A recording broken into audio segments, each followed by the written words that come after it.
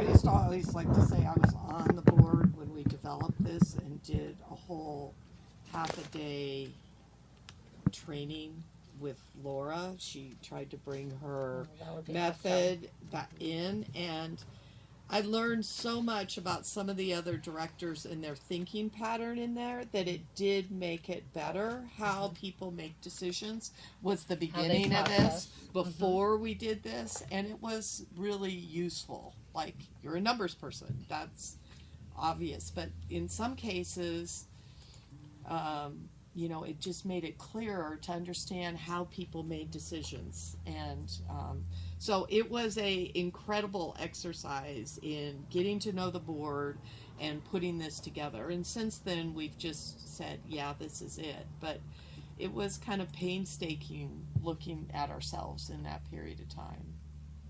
I don't know. Laura, she was president at the time, and that was part of her school process, as they do things like that. Maybe that's something going forward that she could comment, like we could do at some point. We could. I just always want to bring that up, Because that's then how it helps this you began. understand where people are coming from when they say the things they say, and it helps you not take it so personally and be defensive and be more open. That's cool. Okay. Any other comments on the norms? It just serves as a good reminder. It is a good reminder. Yes. Yes. Okay, next is the treasurer's report. Jan? Well, I'm not really sure what I'm supposed to be treasuring on. I know that I have a couple things in the folder. I do know that I got the, is it called Pay Now? Bill Pay. And it's,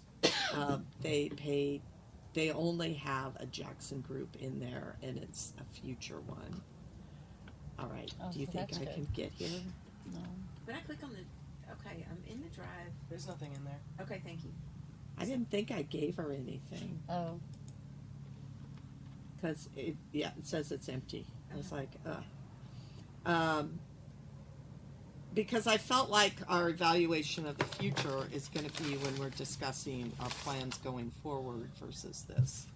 So I'm trying to figure out how, was that all interest that our inventive has jumped from the 89,000 that's How did it get I there? see to what this guy quoted us, that 14. Yeah. That, I think there is some miscalculation somewhere, either on Because their it was behalf. like 89,000, right? Yeah, well, it's 83 And on then our now side. all of a sudden it's one. So 19? we have got to work with them to figure out where that gap is, because somebody's wrong. I'm not saying it's not us. I'm not saying it's them, but we've got to work to That's a get big that gap. Yeah. I thought he reconciled it like a month ago, that there was a gap then, and I thought we came in line with them, so I was surprised that it happened again, because we really haven't had many invoices from them. So we were just wondering if it was interest. It's not interest yet. No, it's But not. That 11,000 that he quoted on that email. At the bottom, that is interest, but he has not applied that yet. They've not started that. So that's That is. interesting. Do they give us a date that that's going to start happening? Probably after Monday, Wow. depending on what we tell him. Well, what about how some of the bills were from since the work has paused? I know, that was weird. So Yeah. Why is wasn't all that out? applied, the payments applied to those earlier statements? Because there were some, bills from like March, which we've stopped since. Yeah, that's So I was wondering what that was. that's back when we renegotiated their rate down to Oh. $70 an hour, For the and fixes. there was just a couple of fixes that you could see they're a lot lower invoices, but then that didn't work either. Even though we've got a $70 hour rate, they started adding more hours. Oh well, this fix is now going they're to take still 20 getting the something hours. same I amount of said, money. forget it. No, Yeah. we're done. Yeah. Forget it. Yeah, they're just. Yeah, it went from the minimum to all of a sudden it was like, oh, well, it took us 78 hours or something. But we'll talk more about that during the inventive part. I think we need to make the fee increases, notify the membership, do the steps of when it starts, and we need to do those now. Can we do that? Well, that is It's the next Because of item. That is the Program. next item, And we that need is- to look at cutting costs. and that is Ann's item. So Ann, would you like to kind of go over the fee increase? And I believe you had a motion. Yeah, so, in the drive, Calla posted Sarah's original, comments letter, with her, kind of stock of what fees had not been, raised in a long time. So, in the discussion we had over email, I proposed a set of increases, and then we had a discussion, and then I eliminated some of the increases that she had in there for two reasons. One was it was programmed into the computer system. So a few of these things were programmed into the computer, so that was something that we couldn't change, like the kennels are in there, and new affiliate is in there, so those are things that we can't change for now, so I eliminated those, and then took some suggestions. Susan made a really good point to not increase the affiliate renewal since we had increased other things, and so took that out. So and then I did send this list to Sarah and say, can you check this to make sure that these things are all not programmed and they're just on forms? And she said, yes, absolutely. And so the items that are in there now are items that all we have to do is change the amount on the forms, and they're changed. And I didn't go nuts with the amounts, but I mean, I raised them mostly $10-15, something like that. I mean, these were things that she said like hadn't been increased in a while. So I think, yeah, that we have all seen this, and even the ones that are the higher fees, it's not like people are doing this every day. So all of these are increases that, as I said, from the postage and letting people know, and that's why I have the effective date is 30 days after notification to the membership.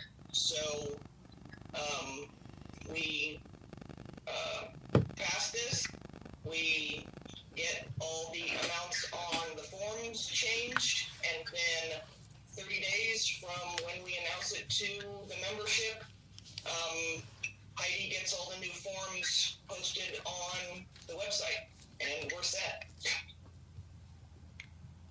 So let me know if there's any questions. Thank you, Ann. We'll go around and discuss this. Susan, you want to lead us off? Sure. No, I appreciate, Ann, the work that you've put into this. My only concern is going to be the implementation for all of those forms that we already have out there in the membership, and how do we notify them that when they send in that transfer, that the price listed on the transfer on the registration card is not going to be the correct amount to charge if they choose to pay by check. So I guess that's, and then I wonder how many forms, and I was going to jump out and go run into Tammy's office to see how many like registration cards we already have printed that would need to be edited or revised. But I think this is great. Obviously, and you know that, and the comment that you made, this is not something that happens most frequently. So even though it will be an incremental increase in our revenue, it's not going to be huge. But thanks for doing the work on this, because every little bit's going to help right now. Thanks. Carol? So I appreciate your work on this also. And I do think doing the things that we can do easily probably is a good start, but I'm not really sure this is going to be enough. I guess that's But it's something. my, it is. It's better than not doing anything. Everything is something. I mean, everything is something, so I guess it's a good place to start until we can do the other. That's all I have. Jan? Yeah, thanks for putting numbers to this and doing all the research. Appreciate it. I'm all for this. I believe there was some discussion about the dual sire. Do we want to do something with that in this motion or a separate motion? Liz brought up increasing that. So that was my only question. Donna? Yes, thank you, Anne. And I think if I remember right from Sarah's original thing that it's been like 10 years since most of these fees have been increased. So definitely, like, it's time. Inflation has been going crazy in the last 10 years. And I do think this is a good place to start. I think everything we do to help bring in revenue is going to help. It all adds up. And I'm with Jan on the dual sire thing. I think we need to address that also. But maybe that could just be a second motion. That way this could get put through. Thank you. Liz?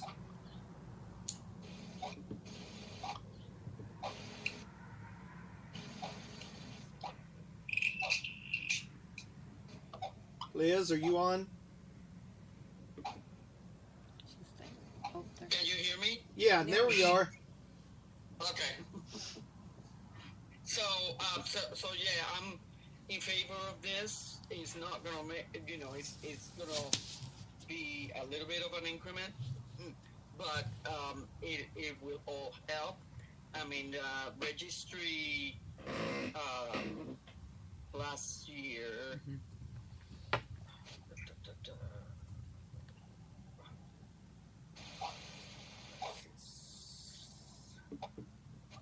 Registry last year brought in $296,000. So it will increase it a little bit, which is always good given our situation. With the multiple sire litter, yeah, I think that we should do it separately since we already have this motion and we can look at how much we want to increase it. I mean, multiple sire litters, I'm pretty sure they're not the main registry thing for ASCA. I mean, I don't know how many there are in a year, but, all I was saying is that we need to keep in touch with what everybody else is doing as well and keep up with the times because we tend to just try to keep costs down because we don't want to do we don't want to affect members, but in the end this is a business. So that's it. Okay, thank you, Liz. Gina?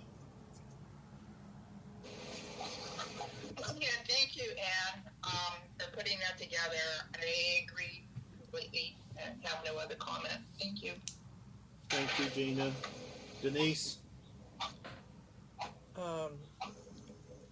Thank you, Ann, of course.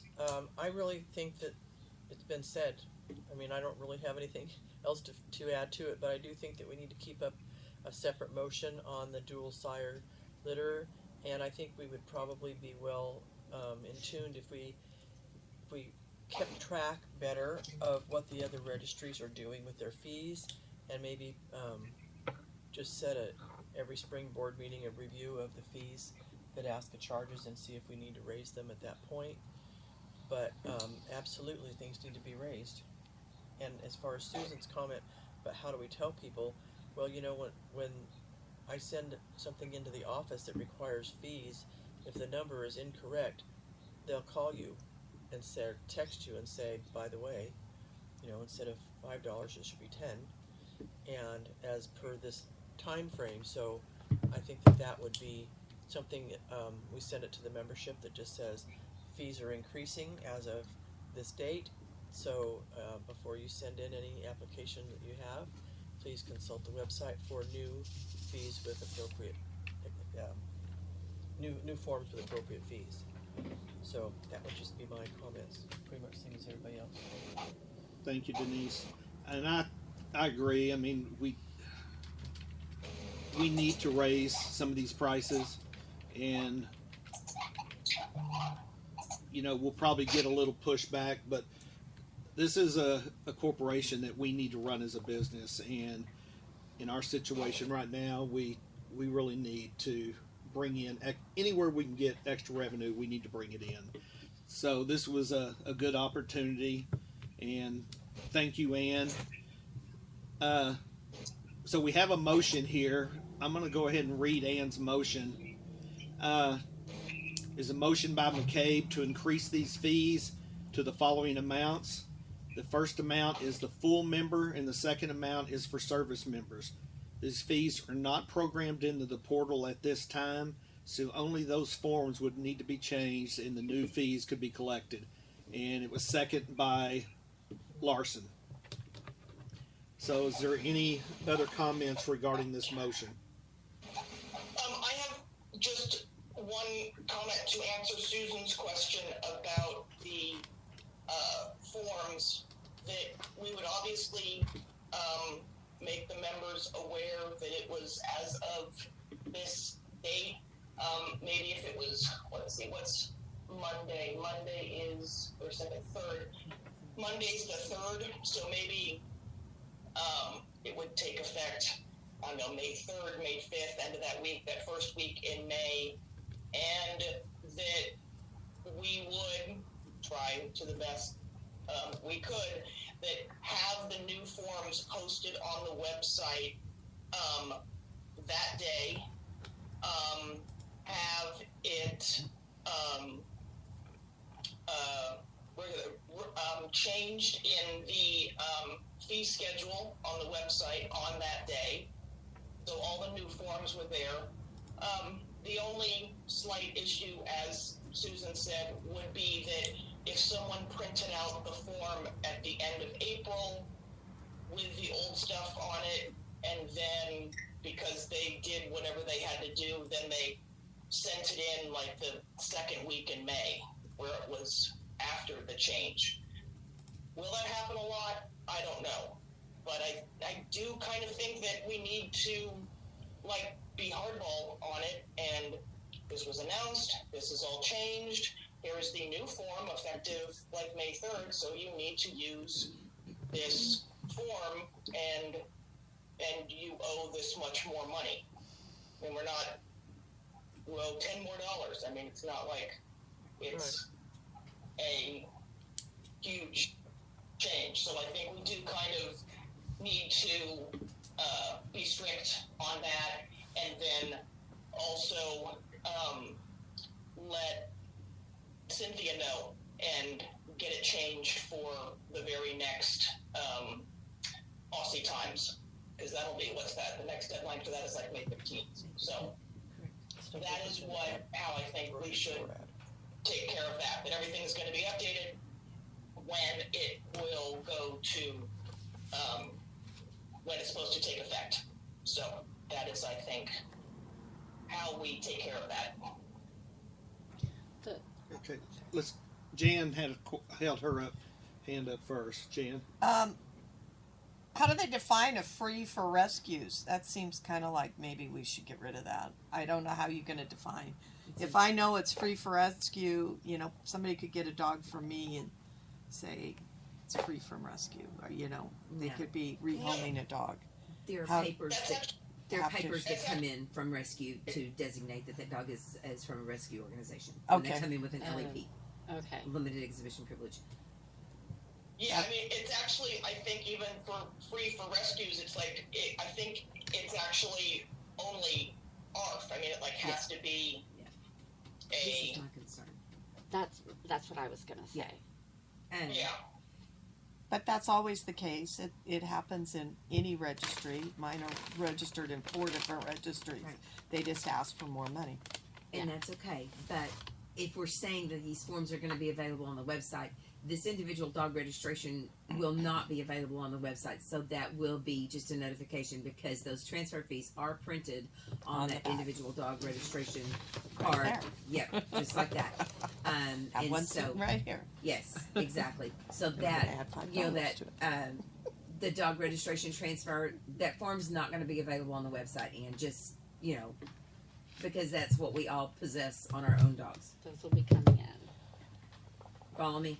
Yeah, that's always the This case. is Liz. I think the solution for that would be any registrations that are set to have a notice.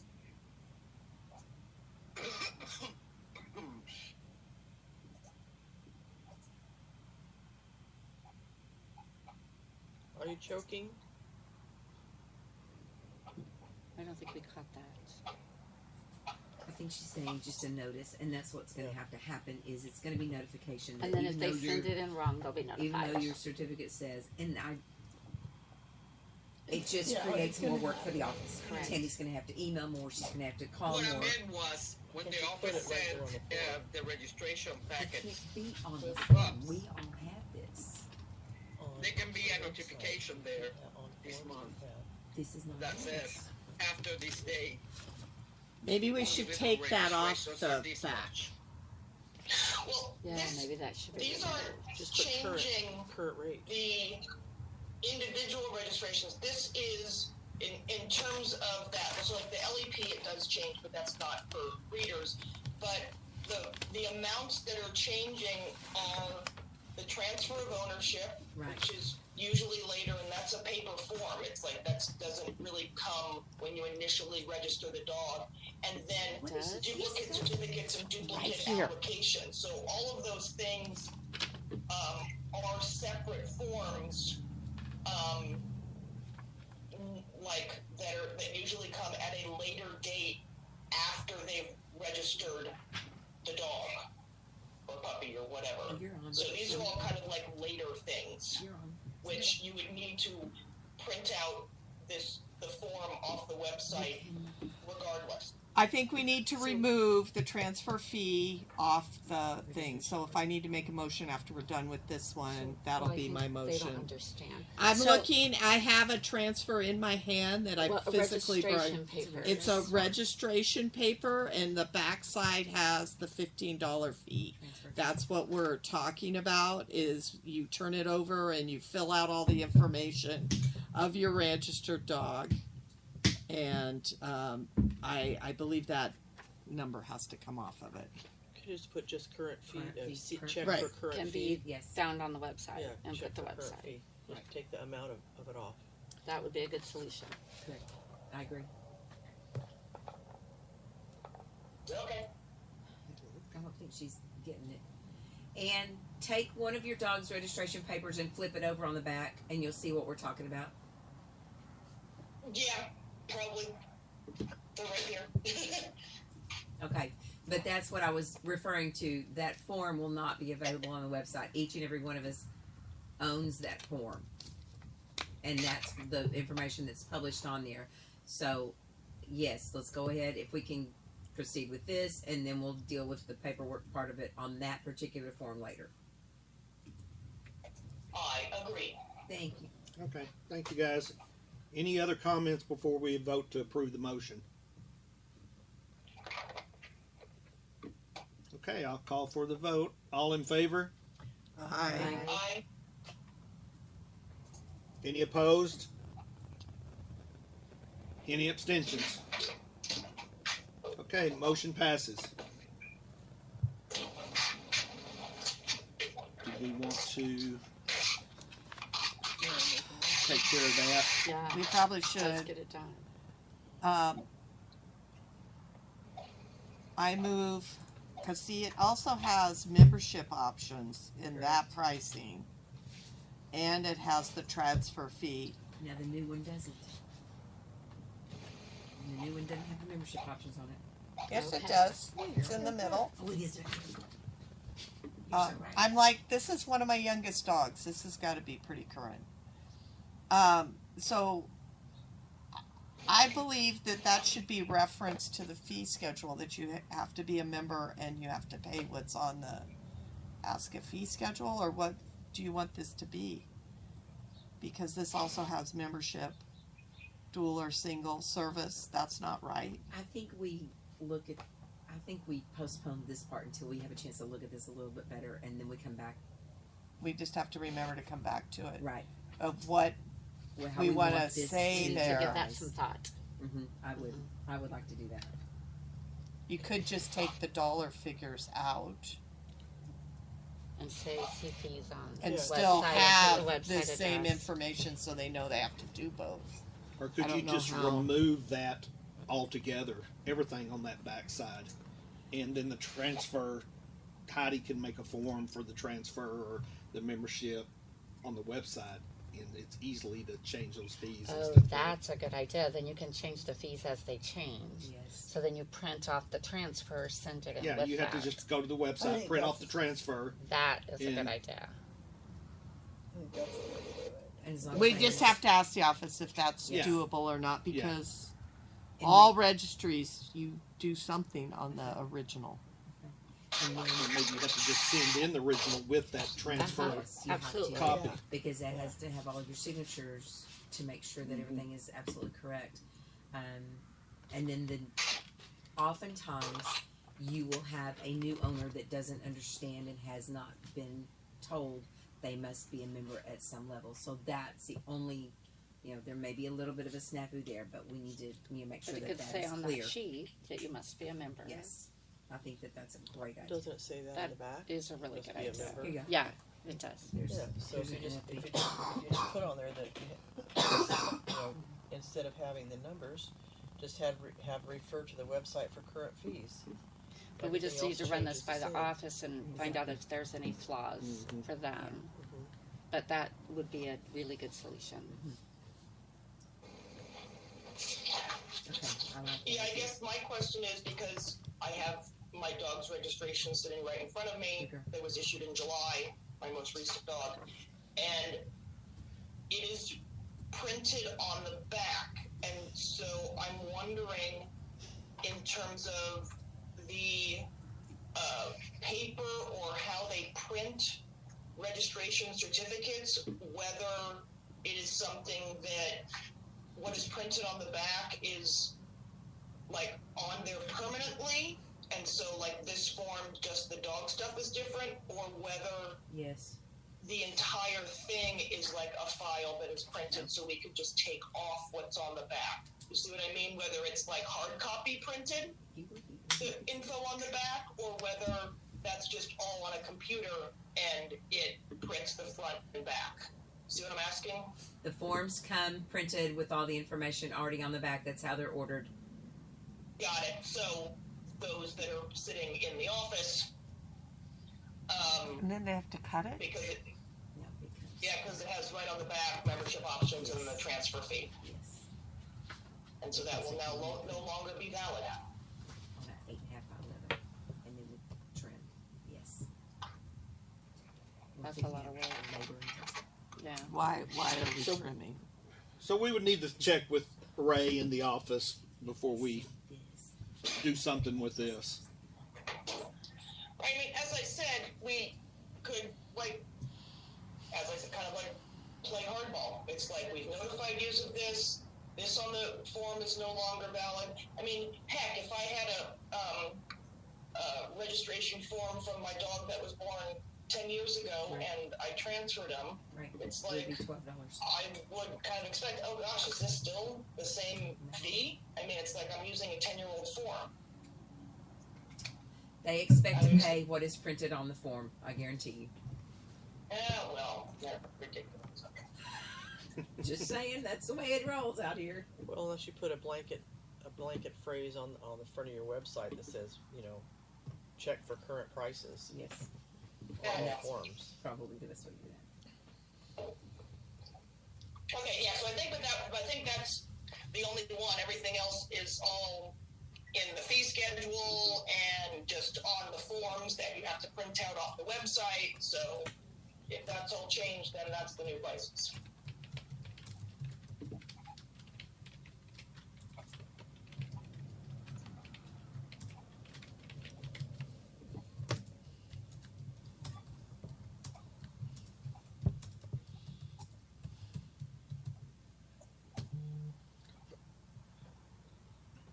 Any other comments on the fee schedule?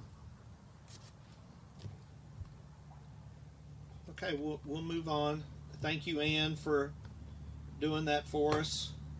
It's going to be much needed income. Hopefully, it'll be at least noticeable. Next, we have payment options, and I requested this to be on. I know we've talked about PayPal, and I want to get this done.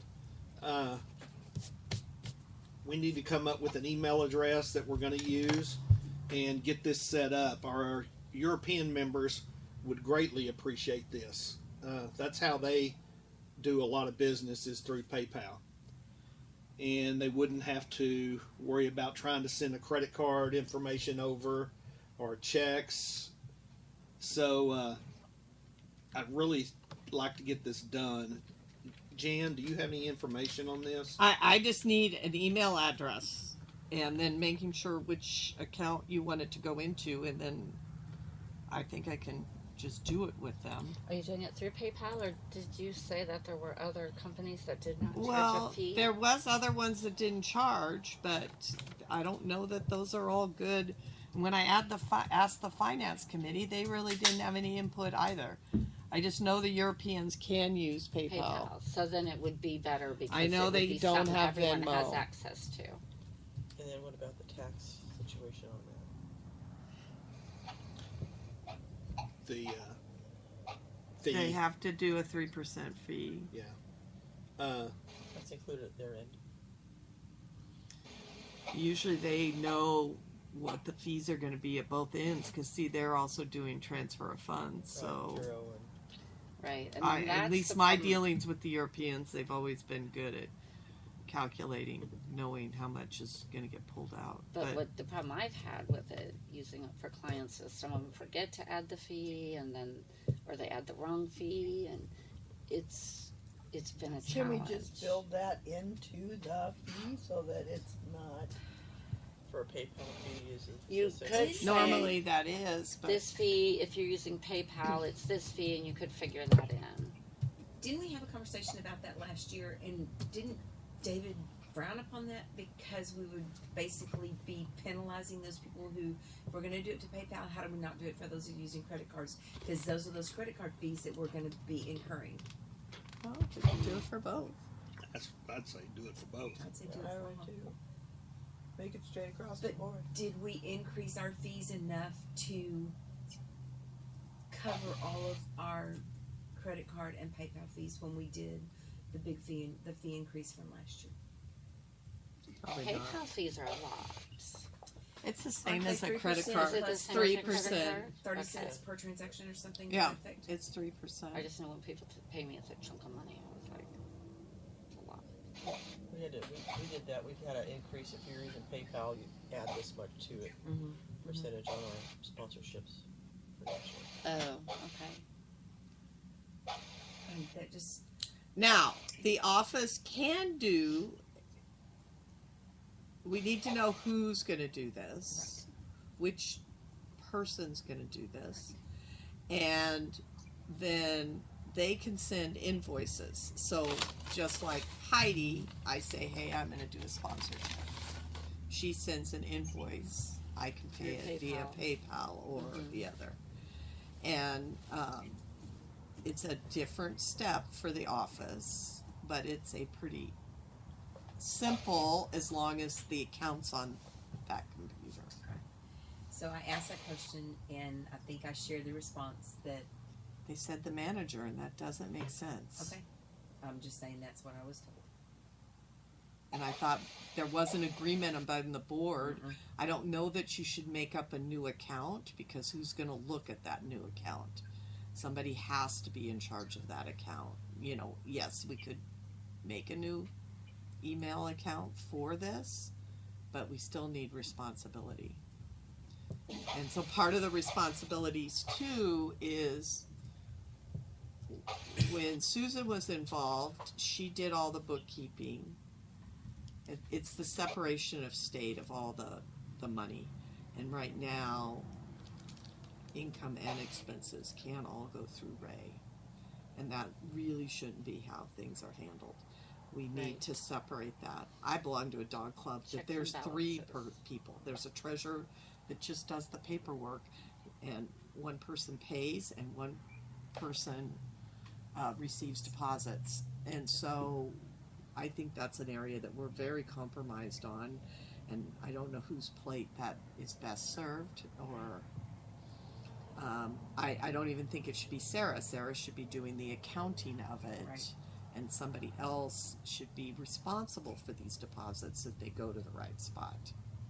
Because we're having issues with that. Now we're back to finance. I rabbit it, but it's part of this whole thing is we need to have checks and balances on all these accounts. Segregation of duties. Mhm. But if you pay, you don't receive. That was what came.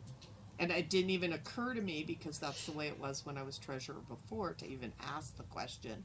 And it had appeared that it was separated, that Sarah was collecting, or somebody else was collecting when we were receiving money. But then A she little says, muddy. no, it A was little not. muddy. It is very muddy in reality. So can we designate that to a function? Like, the deposits will be the person in charge of registrations? Where if that's the biggest amount of money we collect? It's also And the person then that can there's a handle person that can the account, skill. do the, Right. The skill, and then now there aren't Right. enough people. Right. So They're shorthanded it all anyway. boils, in my opinion, and forgive me if I'm speaking out of turn, it all boils down to, we know we have a shortage of personnel. We have duties that may need to be realigned, and I don't think that that's something we're going to solve today or tomorrow or Saturday. This is going to be an overall evaluation, including them, to do truly a breakdown of breaking down how many hours you spend doing XYZ of your position. And until we get that kind of analysis and somebody is able to come in and restructure their job How to responsibilities distribute and have the correct manpower in the correct positions, we're beating our heads against the wall, because of course our limiting factor here is Right. financial situation that we currently find ourselves in.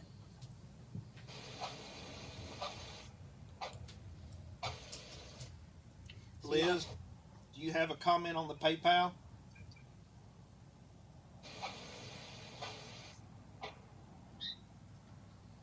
Yeah, only that I think that the checks and balances situation could be alleviated by having more than one person have access to the actual PayPal account to look, or they show in the account that it goes into, it shows when something is transferred, right? It shows when money is coming in to the checking account. I would assume it will go into, and that can be checked by the treasurer and by Ray. So, but I think we need to get this done as soon as possible. That's it. Thank you, Liz. Gina?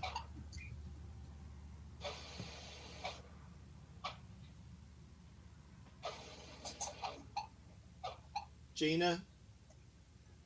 I have nothing, other than, it's just whatever the treasurer thinks is a good idea. This is not my strong area, so I'll just agree with whatever you guys want to do. Okay, thank you. Ann, do you have a comment? Yeah, I agree. This is kind of like long overdue, and if there's a way that we can do it and have the income and make it easier for members, then let's do it. I also think, as people have mentioned, that the account, whatever email account we pick, that it does, we do need to make sure that at least Ray, Sarah, Jan, Rick, I mean, that all these people have access to it. That's it. Okay, thank you. Donna, you have any comments?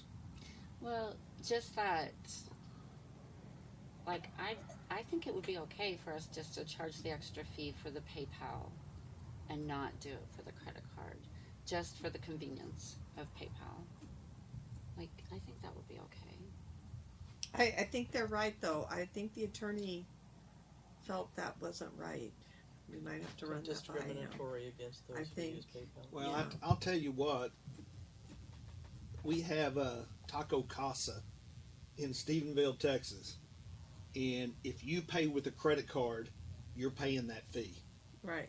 Right. We did that at the vet clinic where I worked. Yeah. It's just that's the way it is. You have a cash discount. If you pay cash, there's no fee. But if you use a credit card, that fee is charged in with your order. So maybe then if we're gonna do the PayPal account, we would need to add the fee for the credit card thing at the same time and do it all as one thing. And then Make it cleaner. we circumnavigate the situation. We phrase it as this is your cash discount price. Right.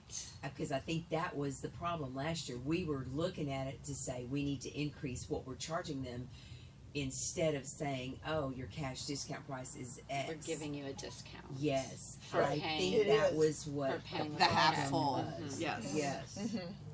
I like that. Because we You gonna pay make a a lot of motion? fees yeah, in we credit do. cards. Oh yeah, we do. Yeah. That's Well, a at the big gas number station, that you have a cash people price are and a always credit card asking, price. and it's 10 like, cents a it's gallon credit card usually. fees, people. Not do that. Yeah. So, do we need to make a motion first to pass the PayPal thing, or can I make a motion for that? We can separate the two, I think. Yeah. Because they need to be separated, because the credit card thing is with the other. Well, it should be separated so it's specific, I think. Just one thing. I think this is still true that if you actually have a PayPal business account, as opposed like when it says pay to a business or pay to friends and family, and so this is obviously going to have to be a business account, the fee is added in there by PayPal.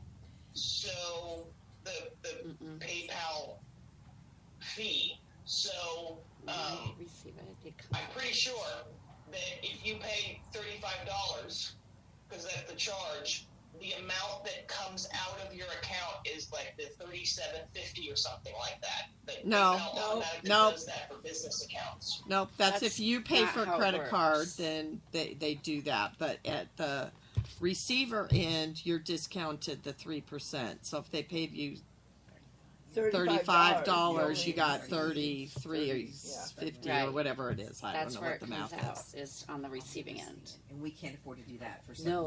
No, it adds up really quick. Well, that's going to far exceed our $18,991 that we incurred in credit card fees last year. So have we already passed a motion to do the PayPal account?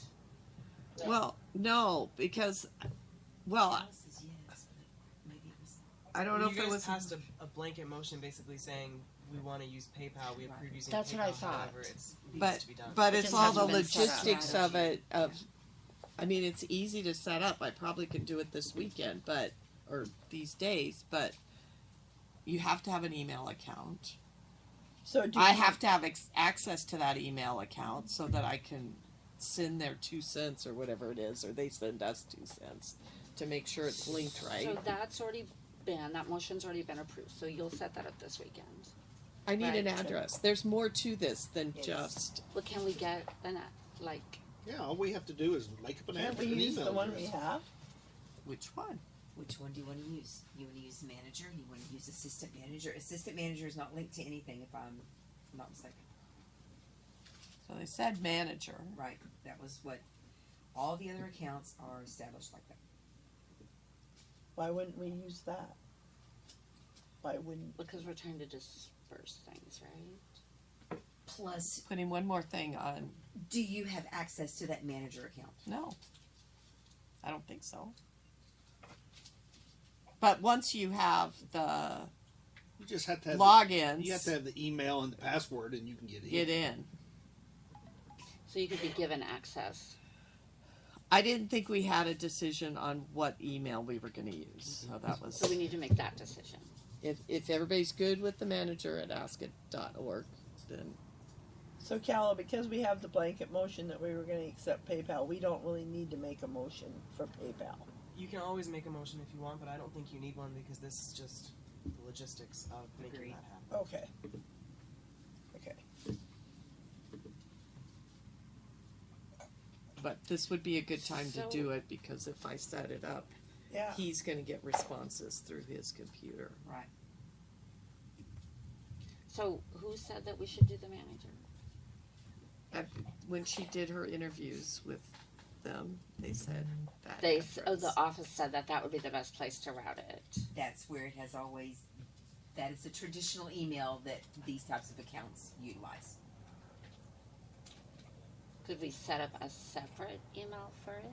The problem What is are somebody logistics going to of look at it? Who's Well, going they to would look have at to. it? Not necessarily. How many emails do you have? I have 4. I make them so they all dump in, but it depends if they're gonna.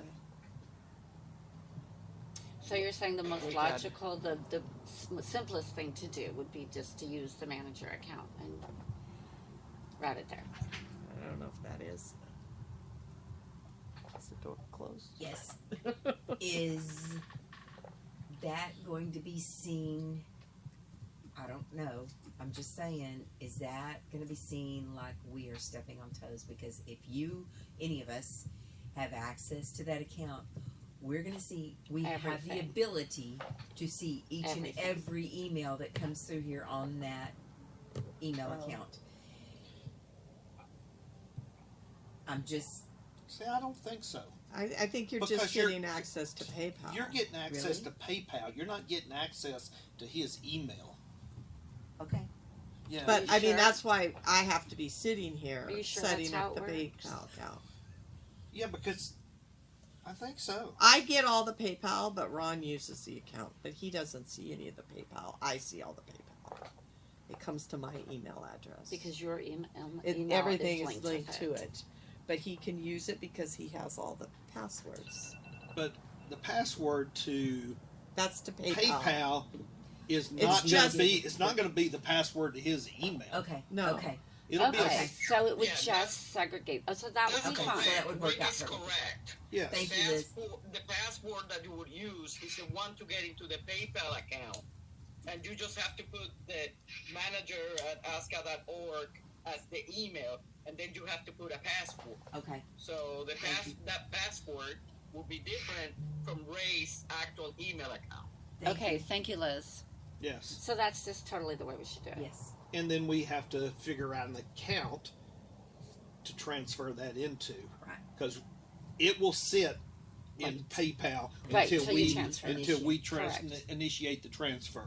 Now, And- would- but would we it have to have- do that all automatically, does it? No, it you can't. have to push it. But can't it just go? It can't just go into the checking account, It would need to go into the checking account because it would be paying for right? generally Service. registrations that Yeah. are Right. coming from overseas. So, So, then, should like just once go a week there. or whatever, or once a day, that money, once a week, maybe that money gets transferred over. yeah, I'm just Or every- Is it noted that it comes from PayPal in the deposit? yes, it can be.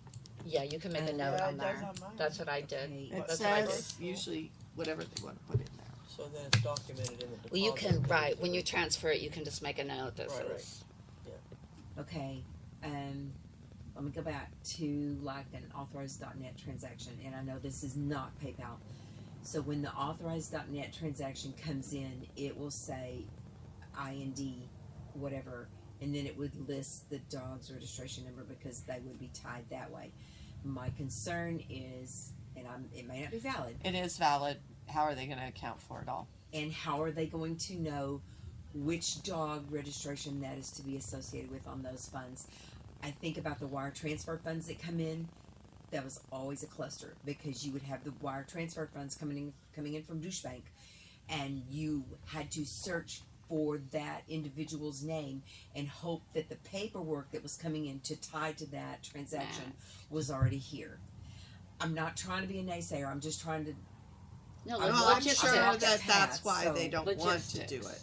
That's Yeah. why I think the invoicing method is a better way to do it, because at the invoicing you can state dog E1234567 Yeah. is going to be this invoice, so when they get payment it's going to be linked to that. But if they're just sending money, Right. So you think that'll be They less work need for the to office than do trying to invoicing. match it? I'm just questioning which way it's not. This is not being received well by the office, but I think it's the bookkeeping end of it is more challenging with PayPal, because I definitely get it from my husband at the end of the month. Because if you guys don't know, I can tell you exactly how much money I spent, because he puts it in an ag program that's so detailed, it's crazy. And so every statement, every dollar is, I have to make sure I've sent him every PayPal and that every PayPal matches up with what we've spent. So and it received. sounds like we need to sit down with them and say this has to happen. Okay, PayPal has to happen. That's not optional. Here are the ways. What would be the best way for you guys to do it? So can we table this discussion until we can schedule time with Sarah for her to be able to come in and visit with us on this? Just That Sarah she- or the office? Well, whole staff? she's the primary. She's She does the one accounting. receiving the money. So she's got to She's the figure it one all that's out. going to either have to invoice or have to attach the payment to a specific Right. member's dog. So it would be whatever she thinks is going to be. Yeah. I feel like that. Well, may, then the manager isn't the good place, because whoever email, you get all that. You get each statement. You get each transaction. This money came in, so you could ID it at that point, and then you could do the transfer of the money, and you could match those funds up. It does So come we in really do through your have to email. So and so sent Send you you this much money. individually. So it really would be in all the emails. So that really would make it easy to match. Okay. You've got an email saying Joe Blow sent you It's if I don't $93. send it to my husband, then he's like, Right. "What's this payment?" Right. So, and maybe that's the solution, is that it works that way. But back to, if we're going to set up that one email with a password, do we want to remain with that email and just let Sarah have that password because it's the same thing? I'm Not as much. She can go into PayPal and see the detail. It's just not. I don't know that it's as clear as the invoice. right. You would have to match all those up. I don't know which is easier. So would it behoove us to have this discussion with her in here? I agree. I Yeah. think we should. We definitely should. I would like Because to. if Sarah's the one that's going to be filtering through all this, Yep. it doesn't need to go to Ray's email. So, That's what I'm thinking. so we Assistant. need to use assistant manager. That's what I'm thinking. Let it just all go to Sarah. Well, and are we gonna use this only for foreign transactions, or are we? No, it's Okay. PayPal. Everyone can use it. Anybody can use it. Okay. Well, I'm just. It's just they're asking for it. Right. Because right now, Carol, they either have to use a credit card, which we're, definitely Right, not trying to wanting get them away to do, or they have to do a wire funds transfer, and we have a wire funds account. And so that money hits in the wire funds account, comes into that Chase wire fund account, and then it has to be manually transferred from that wire funds account into our operating account. But you've got to track reconcile what it's for. who it is, what it's for, and sometimes you're just trying to extrapolate out of the air because sometimes the exchange rate didn't work right, and you've got pennies that you're not supposed to have pennies, and you do the best you can with assigning the category that it's supposed to go into Well, and it paying seems for like whatever. using PayPal would be easier than wire funds.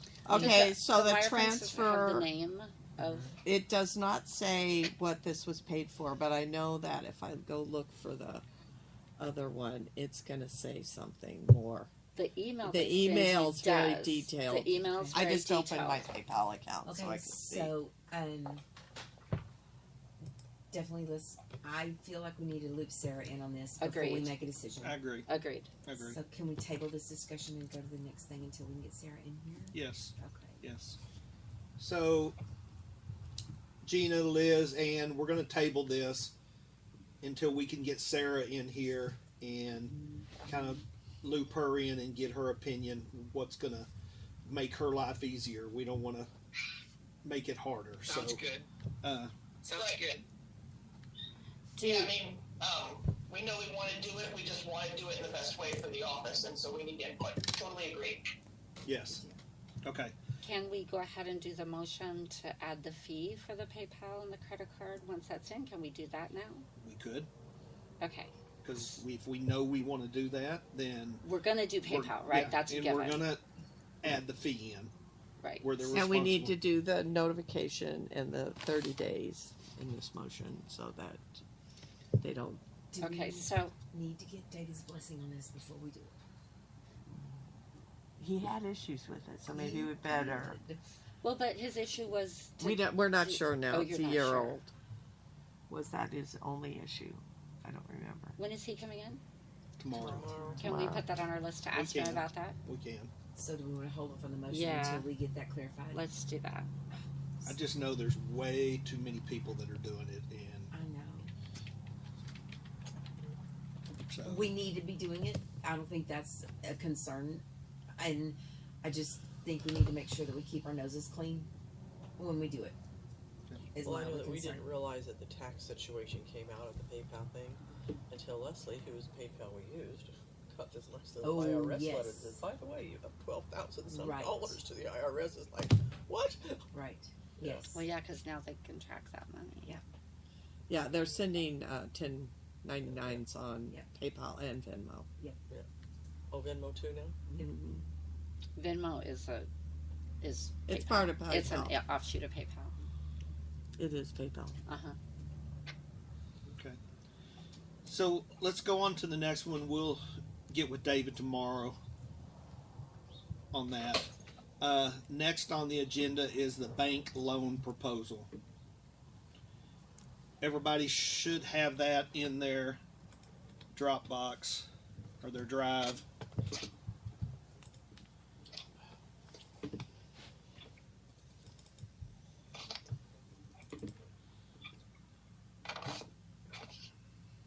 Was this? I didn't look. Was this a local bank? Yes. Yes, it is a local bank. A couple of questions. I think Gina and Liz, there is no prepayment penalty. So if we pay it off, we just pay the interest that we've used so far. There's no prepayment penalty. The question was asked, did I ask Chase? No, I didn't. I had Russ Ford has personal contacts with this bank, and they were willing to work with us, and I believe it's because of Russ. I'm not too sure that we could have gone out on our own. So this is the reason A good risk right now. I went with this Guarantee Bank and Trust, and they will work with us. And here are the terms. I mean, everybody can see it. I just like to go around the table and see if anybody has any questions or concerns, and then we can discuss if we need to do it or not. So, Susan? So I would say yes, we need to do it. I think option 2 is going to be our better option, even though it's the half percentage rate higher for the 5 years. I feel like the 985 is something that we should be able to manage with our current. Honestly, I feel like if we don't have Inventive on our backs, we're good. but that's what's sucking the life out of us, is having this $100,000 debt that is just, we can't overcome it in our current situation. If we, even at $1,000 a month to pay that off, we can excess income savings in order to pay this. I feel very strongly about that. My question was on the fee, the half percent of the final loan amount. So that's to be, okay, the loan proceeds are to be 65% of the appraised value or 100,000, whichever is less. I feel like it's going to be the 100,000, because I think the assessed value on this property was like 280,000, and that's just the tax appraisal. That's not the assessment. That's the tax appraisal, because I looked at that when we were talking about on the finance committee, and I'm pretty sure when I looked up the appraised value was 280,000. So 65% of that is going to be more than the 100 grand. So we'll be at the 100,000. Now it does go back to the 0.5% of the final loan amount. Somebody help me. What is that? What does that represent? The loan fee. There, it's for the work that they get all these the paperwork. It's just a fee that we have to pay, and I believe it'll be about $500. Yeah, I was just gonna say, isn't it like yeah. 500? The 0.5%. Yes. So $500. Okay. So that's I say yay. Carol. I agree totally for everything that Susan said. Option 2. Nice to follow Option 2. Susan. Okay. Jan. I'm in the same boat, especially now that they're charging. I wasn't until they're charging or gonna charge us interest. So if they're gonna charge us 10% the interest is less compounding, than what it's we're going to pay at Inventive. And then they would option Yeah. 2. We get rid of them. That's the bigger Yes. thing. Donna. I 100% agree. Option 2, and I think this is a great step. Inventive is going to start charging us 10%. That's a lot more than this, and we can't pay them $1,000 a month. That's not what they want. No, they will not accept that. No, they're not going to accept that, and we can't afford what they will accept. This makes that go away. It makes it doable for us, and then as we gain and as we get back on our feet and get things built back up, we can just pay more and pay it off earlier and be done with it. Agreed. So, good job, Rick.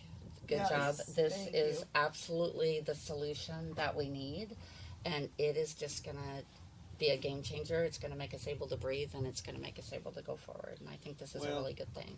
This is a result of working with our members. One of our members had a contact with this bank, and they were willing to work with us. So I think it's very good that we reach out to when we're doing something like this. Our members are amazing. I mean, they have different talents, they have different knowledge, they have different business contacts, and this was a result. It wasn't a result of me just going to this bank. It was a result of me reaching out to our members, and the member reached out to the bank first to ask if they would work with us. So the member had the solution. Yes. But you had the idea. Like it's just Guaranteed. was good. It was a good thing. So, Anne, Yeah, I think it's a good idea. Although I would like, because proceeds of $100,000, and are we going to make sure that that will pay off Inventive with the difference in the amounts? So I think definitely getting that nailed down, because I don't want to go and do this and then, oh look, we still owe $30,000. It's like it would just be more work than on top of it.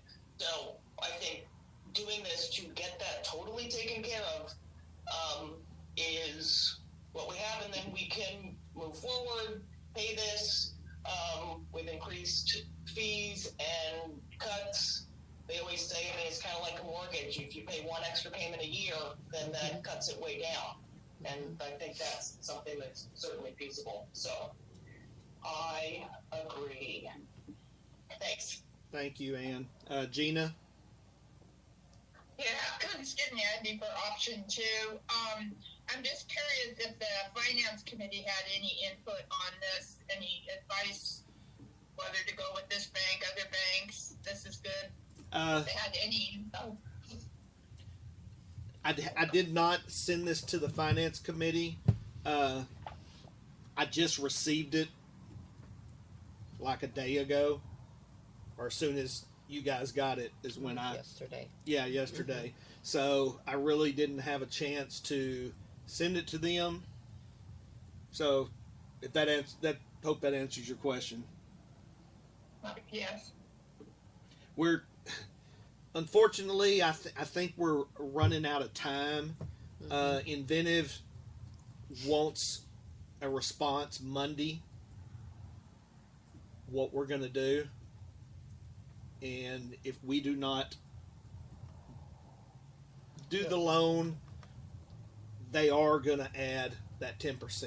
I mean, that's a guarantee. I'm trying to put them off as long as I can to hopefully get this motion passed to do the bank loan. So, Well, we're not exactly a good risk to go to other banks No, and say, we're not. hey, it's not like they're all going to be thinking it's a Well, good they idea did. to loan us Finance money. did say to look into a loan. Yes. Yeah. Once if they were going to charge us interest. yeah, so but they didn't we're see there. this. They didn't see this actual. This is pretty Standard. standard. Yeah. I just signed a bunch of those. Liz, comment? Yeah, this is pretty standard. I will be for option 2 also. I think that at this point, this is what ASCA needs to do. There is just no other way. We need to get inventive of ASCA's back, and so that we can work a little better with the income that's coming in, and plan a little better, in the coming months.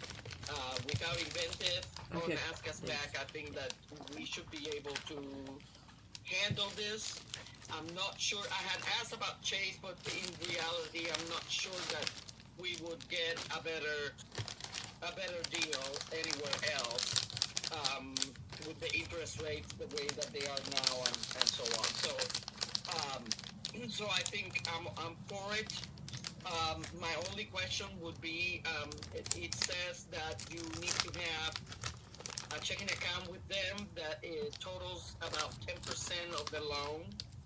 So I just want to make sure when that account is set up, how are we going to send the funds over there, where the funds are coming from, and I'm assuming that the same people will have access to it as our operating account. Yes. They are requiring, actually, and I'll just tell you, they did ask for us to consider moving all of our stuff to them. And I've pretty much told them that's really not possible because Chase is a worldwide bank, and we've got clubs, affiliates, members who send us money all over the world. And Guarantee doesn't. So I think their workaround this was to open a checking account for 10%, which would be $10,000, and they will draw out of that payment account come out for of those there. payments. Yeah. It'll be an automatic draw. That makes sense. That's a good idea. Yeah. And once we get below the last payment, then we're going to have to feed money into that account so they can continue to auto draft. That's reasonable. But that's a logistics thing. Yeah. We could make Oh, yeah. a semi-annual deposit into that account to cover more than 6 months. Yeah, that's Yeah. reasonable. Put 10 grand in at a time. Yeah. We should be able to do that. Yeah.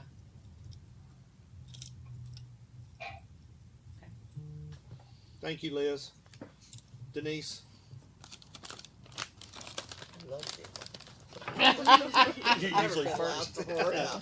No, I was so glad when Carol came on. She was a C instead of a D, and then you went with my last name.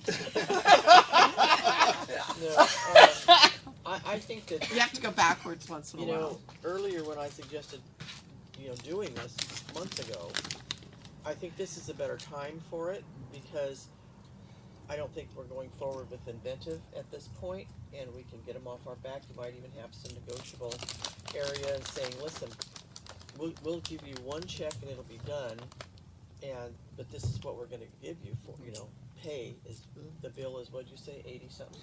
Well, there's some discrepancy right now. Ours show 83 grand, and they're saying 114 grand.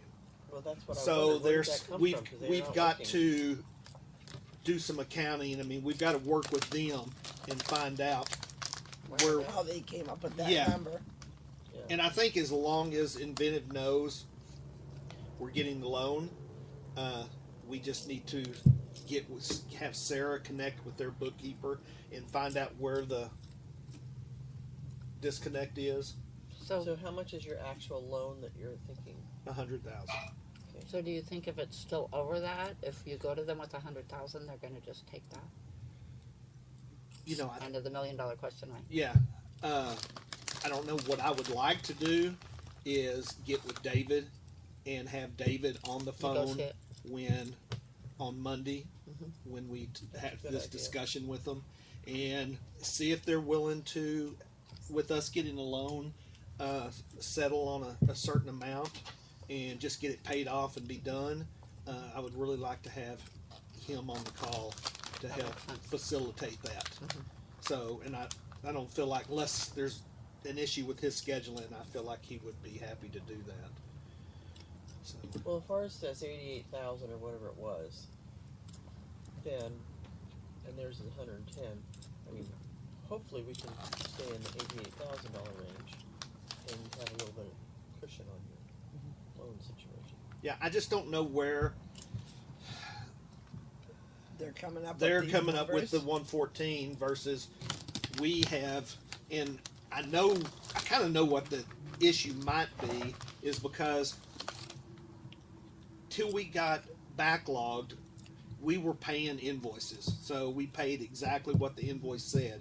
Then we got behind, and then we were just sending them Chunks of 20,000, money, whatever and they was were coming having to apply it to this invoice and maybe part of this invoice, and then we'd send them another 15. Well, they might pay off the second invoice, and I'm not sure how they were applying it.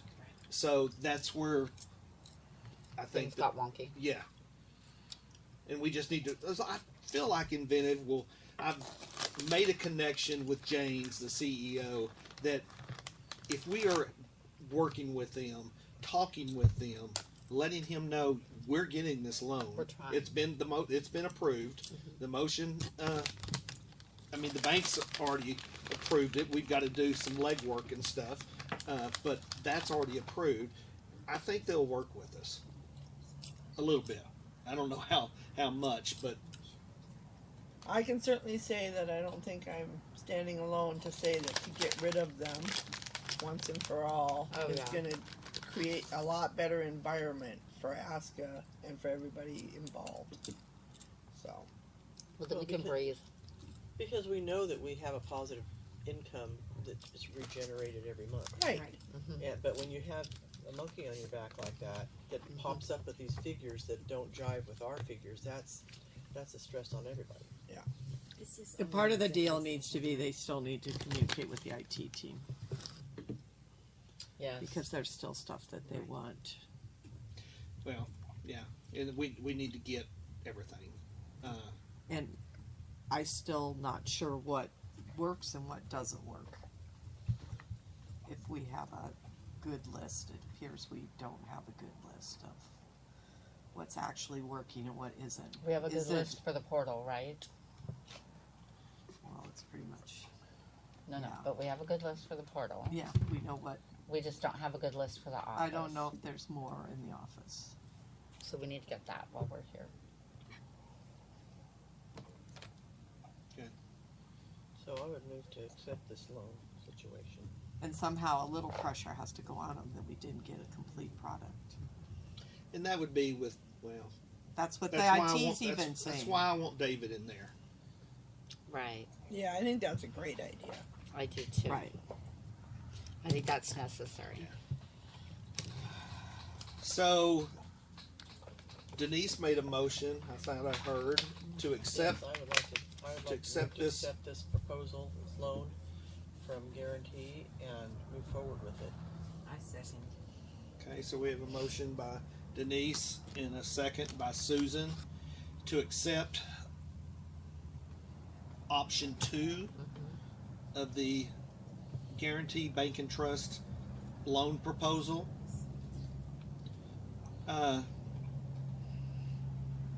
Any other comments? Thank you. Okay, Yes, Yeah, thank good you. job, Good Lori. job. hearing no comments, we'll call a vote. All in favor? Aye. Aye.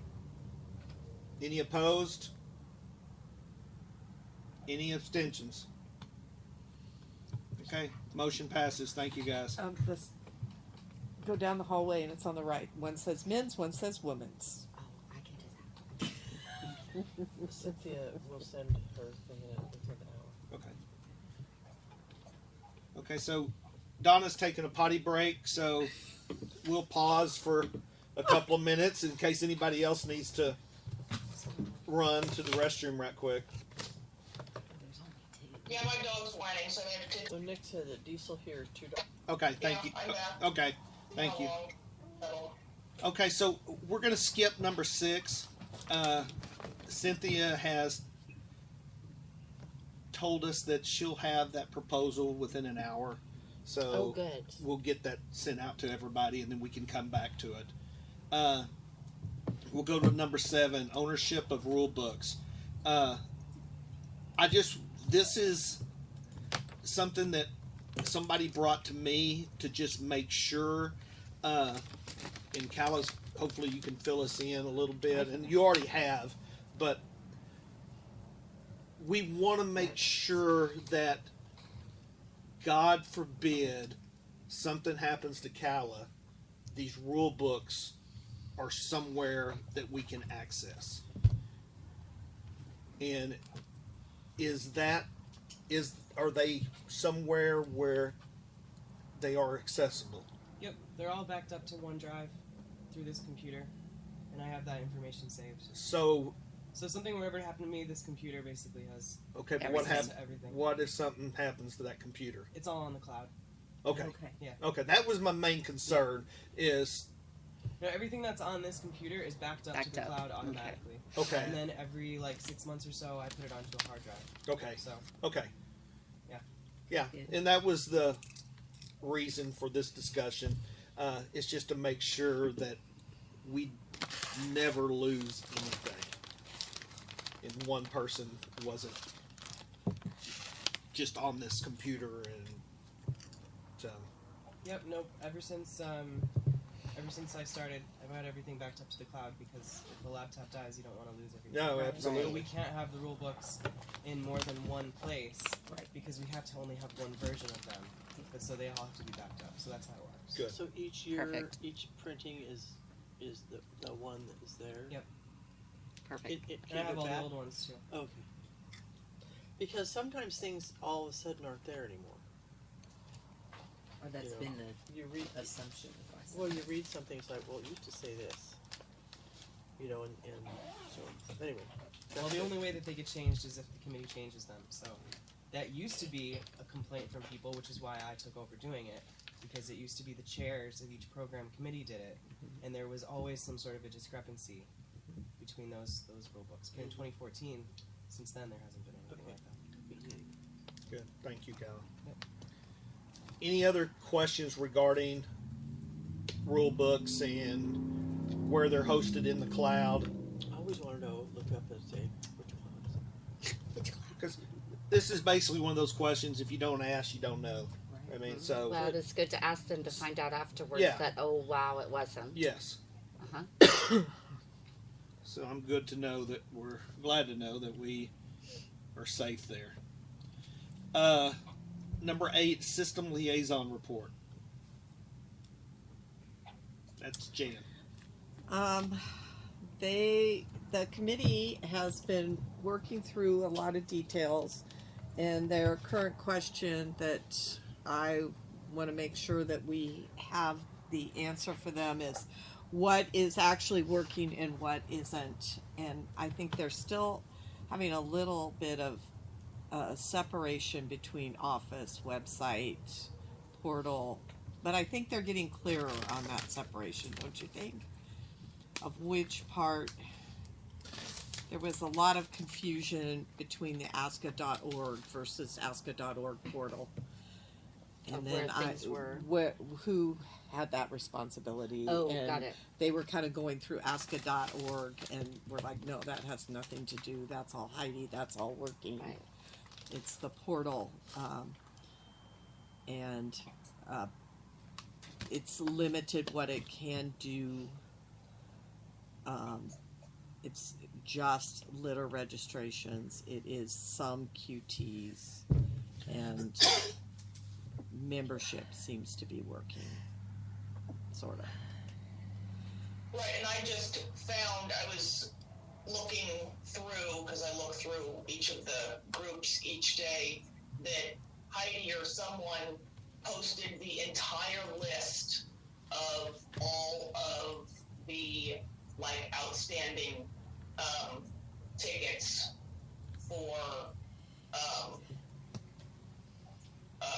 everything with the website. So that is posted in the IT group, so they have that.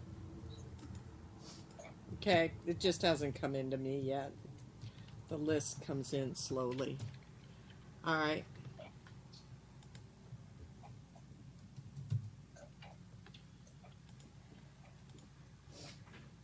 Anybody have?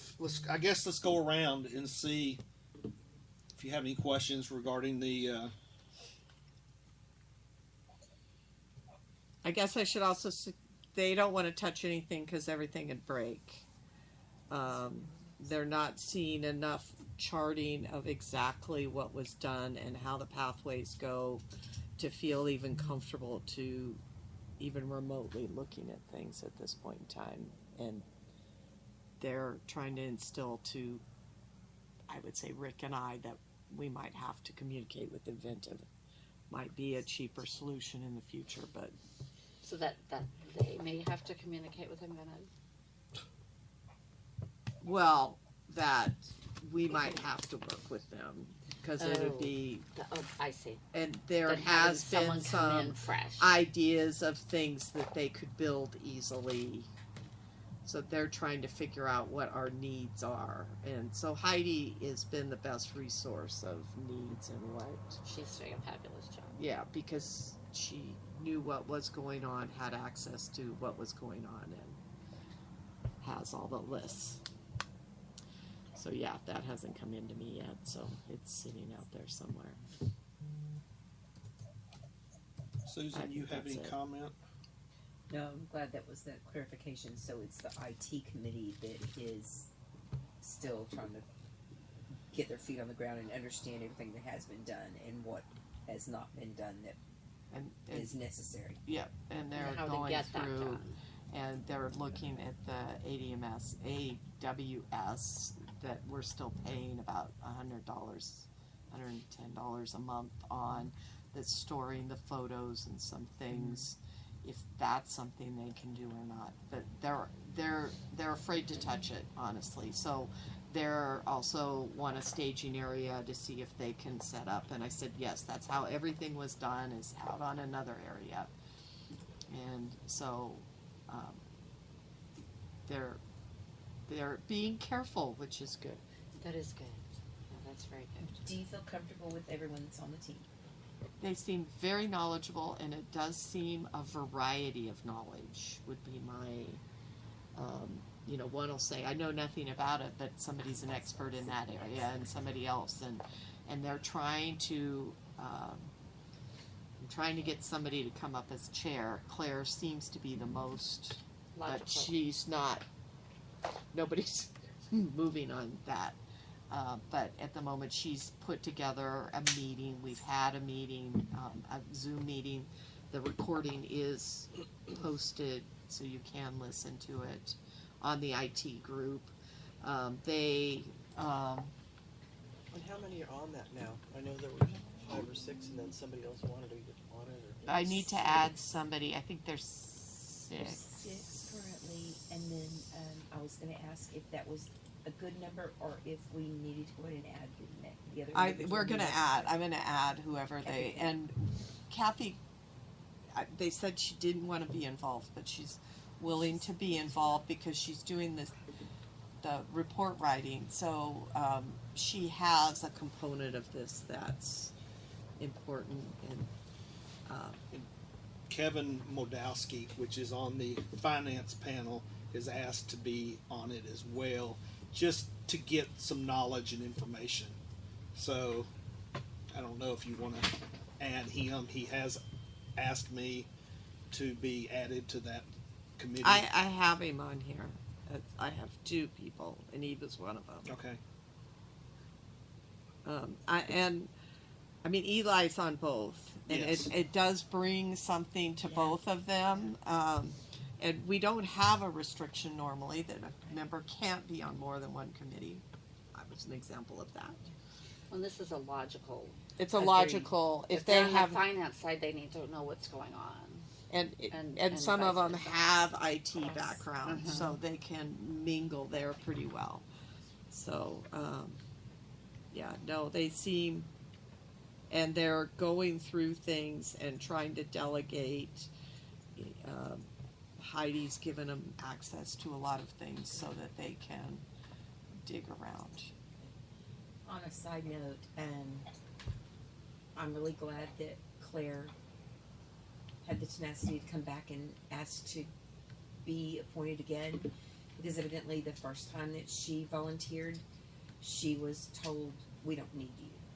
So that was very interesting. As I spoke with her mother a week and a half ago, I had no idea. And so I was really thankful that she came back and said, hey, I'm willing to work. I didn't know that. I didn't know anybody got turned away. How long ago was that? Didn't get a specific time That frame, would but have been when Warren was on. Oh, so quite a while ago. Yeah. Not recently. Well, she seems to be very.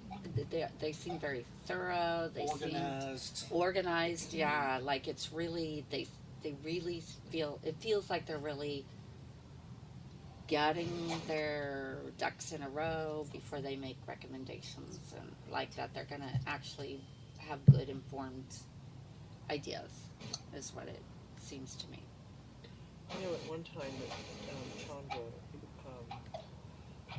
had said that he felt that somebody should try to break into it to hack it and see if it would work, and that his hackers from his company would be willing to do that. Well, I don't know if he was ever got on or accepted, but I don't think anybody's heard from him.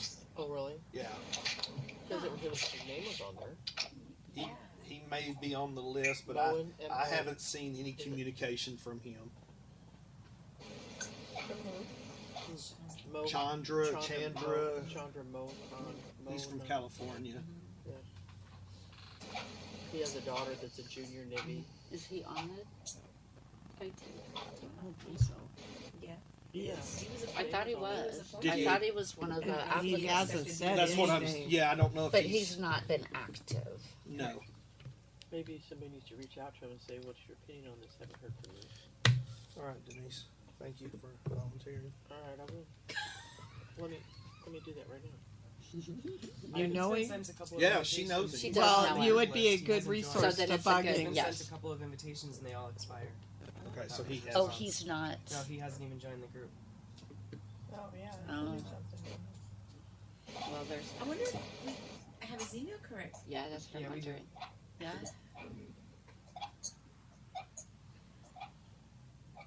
Yeah, I didn't remember him on here at all. So, Ann, do you have any comments on the system liaison report?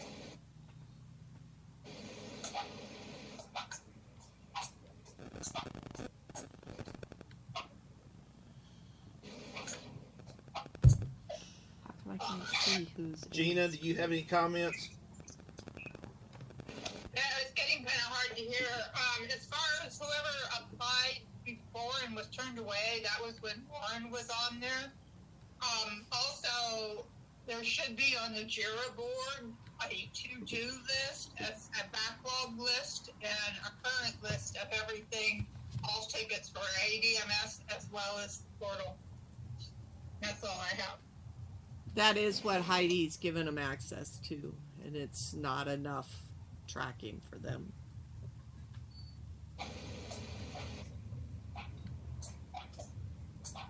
Well, if they click on the ticket, it will take them to the documentation.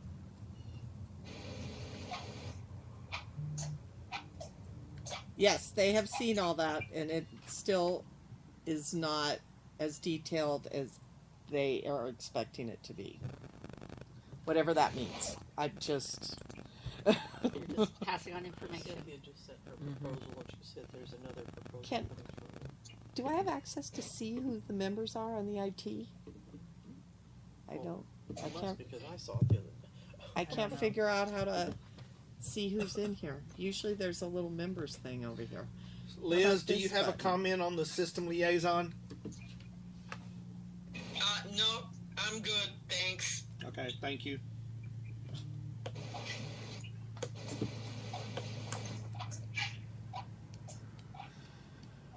Jan, any further?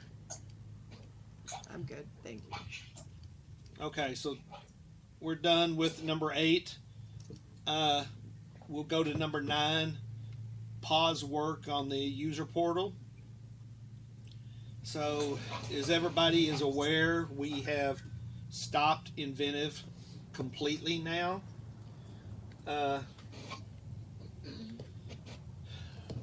When we paused, I was able to negotiate the 140 blended rate per hour down to 70 to fix a couple of last issues that were preventing some of the things on the portal from working. So I did allow them to go back and work on those couple of issues for a week, and it just never got any better. It was a vicious circle. They would fix one thing, then something else would break on the other side. They'd go try to fix that one, then something else would break. And they would tell me, oh, well, we need 4 hours to fix this. Well, then something else would break. They'd send another estimate. Oh, well, now we need 24 hours to fix both of those things. And finally, we just got to the point we said, no, we're stopping. We're not doing anything else. And my personal opinion is, as long as I'm on this board, I will never vote to approve them going back and working on this system. The board might, I won't. They have proved that they cannot take ownership of their work, and it just makes sense to me that if you go in and you break something because you were fixing something else, then take ownership of your work and fix it at no cost to us. They say, I've heard a lot of people say, well, that's just the business. Well, it's not the business that I want to be a part of. So we need to, I just can't support Inventive any longer at all. That's just my personal opinion. I'd like to go around and kind of get every director's comments on how they feel and what do you feel like we should do in the future, and should we let Inventive go back, and after we get this loan paid off, should we continue with them, or should we look elsewhere? But I don't know. I don't have much faith in them. Susan? I would agree. I think that they have burned their bridges with us, and I feel like things have not been as straightforward as they should have been. And I totally agree. If you quote 4 hours to do X amount of work, then if something else breaks, then that's something that you have to eat, because you were the cause of the disrepair. So I do not have any faith in them either. And I think once we can the quicker we can get them out of our bubble, the safer and better off we're going to be. Thanks. Carol? I totally agree. I think that really from the beginning they've been misrepresenting what they would do for us and how long it would take and how much it would cost. And we've never been able to get them to stand by anything that they said. And they don't really seem to care about it either. I think it's terrible customer service. It's terrible representation of their company. I would never go back to them for anything. There's got to be somebody else out there that would know something, but I'm really hopeful that going forward, I think getting shed of them is going to be so much better for the environment of ASCA overall. And I think that going forward, I really hope that we're going to have the resources off of the IT committee, that we'll be able to go forward, and it might be in small increments, but we will get this workable. And that, because I honestly don't think even if we went back to Inventive we would get it workable, and I think it would just cost us money. And from a membership standpoint, going back to somebody who has burned us all the way, I think membership would not have it. So I think in every respect, I'm glad to be shed of them as fast as we can. That's all I have. Thank you, Carol. Jan?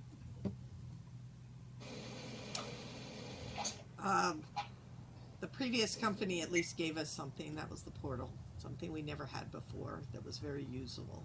So there was lots of problems. And they worked for us for 6-8 months for free because we paid the money up front. So as many problems that they didn't do the office and didn't do what they didn't, they did at least gave us a good finished product that was something usable. So I am very disappointed with the amount of dollars that we have spent with Inventive, that they're not willing to make parts of this good. However, we do need support. So in my little transfer, there was a pop-up screen that they can override, but it is still an error that popped up because it was a junior that I'm co-owning this dog with. So it does an error.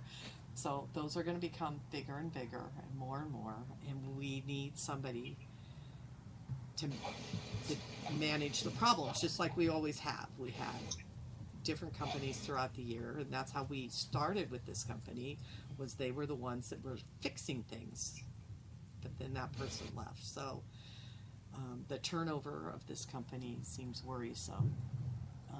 I don't know if, that industry's growing. I'm kind of questioning if, I know we can't afford it now, but that IT person here is really what is needed, is somebody who has that expertise that's working on our system. But the IT committee, they're afraid of touching it. They're going to have to understand it a whole lot Rightfully more. so. Yeah, Yeah. that it's legitimate. Yeah. To even help the office or know the direction. But it sounds like it's a good group for reviewing of who maybe we can go to. I think that's rambling. Sorry. That's all I got. Donna? I agree. Absolutely. It definitely feels like they kind of have had us between a rock and a hard spot, and they've taken advantage of that. We talked about everything taking longer, so as they went on, that didn't change, it didn't fix, they didn't care. You've had people comment that this is the business, but it certainly is not good business. And we are just not in a situation that we have the funds to be dealing with a company like that. I agree that we should not go back. I don't know exactly what the solution is, but I know there is one, right? And I feel confident that our IT committee is really doing a good job, and their goal is to find a solution or find the path that to give us the solution. And I just think that's what we need to pursue, and I think that a lot of things, like Heidi's doing a really good job of coming up with ways to have things happen and do things differently. She's great at thinking outside of the box and coming up with solutions for us to be able to do things rather than just, oh, we can't until we have the programming. And I think that has to be our kind of our train of thought right now, is how do we go forward and create ways to have programs and do things that we want to do and build ASCA and not have to have that to do it necessarily. So that's all I have. Anne, do you have a comment? No, I think, well, yes, I do have a comment. That, yeah, I'm still torn because stuff still needs to be done. And I am excited that the IT committee is committed to working on getting things done. I just fear that they won't necessarily be able to do it without some sort of help from Inventive. So, I mean, I agree with what everyone has been saying about how that, oh, it's going to be this much, but then it's 10 times as much, and that is just not a good business model for us. But as I said, it's like I just fear that we are going to need to consult with them at some point, or at least the IT committee will. So I don't know that I have a particular answer to how we're going to actually solve all of this. So on the one hand, I agree with everything that people have said about them, like, not taking advantage of us, but just not doing what they're supposed to be doing. But that I don't see how we can actually get stuff done without having some input from them. So I'm not exactly sure what we're going to do. Maybe the IT committee will know. So that's it. I don't really have an answer. Thanks. All right, thanks, Ann. Gina? Yeah, I am all for whatever the IT committee wants us to do to move forward. I will say that no matter who does the coding, ASCA needs to do the testing. With the 210 release, it broke something in the previous release, and that should have been caught by ASCA during a regression test, which I'm not sure was done. But we still will need to have either the IT committee or somebody do testing as well as regression testing on everything that's done. So that's all I have. Whatever the IT committee says we should do, I'm good. Okay, thank you, Gina. Liz?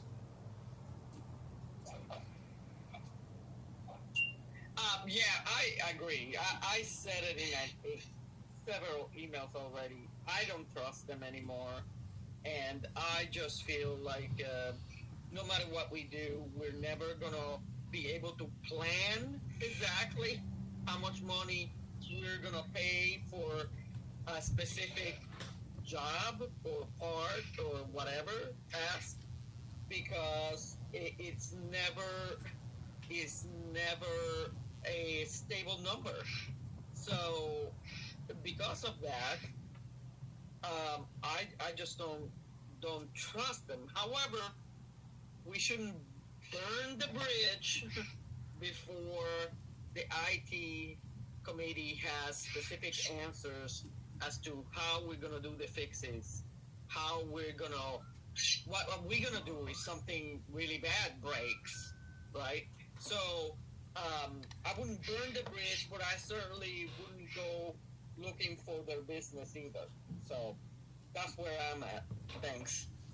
Okay, thank you, Liz. Denise?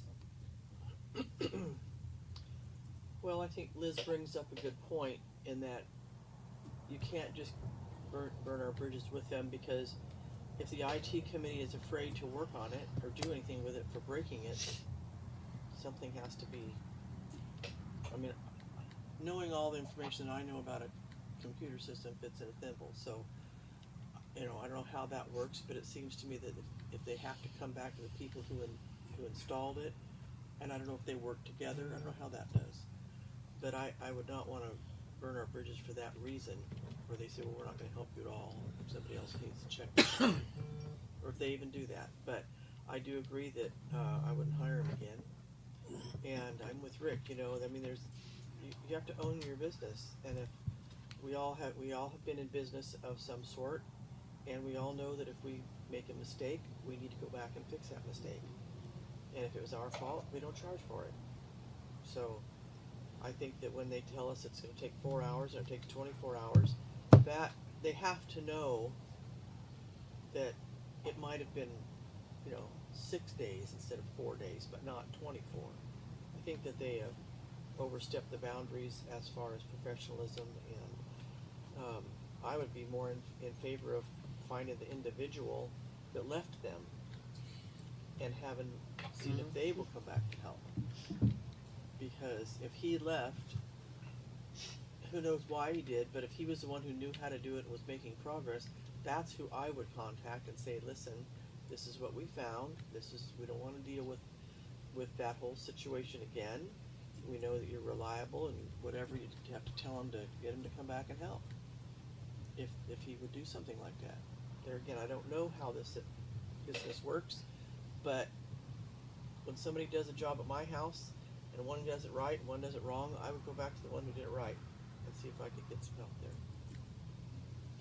But I would not support Inventive either going forward. All right. Thank you, Denise. I think I sent everybody emails from Inventive that their chief engineer, which was Jason, left the company here just recently. Me and Jason had some strong discussions, and I pretty much told him how I felt. Is basically what everybody's mentioned here. And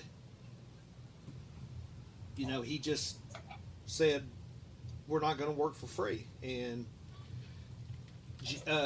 James, the CEO, was out of town at the time. And I'm thinking once James got back in town, that's when something happened, and I don't know what it was. But James, the CEO, sent me a message saying that Jason is no longer with the company. And he felt like that with our communication, we could fix this mess. That's what he called He it. said that. He said I it remember that a email. mess. Yeah. Mm-hmm. So to me, He knows. he knows that there's some issues. Mm-hmm. Well, he's the one I would negotiate with. Then. Yeah, well, he's the CEO. So just by that comment, I feel like that they should make some kind of concessions and to help us out, because he knows it was a mess and he felt like we could work through this mess. But I don't know. It hasn't. We'll see. But all I know is they want money. And rightfully so. And rightfully so. And we're really just saying stopping to them, right? We haven't said we'll never come back. No, we have not said that. So we want to keep that. We have no money. We're stopping. We're Well, right, we want to keep that because we need the information we need. So We we're need to not have everything in definitely place. not going to burn a bridge and tell them to go jump in the lake or whatever. We're going to try to get them paid off, and that's going to make them happy. And we'll just kind of leave it at that until we get financially where we can do something. We can't even do anything with anybody else right now. That's right. So, but we're definitely not going to burn a bridge. So that's kind of the way it is. I personally would like, after we get this trademark deal settled, the guy from Germany, Frank Lobeck, has reached out to us and said that he would like to help us. He has rebuilt MASCA's whole system like we're doing with ours. One thing that I like, that he knows dogs. He knows registry. He knows titles. He knows that That's type of important. stuff. Yeah. Where Inventive didn't know any of that, which was, I think it was Problematic. hard on them, and it was hard on us trying to explain to them. Frank knows all of that, and I'm not saying he's the person to do it, but I feel like that I would like, whenever I have permission, to get him with the IT committee and see if we can work together. If he could be helpful. Yes, he did mention, he has Aussies, but he has the smaller version as well. He is a member of MASCA, but he's read stuff on the Facebook. He knows the situation we're in, and he has extended that olive branch to help us.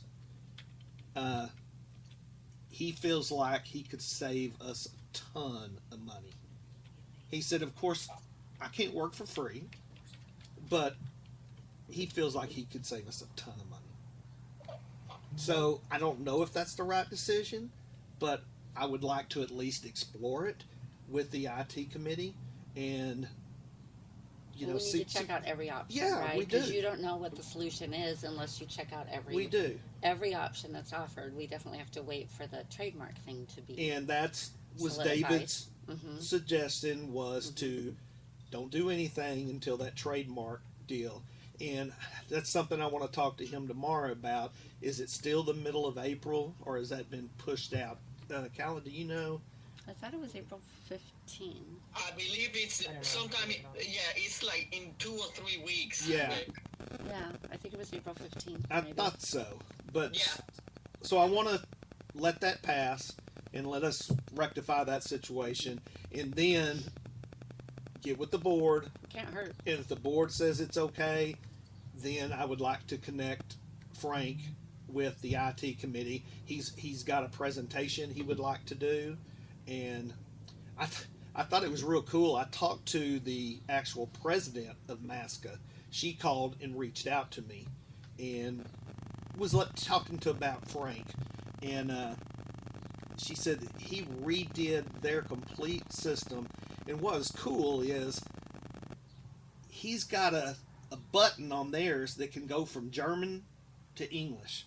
Wow. So Translation is right yeah, the translation is How right cool is there. that? I mean, if the members over here want to see it, they click on the English and everything's in English. The Germans over there, if they want to see something on their website, they do it in German. That's and cool. I just thought that was cool. It That would is cool. really be great for our European Uh-huh. members And over I there. don't know why we don't have that, because you could get it on, just on your, translator. yeah, Google Translate. yes, when you're getting a text message in It's there. probably just something no one's thought of, right? So, And it's what- just. I just was what David had said about this was, my thought is that with the thousands of people in the world who would be qualified to help with a system like ours, better we not rely on one that has done work for what many would consider to be a competitor. Yeah, He recommended a did say polite that. decline. Yeah, no, and he did say that, but nobody else has stepped up. Well, you guys should put out a call, because you could put out a call for programmers, and there may be somebody in ASCA, and there may be somebody, Well, I think it's locally as well. I think it's interesting that once all this stuff has all come to a head, now ASCA has all these people that are presidents of something or another. They've done 4,000 of these, and all this information, and the IT, committee people. that hadn't stepped forward before, and maybe some of them have, but they are available and they're coming forward to volunteer now. So maybe it's because they had to wait till it came to a head. Nobody said crisis. anything.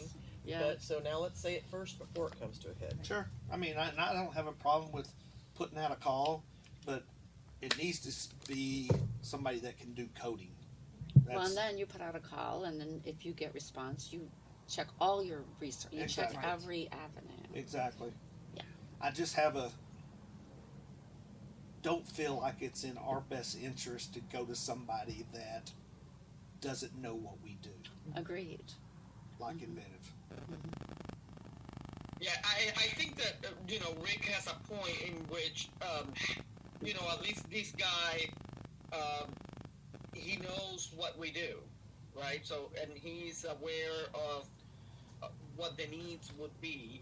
So that is definitely an advantage over somebody who also codes but doesn't have that knowledge. But I think we wait until this treatment thing is over. We can talk to him.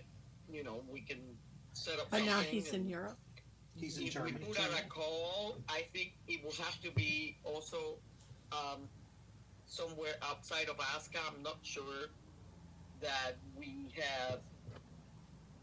will have the response if we only leave it at ASCA. So I don't know. It just doesn't seem like that will probably happen since it's a lot of work. So it's going to have to be somebody who is willing to work with us on the fee and all that stuff. So that's it. And Thank you, Liz. he clearly knows we're out of money. If he's No, seen yeah, us, he knows. he knows our position. I mean, right? he's read stuff on Facebook, Right. and It's not like it's, he's you going know, we into put it out thinking, there. yeah, and and he's still willing. Yeah, He's oh, still yeah. stepping forward. oh yeah. Can't hurt to check it out. But I have no problem with Calla sending out a message. Calla, if you'd like to do that, kind of a call of what we need. I mean, we need somebody that can do coding, because I don't feel, Jan, you may correct me if I'm Is there wrong. anybody that could do coding on the IT committee? Yeah, there are, but Are they they- don't want to touch it because They'll break it. I think more of what the one was doing is I can write stuff. What do you want me to write that make it more accessible? I know they talked about copying the program onto another Yep, that was And- all part of the. and then working in the dummy session Yeah. and seeing if they can break or So if fix they or break whatever things, yeah. before. So But they're still reviewing everything, Yeah, and no, going I know. through all the that gyro should and be making what sure they they do. know as much as they can know before they jump in there. But Yeah. I think we have a team on there that's. Can do it. I think that was the call we got. We could ask for more, but I'm not sure more's better because it sounds. To me, the group is very diversified, yeah, and there are coders on there, And they're working together really well. Yeah, And that's important. and the one developed just like a search for the database of dogs, which we don't have now. It sounded like he could put that up there somewhere. but eventually we've got to have somebody that is willing to work on it. But maybe we should wait a little bit Right. until they have a little more time. I mean, I don't think any of this is going to happen fast. No. And maybe we have a team in place and they're working on it. Maybe we should let them do some work before we decide we're going to put out a call for an additional person, because that kind of does send a wrong message to the team. Like, Yeah, we need some. we need Y'all somebody are right not now. doing The it. thing to Yeah, do is I don't just wanna do that. Wait until this True. treatment thing is over. True. Not do anything until then, and let them.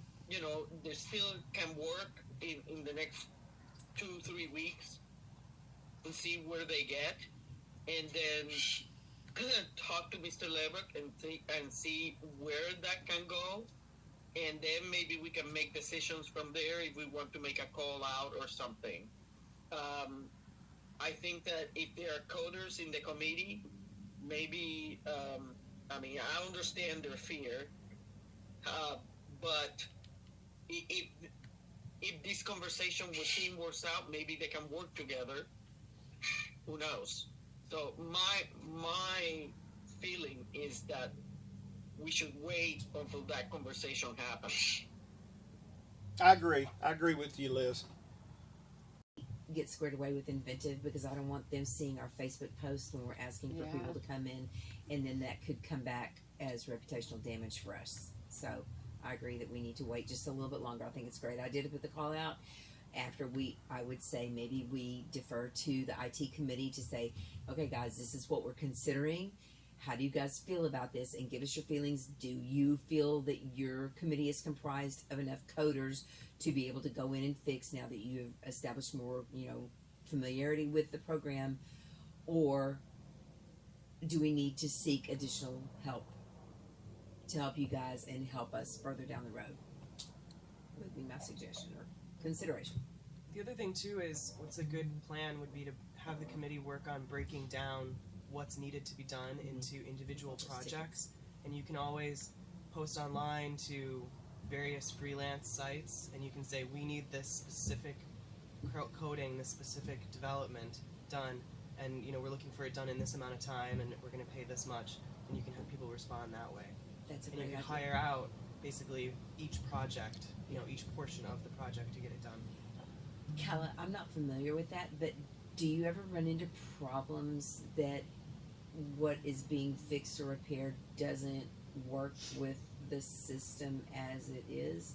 They all should be writing in the same language. So that's part of the agreement that you guys had with Inventive, is that this was all to be written in industry standard so that someone could go in and do this. Okay, And right. so ideally, yes, someone could go in and do that piece by piece, and it wouldn't That's a good necessarily break.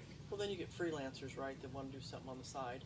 And if they're great, then you can hire them for the next project. Exactly. And if they're not, you can move on That's to a somebody great else. idea. Right. And maybe even you get somebody from ASCA for one of the projects, or all of them.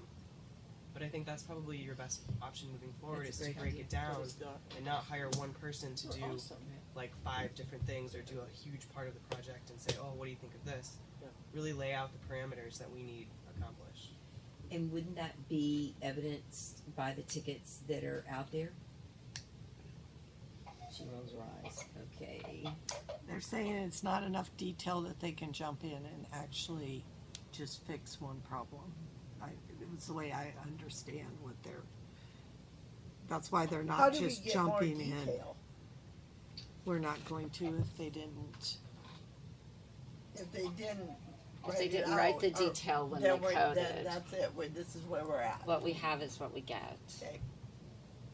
But so, it's my understanding, tell me if you think this is wrong, is that we probably do have the people on the I team in place that can do this.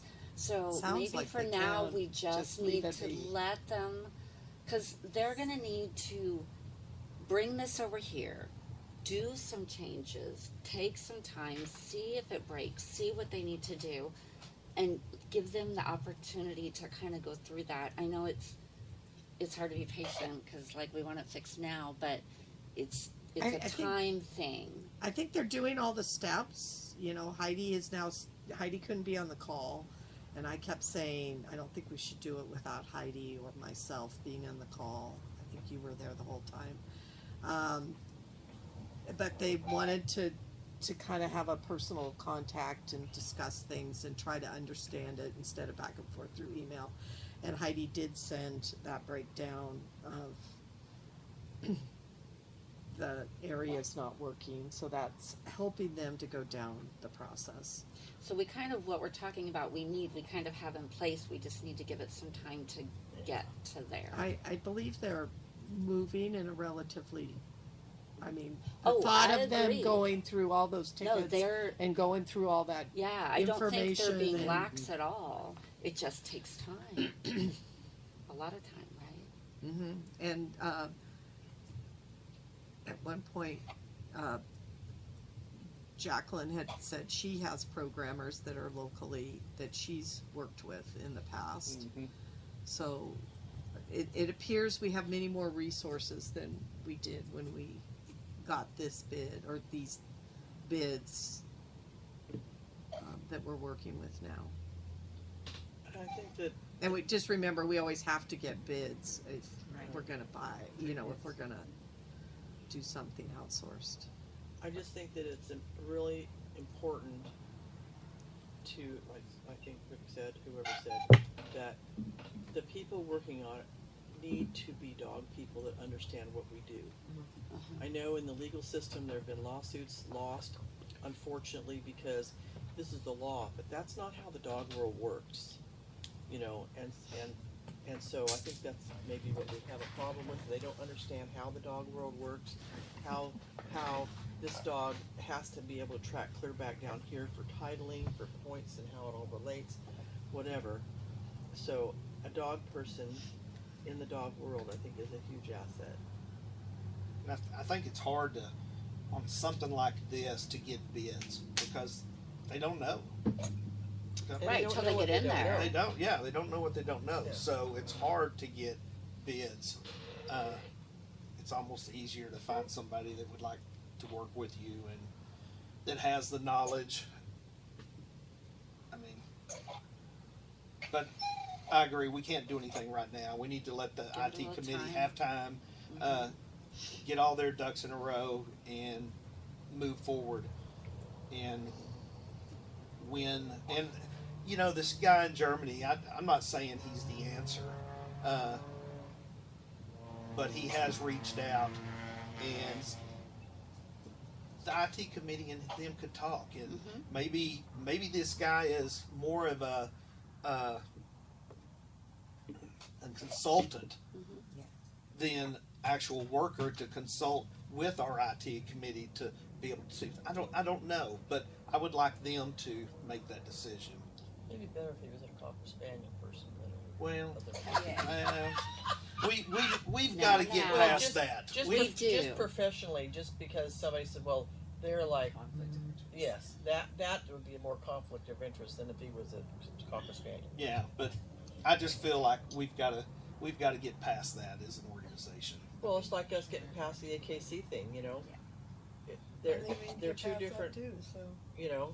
I mean, in the beginning, that was just like fire, oil and water when it happened, and there was going to be a vote, and ASCA was all involved.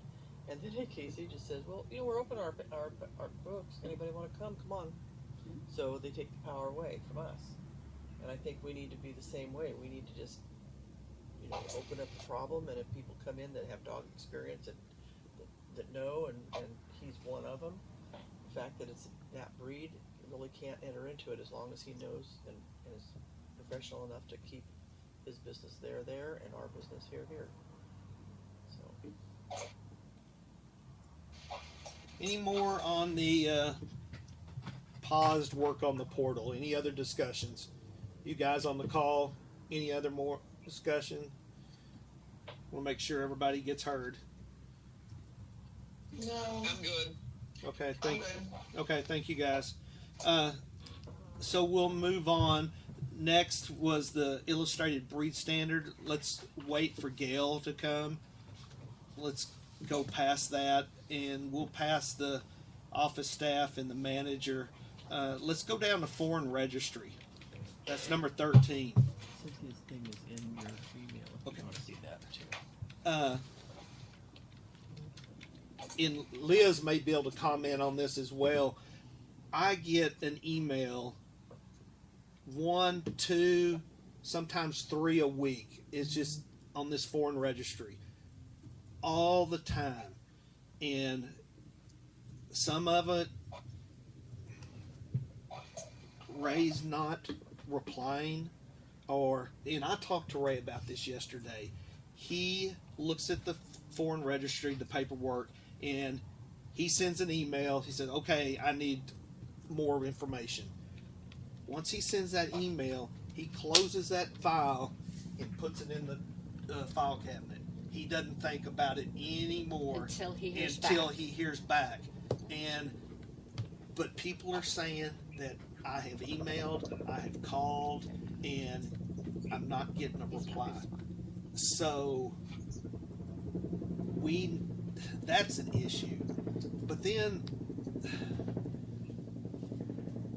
got a ton of foreign registrations, and I mean, that's money out there, That's that income, income that we could be getting.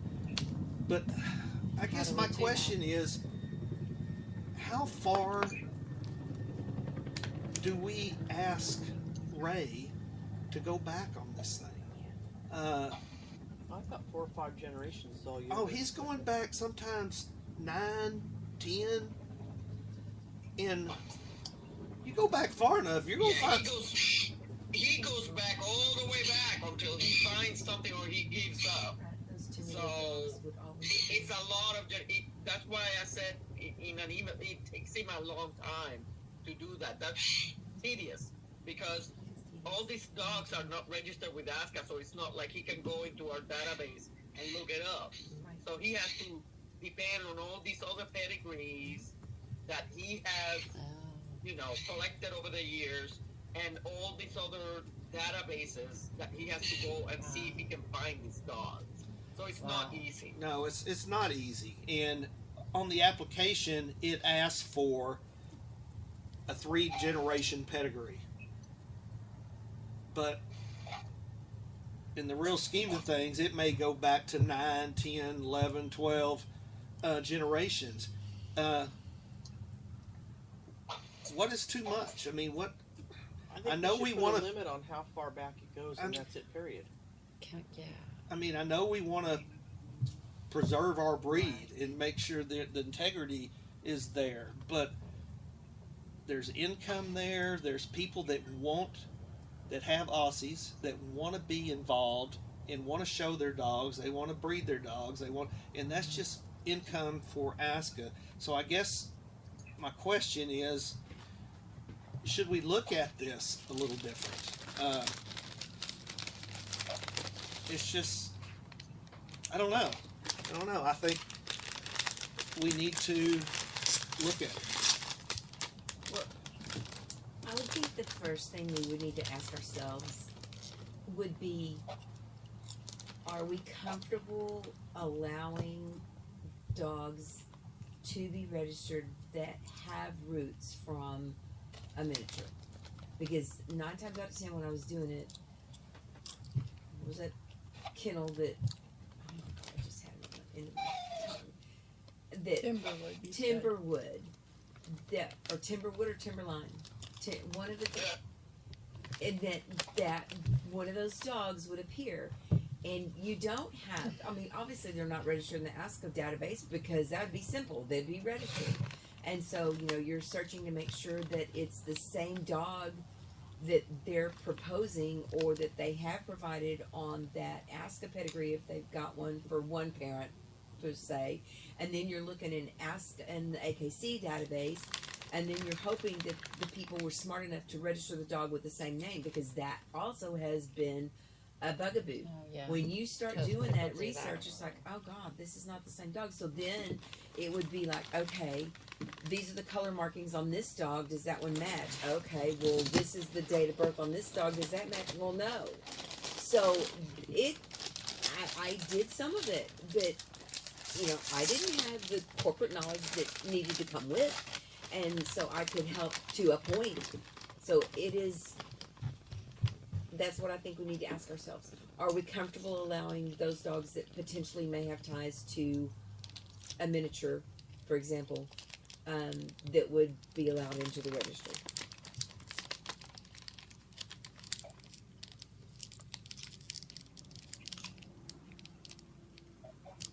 And sometimes that Ray doesn't find that until it may be 9 generations back. So it's pretty far back. It's far back. So So do we say Do we 5 say- Is generations it really and we're good? influencing? Right. I mean, Well, you almost need to give it a cutoff and go, okay, at this point, that's not influencing, right? Well, if that and Or it's isn't so it? diluted. And don't they say that 5 generations, pretty well? I mean, that's what I've heard over the years. Is Dilutes it. 5 generations. The 6th generation is really such a minuscule influence. it's been diluted so far back. Exactly. Right. But it's not So- influencing the dog you So I have would today. think that we should go back that 5 generations, and if it's clear there, then okay. just to simplify the whole process. This is Liz. Yeah, that works well for a situation where you might have a meeting, right? But remember that the rules also state that each branch has to go back to an ASCA registered dog down the line. So that's something that we will have to address also. Do we want to open it, or do we just want to say 5 generations? If there's no ASCA registered dog, then you're not in. So it's it works very well for the mass. It doesn't work as well for the other requirement. Could you have the Where is owner that have form? to show that proof that there's a dog in there? Could you put that on them? Which form Well, did they it fill out? supply a 5-generation pedigree. But It's only if you three wanted to go generations further that's back, required. they Yeah, could, let's- so that it would be their responsibility to Do you know provide where the it is? pedigree that has the dog, however many generations that goes back to ASCA. Then it takes it off of Ray. I mean, when we do it for AKC, we had to give them all their information. Right. Well, right. But how much do we have to give them? But I mean, if you're saying that, okay, it I don't has see to the go, there form. has I to be a wanted to- dog in the It's pedigree. under other registration form on the rules and And- forms page. The pedigree that's ASCA registered. Other registry, thank The you. person who wants to register the dog would provide that pedigree back to where that dog is. Well, back to where that dog Yeah. is. It If it only comes, goes back 2 generations that they can prove, then then they only need 2 generations, or if they, like, maybe wherever you don't that is. accept only 2 generations, is what I'm saying. A minimum of 5. I don't know. I don't know, but I think that when you stop and think about how little the influence is when you get to 5 generations, I mean, let's just say you had a dog in there that was something, not an Australian Shepherd. And I mean, the influence, it's 1/32 of its pedigree. I mean, is that really going to influence if everything after that was an Australian But the Shepherd? question You're is, not so, like, where do you? But what if the 6th generation is not for breeding? well, Okay, and what that's- if in 5 generations there's not one dog ASCA registered? Then are they not allowed to register? Because that's the rule? Right? I think So- you have. Okay, so like she said, and this is how I got my dog's skin.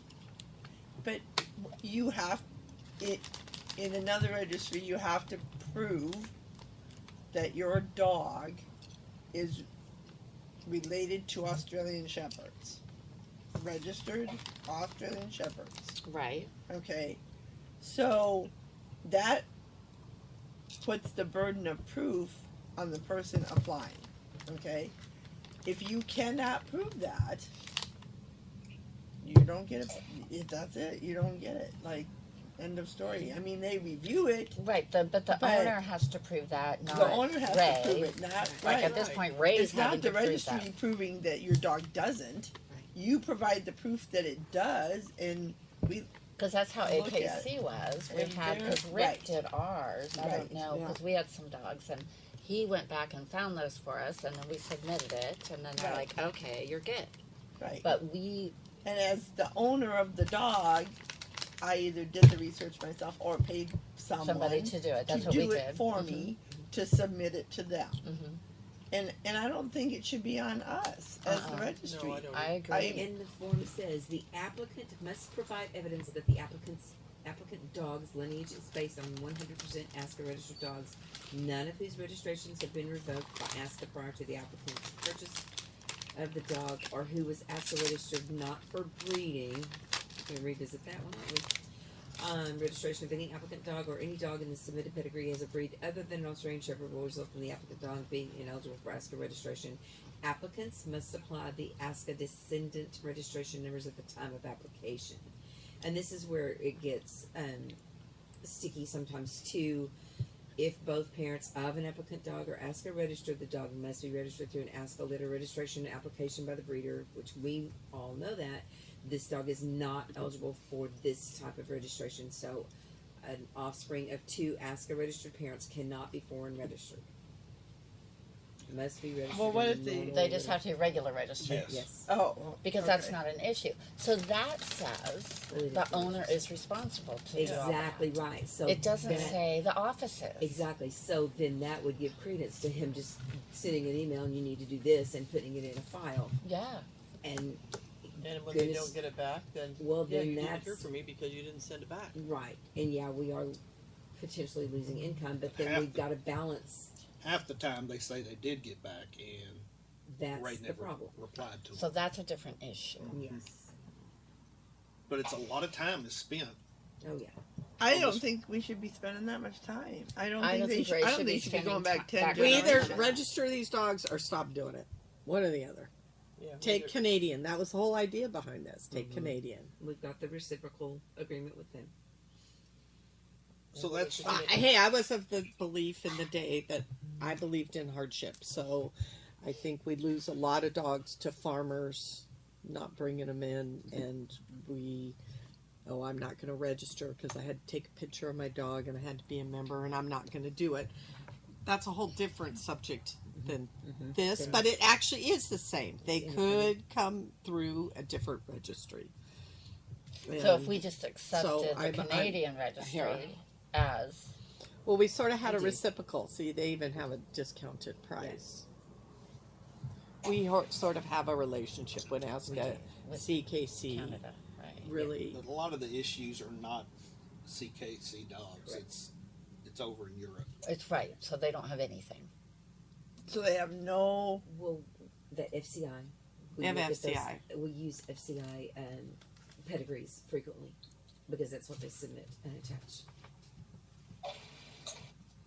this is a member. And the FCI pedigrees, those are the ones that are the most problematic because those are like your French dogs, your German dog, even the Norwegian and Swedish dogs. They all have FCI pedigrees. Yes.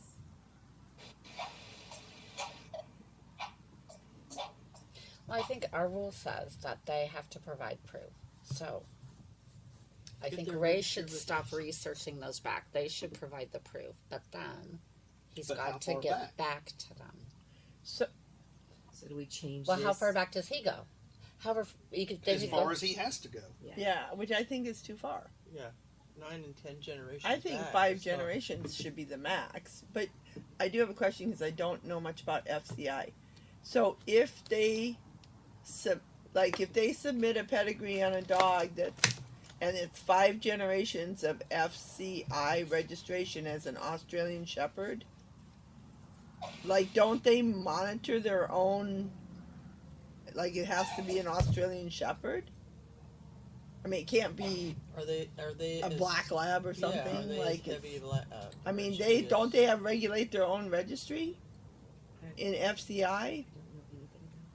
So this is some issues that have come up in the group bio. You can search for FCI, and one of the things that was pointed out, years ago was in 2006 is that FCI is the international umbrella under which all national dog clubs are organized. FCI itself is not a registry that registers dogs. Oh. And there was some issues for a while that if your dog was registered with ASCA, it couldn't be with FCI. Well, it's So still that's the why case. you have a lot of dogs overseas that Oh. aren't ASCA registered at a certain point in their pedigree, and that's why they use the foreign registry. Is it still that way? It is some countries they're not allowed to. They're doing Yeah, it because sneaky. somebody told me that too. Yeah, you have to register. They with either do different one or names. the other. It's not That's why like they have two here that different you can names. register with anybody you Can have want. the dog It's there's rules. regulated. I don't enforce it. Or do we open our stud book? Is that a vote for the membership? Or That is definitely a vote. That's like Or- the hardship. That'll do be we a do vote for away the with foreign membership. registry? I think we're gonna lose dogs. I hate to do away with it. Well, if you do away with foreign registry, does that mean if I lived in Germany and bred my Australian Shepherds, I could not register them with Were they ASCA? ASCA registered when you mated them? if they're ASCA registered, you're fine. But you wouldn't be able to be if they won't allow it in their own country. Well, No, they're, you can do it. You there's can do tons it of ASCA, ASCA but you breeders over can't there. There's do tons of ASCA and breeders. FCI, they just right? do it. Some only Fine. do ASCA. They don't do FCI. They also make Oh, those decisions. The Europeans, there's many more restrictions on what Yeah. they can and They're can't not as do, instead of flexible. including health requirements and temperament test requirements. So So if we I have was to be in careful. Germany, I could register my dogs with ASCA, and I would not have to do FCI to Correct. be able to have a dog. You just have to Because your do dogs one. are already ASCA registered, so you wouldn't need to do that. This is not just a locale thing. We Okay. have many Americans who want to register their dogs with ASCA because they had an AKC sire and an ASCA bitch. They mated. Well, okay, so the dog's halfway there. So you got to go back on the sire's side and go, okay, where'd this guy come from? Has he only got AKC papers all the way back, however many generations? Oh, hey, look, there was an ASCA dog way back here. Well, does somewhere come in with an ASCA female so that you can bring it down that way? It's a family tree, and Okay. you gotta There match is. them up Mm-hmm. and make sure that is 100% back there to come forward. Okay, so I'm just gonna say, in my opinion, my thought on this is that 5 generations is far enough back, and if you can't show it, then you don't get it. And does You it, just got to hold to something, and if it's there, then they get it. is that for just an ASCA registered dog, or is it for any registry Australian Shepherd registered dog? It says ask it, We doesn't will- it? It has to show ASCA, registered within registration. those 5 Well, then I think Well, generations. right, because that's what we're giving them. Right. Because you're either gonna do that, Every, or you're gonna every open the door branch and of say the you're gonna pedigree allow needs it. to show Yes. an ASCA dog. Right. So, Right, Every each branch. branch. so Well, right, every branch? Otherwise, it Go may back not to be, an because if ASCA one dog. branch has an That's the ASCA dog and this stance branch right now. doesn't. So is every this. branch or every So- individual, Okay, Liz? let's listen to Liz.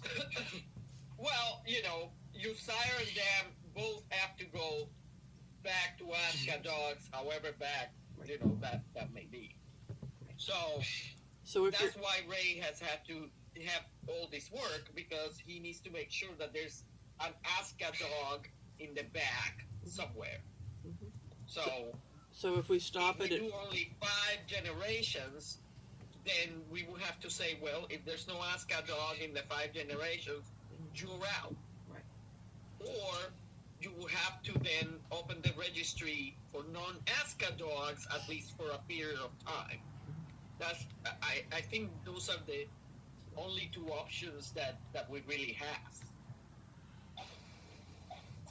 So I think it would be interesting to find out how many foreign registrations come in that within 5 generations you cannot find ASCA registered eligible offspring. That would be my first thought, because how many of those, and then how much money are we generating through these foreign registrations? Because I think that all, if we are not gleaning the revenue that is necessary to offset the multiple hours that are spent, Yeah. we need to consider that as well, in my opinion. And it's not. I don't think so. I don't think. Like, it sounds like a tremendous amount of time. I think we should ask Ray about how many he has to go back beyond 5. Exactly. And if it's 2%, then stick with 5. I don't know that he's gonna have a specific number on that. I know that, from communicating with him for the last 4 years, some of them, he will have to really go down the road there for deep, and it's because he has to go to other databases or to other pedigrees to find them, because he can't easily find them. He can't find them on the ASCA database, obviously. So I don't think the money that ASCA gets through this is we're getting, the money, that the time that he puts into it. I don't think they jive at all. I think that he puts a lot more time on it than the money that we're getting from them. So somehow we have to find a way to bring that back together a little more.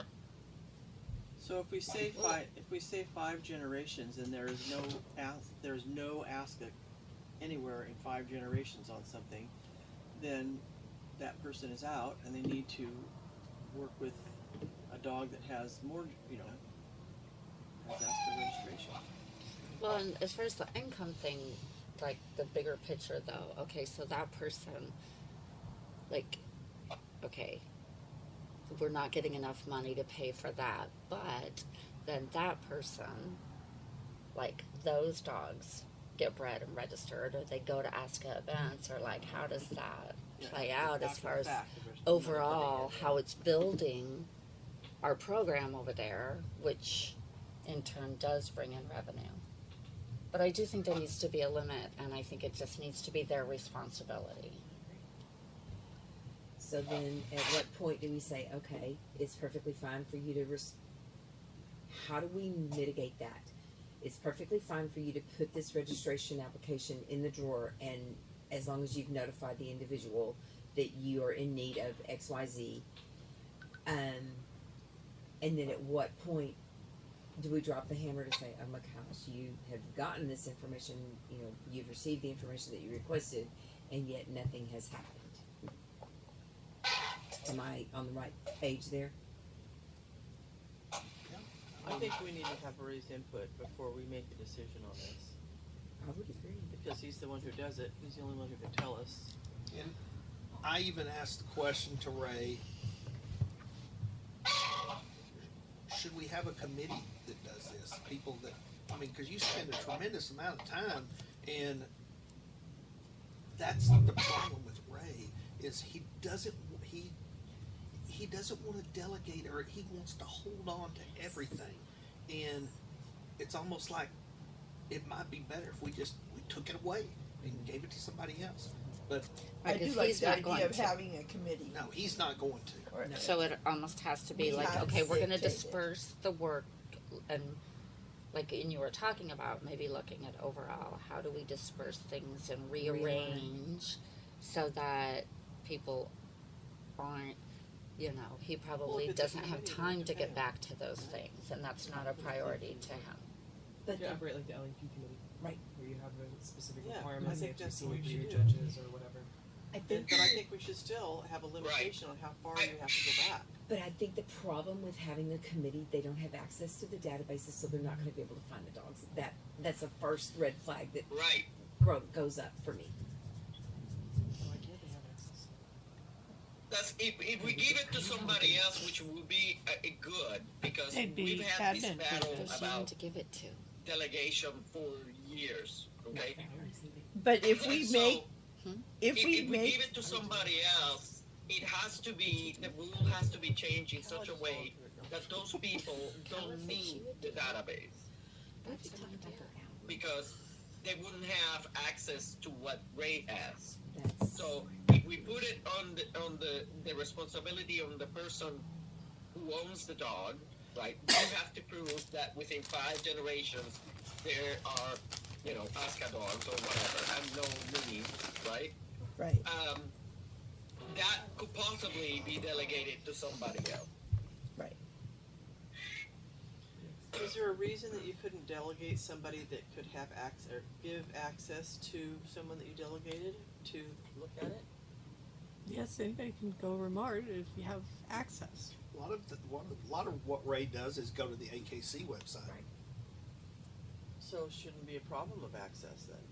on that. If the owner has to provide That's the the catch. proof, Monkeys on their back. They have to. they prove have it. to provide the proof.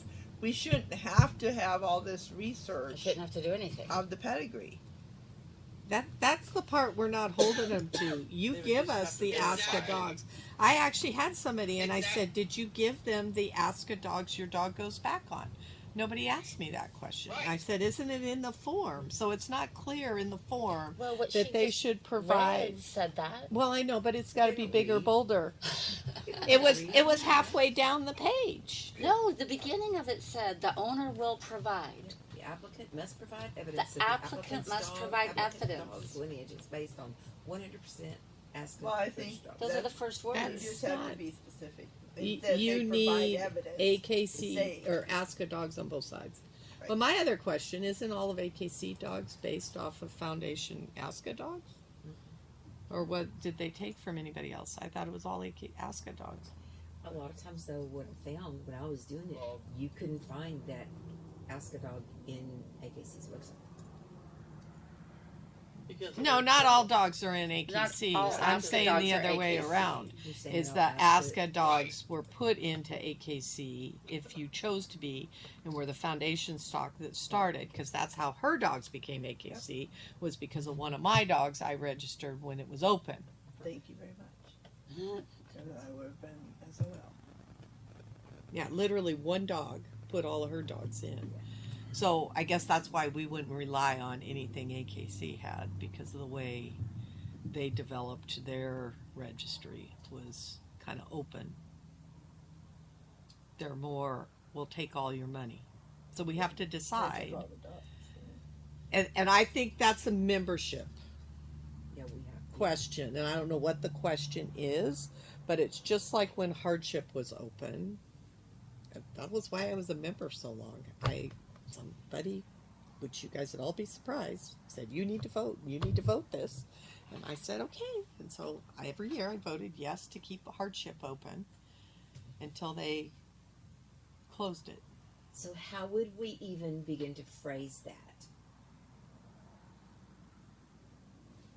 Well, how is hardship different than this foreign registry back in the Hardship day? was gone before I came into this. Hardship, wasn't that inspection stuff? No, Nope. nope. What was No, inspection? no, I can hardship ask somebody. My foundation bitch. I actually hardship her into ASCA, but she went back to all AKC dogs. So it was not difficult to go ahead and do that. Like she had some ASCA dogs like 5 or 6 generations back, right? So it was not hard to hardship her. That's why I'm saying most of the dogs that were hardship, I think had some AKC. It was people who had left ASCA and then went to AKC, but the owners now wanted to go back to ASCA, and because that was my situation, right? I wanted to have dogs registered in ASCA. The breeder had let that lapse, and so I took care of it by hardshipping her. But it was mostly, I think it was mostly AKC dogs that were being brought back. I'm not sure if they were NSDR dogs being accepted or, some other, I'm not sure. NSDR were being accepted. Because Well, I then know there was some the of IS mine. as And well. there was IS. I think for a while they were, ISDR. yeah. All those were. IASA. So that's another question for me. Do we look at revitalizing the hardship versus The foreign pigeonholing registry. ourselves into this foreign? Is that the same thing as opening the stud book? Or basically, I just feel people are going to get mad at ASCA and not register with You can open us. the registry, say open the registry for 1 year, but you have to prove that it's an Aussie somehow. So So we that could do that's that. just the same though. Like it really doesn't. Solve the problem. well, I think the only thing that would help would be that wouldn't we discount that 100% ASCA registry if we did the hardship thing? Because would we be taking AKC registrations?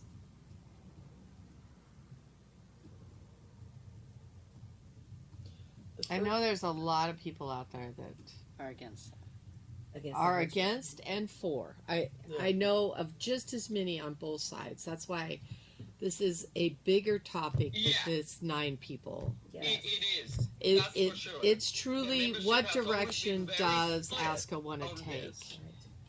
So And I'm always afraid because I'm hearing more. I just heard of a really good breeder that said she's not going to register ASCA anymore. What was her rationale? I haven't actually talked to her. She's just annoyed at ASCA. She doesn't do ASCA. It's a stock person. Then you have the farmer types. Why should I register? Right. I don't want to register anything. Right. AKC, I can do it online and I'm done, and my puppy keeper can do it. And, the ease of the process. My last litter, I will say, I got all the papers the same day. So I was equally impressed with AKC and ASCA at that time. So you But submitted them simultaneously. I wanted to see because I was on the board and I had a litter, and so I did them side by side. Okay, I'm going to do them. This is what I did. This is what I received, and So the turnaround was exactly the same. it was pretty close to the same, so it was good. But I'm hearing more and more people don't want to become members, so they don't want to register. They're not. Which goes back to, we talked months and months ago, and believe it or not, I've actually been working on this motion, and at some point during this discussion of requiring breeders to register all the puppies, and actually one of the people being elected has that on their platform. And I'm like, wait a minute, I've been working on this motion, but every time I look at it, it's what direction it takes, how old it's going to be. Is this something people really, something this board I don't really know that wants they to need to direction? require it, but I think that needs to be something really put forth and broadcasted, because the first I had ever heard about it was when at a board meeting when someone says, "Well, I register my whole litter." So I did that this last time. Do you know that's how a lot of the foreign registry register their litters? So they're getting a cheaper discounted. Yeah. And I don't think that's right. So part of my motion would eliminate that possibility, because that's more work for the office. They've got to check all those ownerships, because I just went through. They've got to do all those members. They have to pay them. They're paying the membership fee. They're paying the transfer fee. They're paying. No, they're not paying Not transfer to- fee. Yes. They're just paying the No, registration. no, the owner, the- the new owner, The new owner goes on there. as a transfer. That, The ones that I saw, the breeder sent in the entire litter with the new owner information already on there, so there's no transfer involved. It's like, oh, we're registering this puppy Can to you this do individual. that? Yeah. Because see, I would never do that. Register puppies in someone else's name? Well, yeah, Because then they they're sign doing off the on it server. too. Yeah. They sign off on it too. And I don't think that's right. Does it We need to be eliminate that getting the step? full Okay. amount. Well, It's either right. the breeder does it all, because that's more work for the office. I don't. And I'm going to go back to AKC. I don't You know. send it in, it has to be Well, done. That's going to cut our income too. How's it more I think the way in which we can alleviate the office's work will be for the breeder to say, "I'm adding the money right to the price of the puppy." For They did. registration. They are. Well, that's their You deal. give me what your register name is. We're gonna put it under and sign it all out, and I'm gonna send the registration and the money. That's the only way that you can ensure that it's being done and that it doesn't give more work to the office. No, they're Because paying it's the for one it all. registration, there's no transfer. The only thing that they're not paying for is the membership of the person that's being transferred. And to. sometimes the they do transfer No, that. they are paid It's them. not a transfer. It's registered to that new individual. No, I know, but what I'm saying is, okay, I register, so So we're losing transfer we're money, losing money. is what I don't like. And they're getting the cheaper per puppy rate, because it's So only you're losing money $12 there. instead of. Didn't we increase that as well? We did not because we wanted people to use it, but I did not intend. What is the price per puppy on a regular basis? So what We she just did rounded up. is she just checked every registration person, membership person, that made sure that they were an owner. So that's an extra step. If they have 6 puppies, 6 different owners, she's got to make those 6 people members, which she got money for that. Mm-hmm. She has to check those 6 people. I think that's an extra step that should have been done under the transfer fee. They're getting a cheaper price. So if we're going to allow that, then we should raise that price.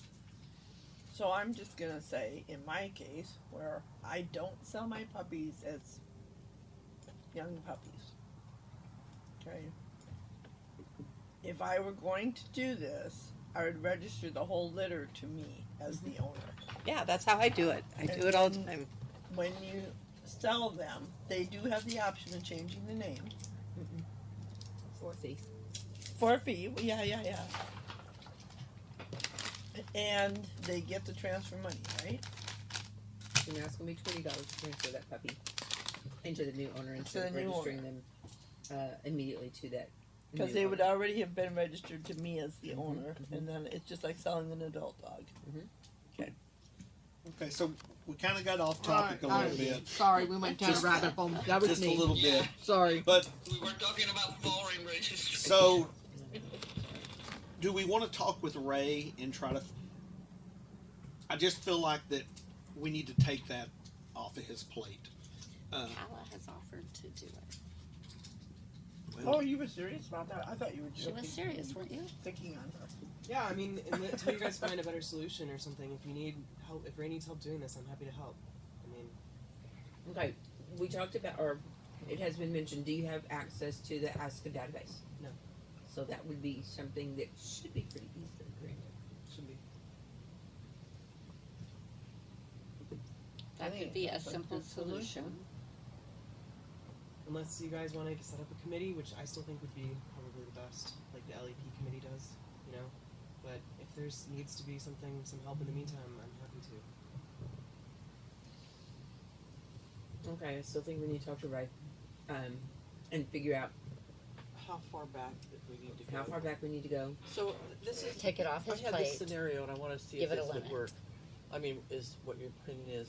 So we got a dog from somebody years ago, and back when IASA was involved, and so they had an inspection in Fresno in 1974.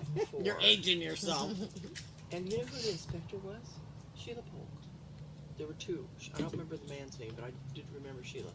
But she was Pine at that time. Anyway, so she inspected our two dogs that we had. One we got at the pound for $15, and one we paid $10 for out of a barn, a bus driver that we drove bus with. So, okay, How'd you think Aussie started? yeah.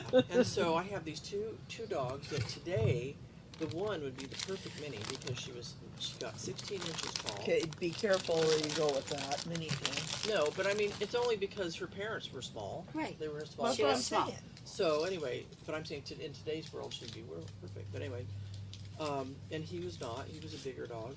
So we had them both inspected. They both passed the inspection. There was a note on hers that she is very small for the breed. However, her breed type and blah blah blah blah blah is acceptable. And that was when there's no requirement on the height standard. So they were registered right then with ISA.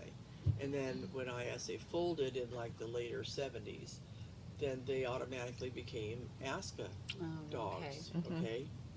But maybe we bred her once, or we did breed her once, and then those people had a dog that was an ASCA dog, but they only had one generation of it because she was a barn dog before that. So they can't have 5 generations, but they're accepted. So they only needed one ASCA dog in the background then. Well, I think that's what we're saying, but it can be up to 5 generations back Right, or 5 whatever. generations Right. back. So as long as you have the one, Mhm. then On you're each- clear. On each one has line to have of one. the pedigree. Yeah. I think the form needs to have a spot for the ASCA dogs that they go back on. Oh, I that's a didn't. good idea. I didn't see anything. That's what I'm saying about It's not clear. it. It's just asking all the information and the height of the dog and the tattoo and all about the dog, and it's asking for the sire and dam in the registry, but it's not asked. It doesn't give you a space to say this is the ASCA female side, this is the ASCA male side. So it needs to be clarified in there Provide a what 5 they're generation supposed to pedigree. provide. That's what that pedigree does. That proves. Yeah, Well, provide the 5 generation pedigree. if it's an AKC pedigree, then they need to spell out which one is the ASCA dog. I'm still saying it. You're making it on the office to find it instead of them saying this is the ASCA dog. Yeah, I agree with Jan. We change this to 5 generations, and we say that the owner has to give proof. Okay, where's the ASCA dog in these 5 generations? they have to give the information about the dog, and it has to be clear on the form where they fill that in, or on the pedigree. You know, they feel, okay, this is it says the 5th generation. This is ASCA dog number blah blah blah, and whatever it may be, and they give the information to the office rather than the office being, you know, hunting for it. If it's not clear on the form, then we need to put it forward, like Jan says. So we need to that it's clarify the clear. form, yeah. I think Why don't you just include a blank pedigree with a spot for ask the numbers and have them fill it out so it's clear? That's a good Because idea. people don't write legibly. Make it fillable. Amen. Make it a Well, fillable. it's It could better be than fillable. the office trying to figure it out. Not necessarily. Well, and it You're could be trying to it could figure be fillable, so We can make it PDF fillable, and that would be Yeah, the only. PDF. Yeah. Make it PDF fillable, and that would be the only way Way it would be to accepted. that they have to have the female and the male line Mhm. Yeah. with an ASCA registered. Put it back on the people. We're Agreed. getting so many complaints about this. If they think their dogs apply, they need to do the work. However, guess what the problem is right now? They don't want to. It's in We the can't look terms. up dogs. So, can we talk to Ray about this a little bit Yep. later? Yep. And But I'm Come just in- saying this isn't clear to me if I was helping somebody with it. I thought if they sent 5 generation. Right, I think the onus does needs to go on the owners. Agreed. Okay. because we're just spending way We're too much kinda- time, and things are getting dropped, and members are getting mad. Yeah. And we need to have a workaround with that. mm-hmm. If you put it on You the people, could. then the time goes. Yeah, it really needs to be on the people. Yeah. And raise the fee. That's what AKC made Make it. it a big fee so that it has to have value. They've got to really want it If you want it, you put in the work, and the money. or you paid somebody to do the work for you. If you really want it, you'll make it happen. Right. I was doing it in a jog 3 generations back. So Because let's talk to Ray. Somebody in Europe wanted a full pedigree. Let's talk to Ray about that when he comes in. You making a list for Ray? Calvin? Yeah, I have a parking lot. Okay. Let's move on off of that. So for that, for the request, should I put together a letter to the owner, or do you guys want to wait until after you talk to Ray? Back to Cordelia Mhm. on that same one. You already sent her. I mean, I thought you laid it out super well. Well, if she's Evidently, she written didn't. since then, I can reiterate it. I mean, she wants a response. Well, yeah. Another response? Yeah, because she wrote that. Well, there's about 5 or 6 people all involved in this Everybody deal. who had the puppy. Yeah. Yep. Everybody who got puppies. It seems like it's a court issue at this point. They haven't gone to court, right? No. This is breeder dispute. I mean, Yeah. that's the other thing. We don't It says do not breed. It says right in the rules, do not breed. We can't do anything. So Breeder the board, dispute. The board already decided that she couldn't, right? Yeah, but I So think- maybe the thing is just to say at this point it's a breeder dispute and you have to take I care of thought- it outside and we stand behind our. I thought you did all that in your wonderful letter that you wrote them. You need to do it again. and Oh, we Maybe can she send them needs another one. and needs I to hear it know again. that Arlene has a perfect command of the English language, and so, you know, this is just one of those tough ones that they're not going to be happy. But we can't. I don't see how we can go against the breeder, even if she did choose to wait 4 years to register the dog, and they chose to breed the bitch before she was registered. They make bad choices. Where's the water? In the refrigerator on the bottom shelf. Thank you. Door. And there wasn't room to put that whole case in there, but he already has some in there cold, so we'll probably replenish tonight before we leave. All right. I thought that's what we were talking about, and it kind of was, too. Okay, well, I can put something together and see what you guys think of it. Unfortunately, she shouldn't have bred the bitch until after she had the registration. Well, yeah, that was a And bad then- choice. You know, that's a bad choice, and when you do that, then you have a dog with no registration papers. But when you get registration papers and it finds out that the mother is not for breeding, then you're really out of luck. Because you've already bred her, you got puppies on the ground, and you don't have anything to do with them. You can't register them. Well, but when they But- bought the dog, it didn't say not for breeding. Didn't It say said anything. nothing She had because they had no papers. She didn't have papers. papers. She didn't get papers. Then she bred the dog without having registration papers. And when she finally got the papers, it said that So the that was mother probably for not her breeding. best idea. Like, there's consequences to our actions, right? See, because the bitch was whelped. I wonder why she put it not I for thought breeding. when David went through it, that they had already owned the dog, but they didn't register it. They owned the dog. They owned the dog, but the breeder hadn't submitted her registration. The bitch was whelped on December 27th of 10. They did not, Suzanne did not send registration papers for 3.5 years after the bitch was bred. Bitch was Well, whelped. she's at fault because And they're then supposed she, to do it. well, and that's why they keep saying that this is a vendetta against the buyer. And it might be. But that's their that's not our- problem. Yes. not our deal. Yeah. Well, the That's breeder, not our the deal. breeder is at fault for not providing the paperwork.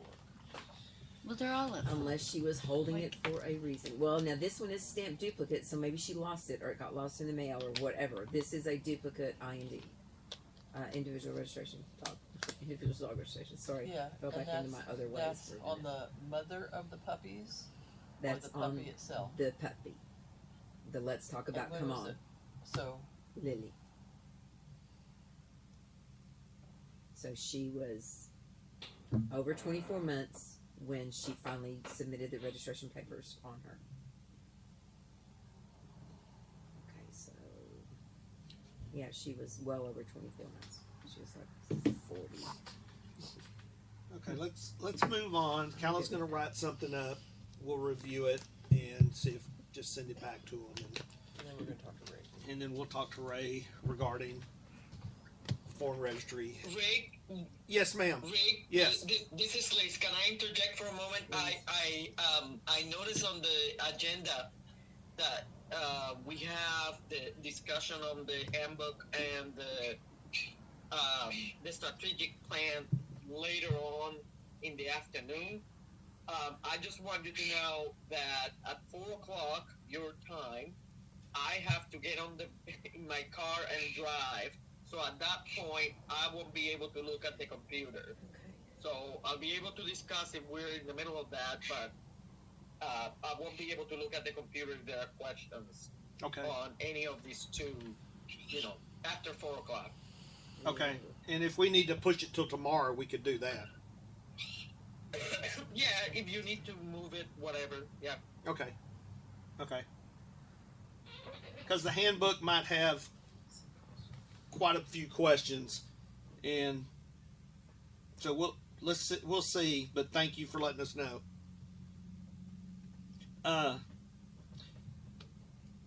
Finals notification number 14. I know we talk about this a lot, and usually it's after the fact where we've had all these issues, and I would like to get something settled today, how we're going to send this stuff out. I mean, we've done it in the mail forever, and it's postage we're sending out, and we need to be sending email. And It But- goes with our paperless thing. I don't know that the office, because there's not really a procedure that we've passed they're going to do that.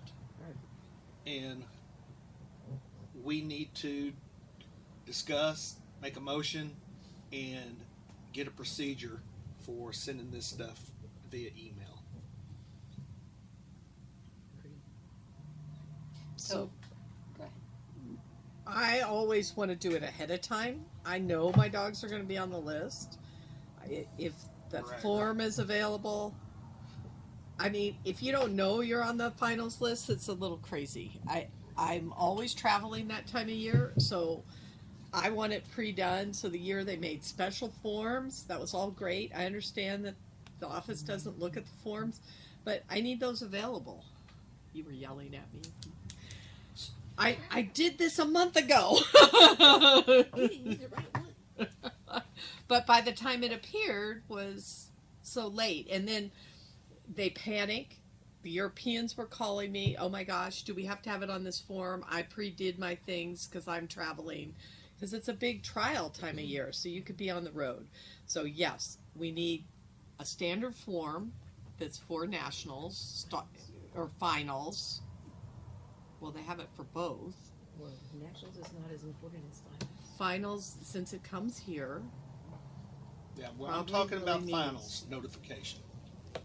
So I firmly believe that we just adopt it where all notifications across every venue, every notification is sent via email. That way, every recipient receives it simultaneously, Right. no That's matter right. where They you need live. to be the Yep. same day for every Right. program, the same form for their own thing, and it comes back on the same deadline.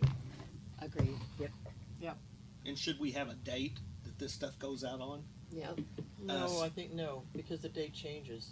No, Oh, no, no. the date Ju- changes. That's right. July 1. Yeah. It's July 1. We need to Yeah. have a Well, yeah, but deadline they that do a the date it Europe goes one out. is, what is the Europe one, the 20th? No, well, no, not for finals. Everything goes at the same time. July That's 1. the problem when they go to Europe. All of those letters, No, there's this earlier. that is for ballots. Oh. That's for All right. voting ballots. For finals notifications, it is required that they be sent out by, I'm pretty sure the word is by, not on or before July 1. Yeah.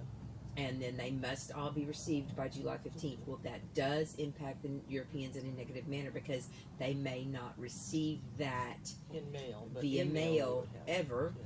or within a time frame that they can turn around, scan it, and send it back in.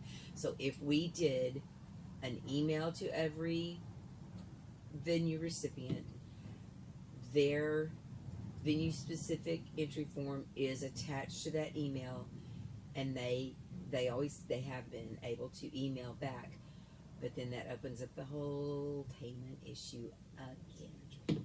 Well, if we have PayPal, it's not an issue. True. So that will be a non-issue. Yeah. And if So they we don't need to have a make sure that computer, that credit they card can either information use is somebody not- else's or they can send a private letter, maybe, I don't know. If you wanna have that issue. To scan it. If you're not able to use a computer, you need to they need to let you know. Well, how are they gonna not use a computer if they're gonna get it via email? Well, as I'm saying, maybe some people don't, I mean, I don't know anybody who doesn't have email. I including would myself. venture to guess that Anybody doing finals is probably everybody doing finals has an email. And if not, they know it's going to come out for email. They could get an email address. Or they could, So it has to be, They're if gonna we're have gonna a do way. it for June 1st, it's gotta be, July 1st. or July 1st, every notice.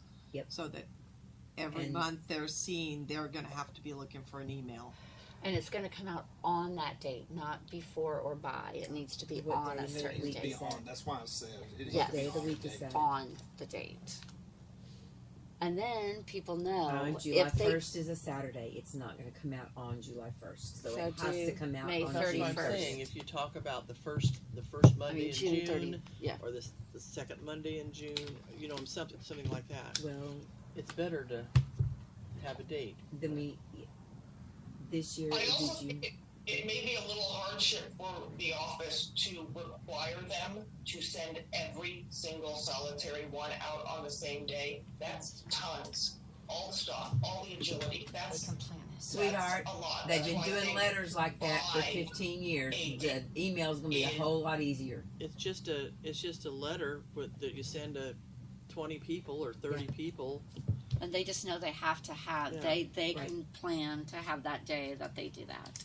And it's going to be so much easier to send one email to multiple recipients than it is to stuff all those letters and making sure that if you've got one handler with all three stocks and they get one entry form for each one of those stocks, I promise you it's going to be much more efficient. It is a very stressful situation I around have been here. advocating for email back when I was still on the committees, Right. and they were coming up with the plan, and I was furious at the rally committee that they wouldn't do it all email. I'm like, are you kidding? They're like, some people don't have email. Well, then guess what? It's like, sorry. Yeah, Well, I totally, information. absolutely, like, for this. Yes, 100%. It should be email. I just want to make sure that we're not stressing the office too much with Like he should just send you something his to do those letters. We I just promise you. having them do that. Previously, I think, because I asked this before, and I think previously Ray said, "Oh, well, it's so much easier for us to print out addresses than for us He has said that. to pull everybody's email address." Well, I mean, hopefully now, I mean, literally we're cutting and pasting. It's like, Yeah, they got their exit So- form with their email yeah, hopefully it's or membership. Their email. Well, and if they have a date that it's going to come out, they have time to put all that together and be prepared. Y'all don't even know the stress that you are cross-referencing every one of those lists that's printed. You know, they're under enough stress to get all of those scores entered on those that can Right. fluctuate. Right. You know, you got to what your top 3 obedience scores, your top 2 rally scores to make those lists. You know, with stock, you pretty much know. With agility, you pretty much know. With confirmation, you pretty much know, unless you're at the bottom and then you're hoping to get, you know, Right. bumped Slide up. in. We are talking probably a stack this tall of envelopes that goes out. How can an email not be easier? So that's gonna, Agreed. it's all hands on deck when this Change. happens. Change is hard. Change is That's hard. all it is. Change is hard. And at that point in the year, I will come help. I can do that. But yeah, it's a cut and paste on the email address. And then I think too, if we can adopt this and move forward with this, we start notifying. Finals invitations will be sent via email. Yes. Make certain that Only. your On this email date. is absolutely correct. If you, once again, if you do not receive your invitation by Monday, June 3rd, July 3rd, if you got some wackadoodle ISP that doesn't process your emails, or it Contact goes the to business junk, office. contact the office Mhm. this day. Don't wait until this 18th. Well, I never got my letter. And how many times have we seen that happen? Way Every too time they many. don't get in. It's an annual reoccurrence, basically. I feel like. So then, if we come to a conclusion on this, we can get the notifications out there. If there are individuals who don't have email, how do they get all this communications? Surely somebody's telling them. If you compete enough in ASCA in anything to be at the top, you are a progressive enough person to have an email I address. would think so. I'm just saying. Even Carol and Denise have emails. I do. I have 2. I have two. Oh, God. Carol. I know. Say, Can you imagine? I pushed some button and it deleted from the 23rd of 2002. 2002. No, 22 from 2022 to current, almost current. That is gone. Did it go into your trash? Oh, I don't know. I was doing something and all of a sudden the screen went shh, and the only thing available right then was like March 23rd of 2022, and it's never come back. I'm telling you, I should not have to be responsible. It's for in your trash. But Put it in the trash. but You don't You need can it. if you retrieve it. didn't have an email address, your daughter does, or your you could figure out a way. You could notify If the it's office that important knows to that. you, you Yeah. will figure out a way. Right. Yeah. Put So- it back on them. So once again, it's onus on the members. Yes. So It can is. we make a motion I will, to 'cause I approve said note- I would do it. approve finals notification to be sent? Are we Yes. Are we gonna make a motion therefore that all the rule books have to be changed? Yes, this is mentioned in all the rule books. You basically have to change the wording from postmarked to emailed. And that's it. Yeah, To me, that's an administrative sent and change. received. That's an administrative change. And Calla can do that very easily. Absolutely, right, Cal? Just Very look easily. at the Yeah, I have them all up. Wait 3 minutes. He's fumbling with the Cords over there. She's amazing. So yeah, I'll help you, Cal, if you want help with that. Thanks. Cal's got it. She probably already did She's it. like, it's done. Denise, you gonna make the motion? By the Yeah. time this motion make is the done, motion. that will Well, be this is a done. good time because the rule books are going out soon. So Perfect. So go ahead, Denise. so Oh, I'll hey, wait, time out. Do we need to ask Ray at all before we do this, or are we just gonna say this is what we're doing? Well, I think we need to be asking the questions of the office to make sure that we're right. I'm good with that. I It We'll makes add that sense to our to me list. that it's easier, but Impacting them. it is We already impacting do them. it for obedience. Huh? Like, it's already been done for obedience for the past few years. So they're able to do it. Well, they're able to do it. It's whether they're willing to do it at this point. But I do think, Well, it's Um, postage. oh God, yes. We could, But it might be preeminent for us to make the motion and then have to come back and bite ourselves again. Let's ask the question and then do that. The rescinding thing is. Yeah, just I don't like put that on the parking. is the list. parking lot in here somewhere? I hate that. But I know, but I can add it. Are Parking you lot? parking it where we I can have it in my see it? notepad. I can add Okay. it though. thank you.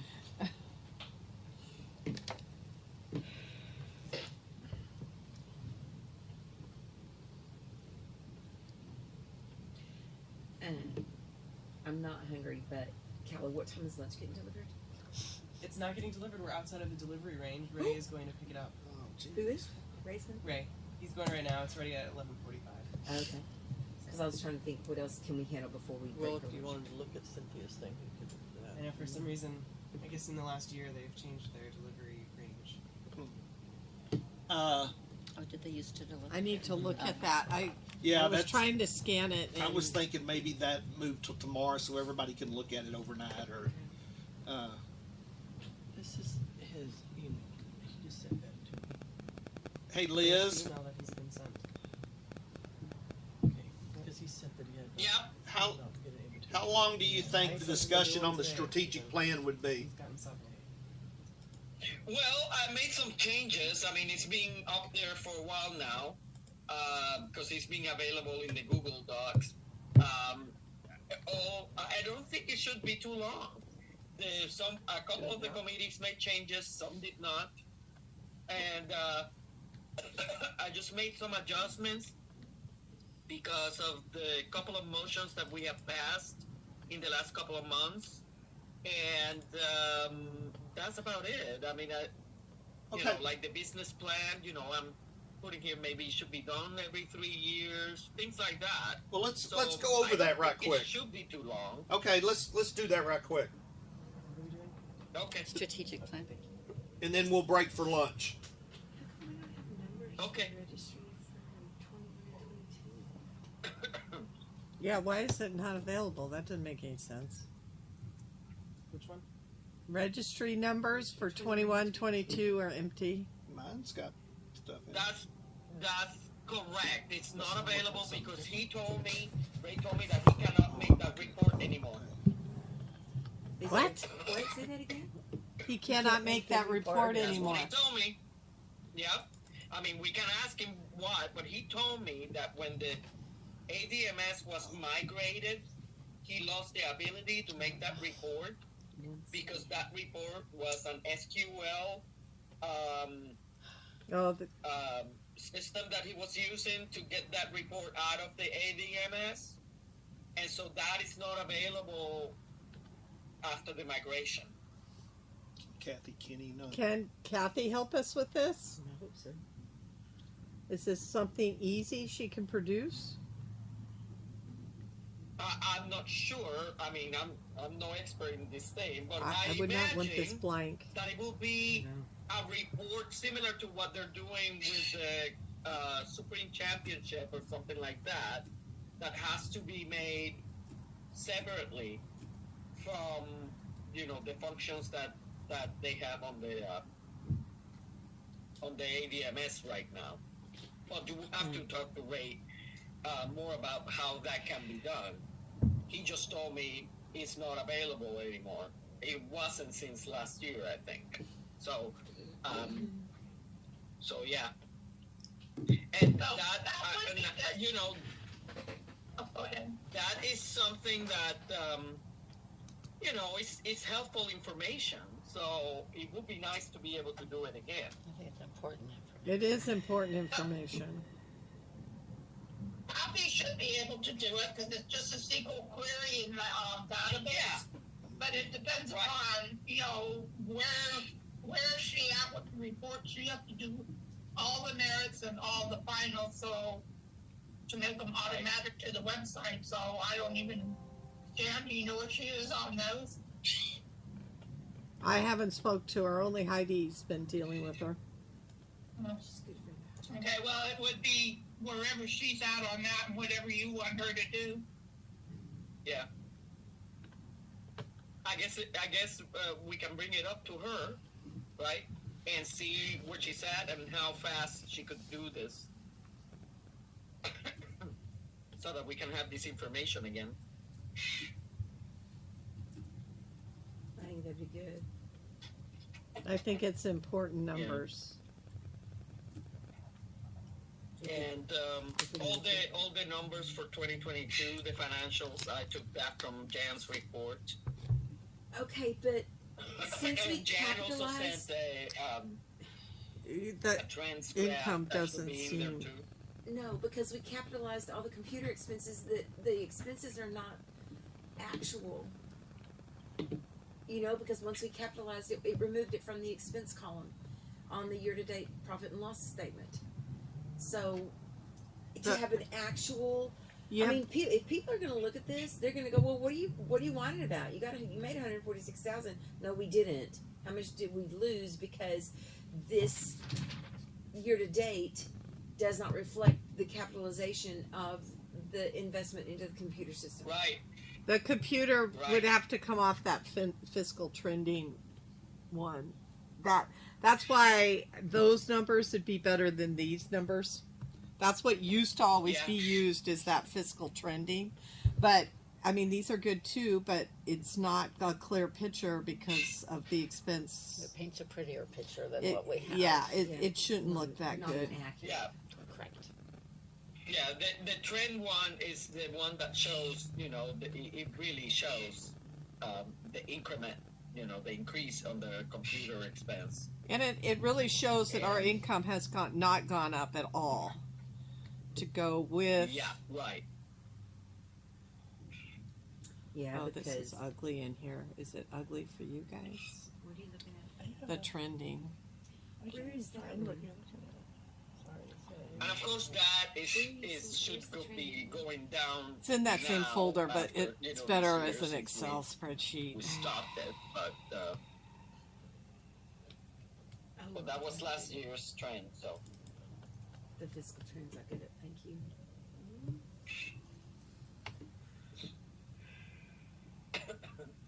But it also had a 5-year. Actually, the whole history is there in this file. yeah, Back to 14. right. But if you look at income, it's. Yeah. That's not good that we haven't increased. No, because expenses certainly have. It's the situation we find ourselves in. Exactly.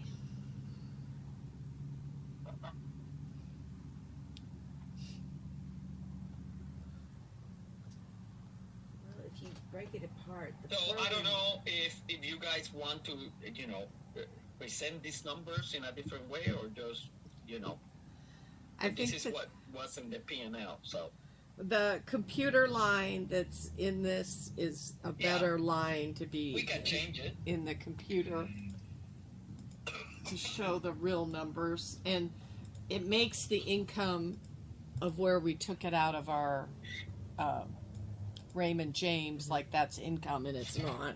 Right. If we want to be, Well, do we have to look at it as income since we put it over into the expendable portion of the account? Even though it was a holding that was redeemed because it became an available, it was no longer a fixed asset but liquid? I'm just talking out loud. I'm not saying that's correct. I'm just asking questions.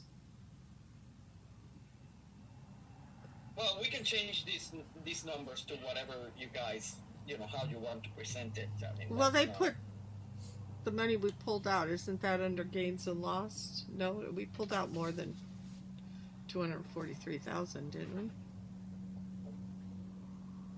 No, I don't know. no, that was it. That's why, the P&L has always been confusing to me. So, So that number is good. I just It's took the the numbers and computer put them in number there, when they so- moved it over into the asset section makes it not look so good. Plus, Right. 60,000 of that truly was a loss on the securities from last February. Right.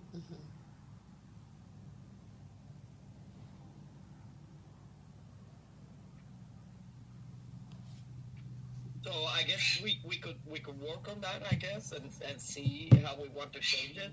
Like, I think the only line is the computer. It looks like you might have the right number for 2021. It's just the 2022 number okay, needs to be off that hold on. fiscal drive. The Let me six get, something. that one. So, does it need to be that 781, 731? Yes. Maybe I wrote it wrong. Yeah. Let me see. Okay, so I got the P&L here.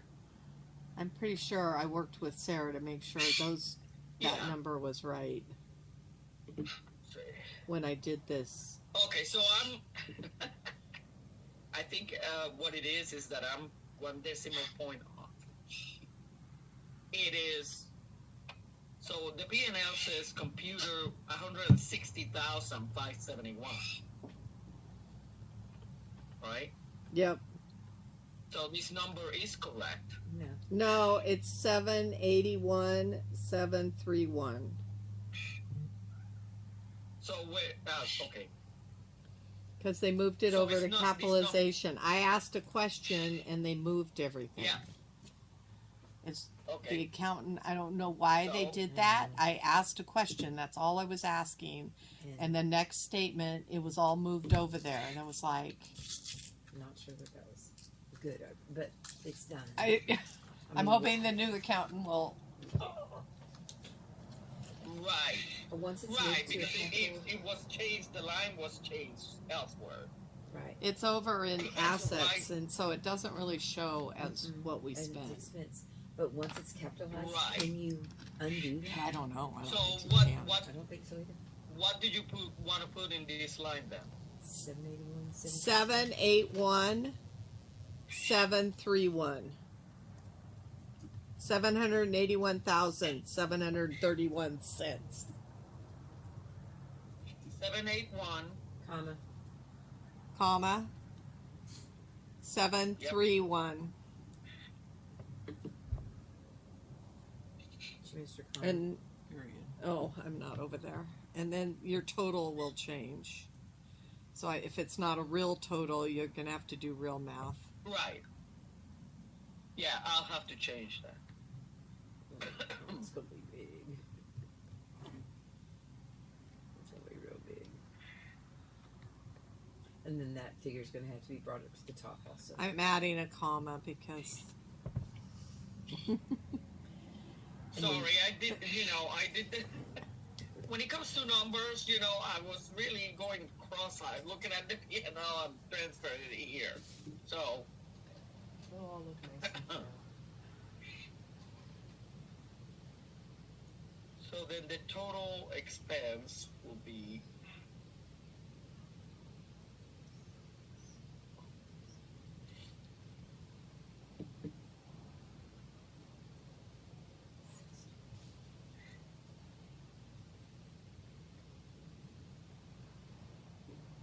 shouldn't our business plan be in here when we have an idea of what we're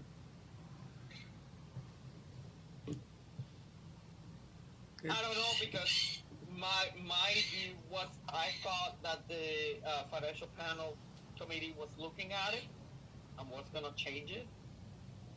So that's why the only thing I added here about the business plan was that it should be reviewed then.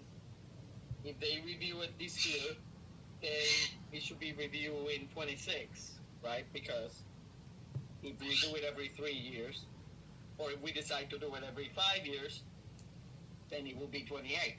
Yep. Okay. So.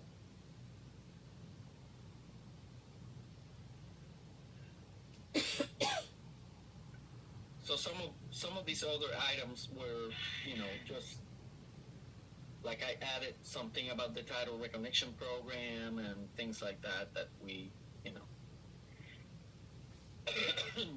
and evaluate the ADMS every 3 years. That was from Martin's suggestion.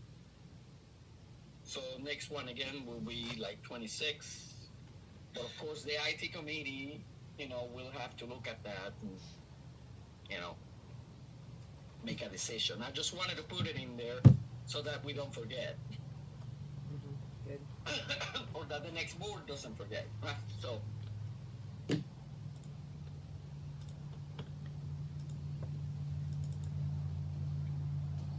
And then the app, I talked to Kala about that. It seems unlikely that we're gonna be doing that anytime soon. So we probably should take that out. It's under technology somewhere. I haven't found it. It's under provide optimal member service. The app is.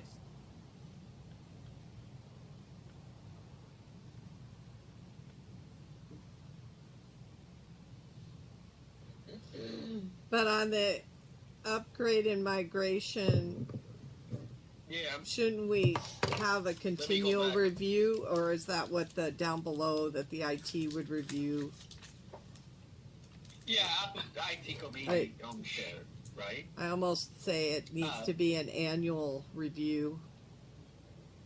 I don't know. It's however many years. I put every 3 years because that's what Martin has suggested. So It's too long. It it's seems up to too the long. board I whether didn't. We want to keep it every 3 years. I mean, right now, we're talking about the ADMS application here. So we don't want to be in the same situation we were. That we don't have an updated system. So that's why, we added that there. So I don't know if we want to do it every 1 year, whatever, however the board decides.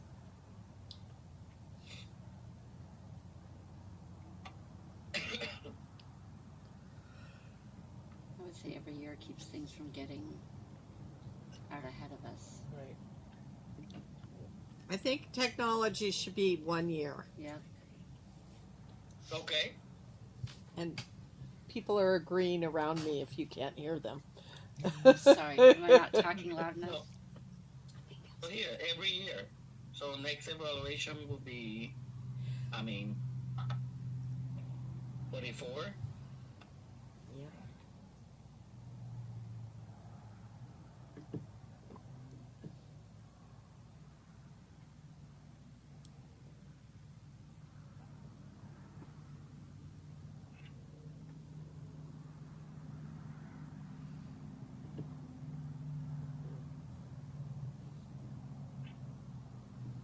Anything else you guys say?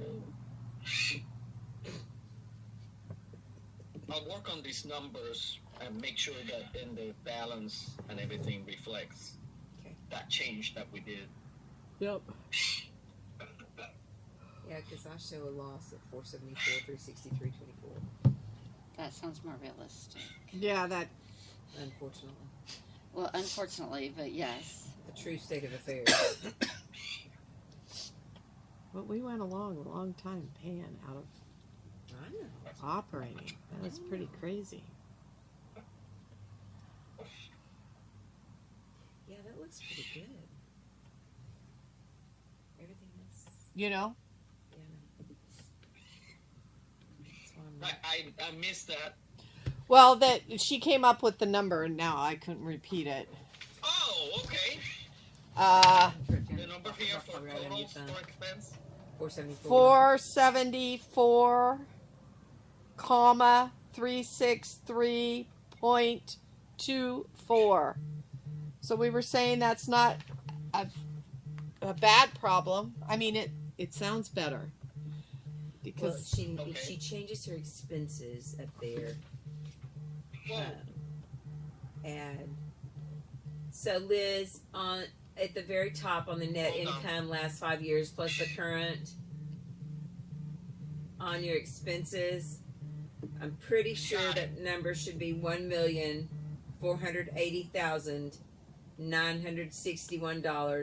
$1,480,961.17. Okay, you're gonna have to go. Just give me the numbers.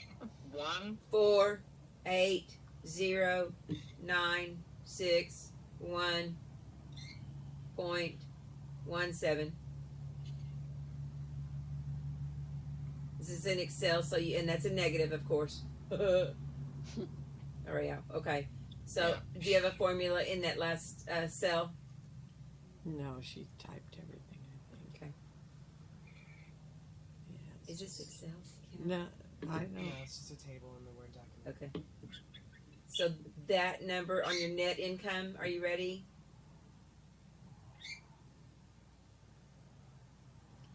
I don't know which Yep. line. Oh, here we are. It's a negative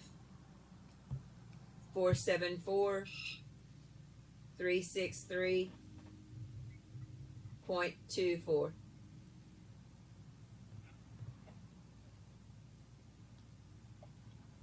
I'm gonna go back and add some commas in there. Who's the rhino? I don't even know what I am. Who's the duck and who's the rhino? We have this anonymous stuff. And moose, rabbit. I mean, how do we know who I we don't know. are? I mean, What are you doing?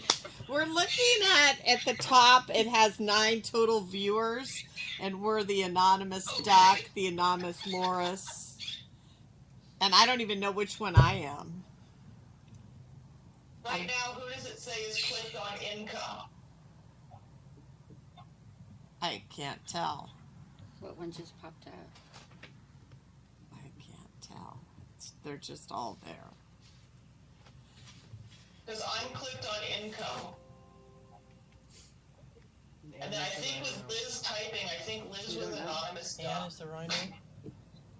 Yeah, whoever's clicked on the plain income is the rhino. The rhino's on income. And then we've got Okay, so I'm Oh, my anonymous sheet. rhino. net income is anonymous moose. Clicked in the middle. And Liz is the anonymous Loris. I clicked on staff. I'm not sure that I would prefer to be, anonymous to Rhino, but whatever. You're the badger. Who's the badger? How did we become these things? Uh-oh. Did I do something to I don't it? know, somebody did something. I did You it. did it. I did. Whoever hit the table I did it. touched it. I didn't do it. I was just double checking my figures. I You popped over touched to it an when you Excel. pushed back. I popped over. I tried popped to over go back. to an Excel Control sheet, Z. and I just verified my number. See? Control Control Z. Z. Is it an undo? There you go. Okay, I'm leaving this screen because Koala, I rabbit, did that moose, nonsense to it. Badger, duck, plus 4 more. Lordy mercy, we have a whole zoo. Okay, Wow. thank you for that. I mean, I hate to see it, but that's the truer reflection of where we are. Yeah, great. It should be a minus number. It is up Yeah, in the she's a top. Linus. The net income, it's a negative 474,363.24. Now, are you looking at the expenses at the bottom? The expenses can be a positive. The 474,363.24 down there by the 1.19 million, 1.119 mil. 1.119 mil. Hold on. No, you're good. I think you're good. Okay. All right. I will recheck them later Okay, I did check it on an just to Excel make sheet. I sure. popped over. because I'm paranoid about it. But Okay. yeah. Is there anything else we should add or take out or? I think this is true. I think you're at this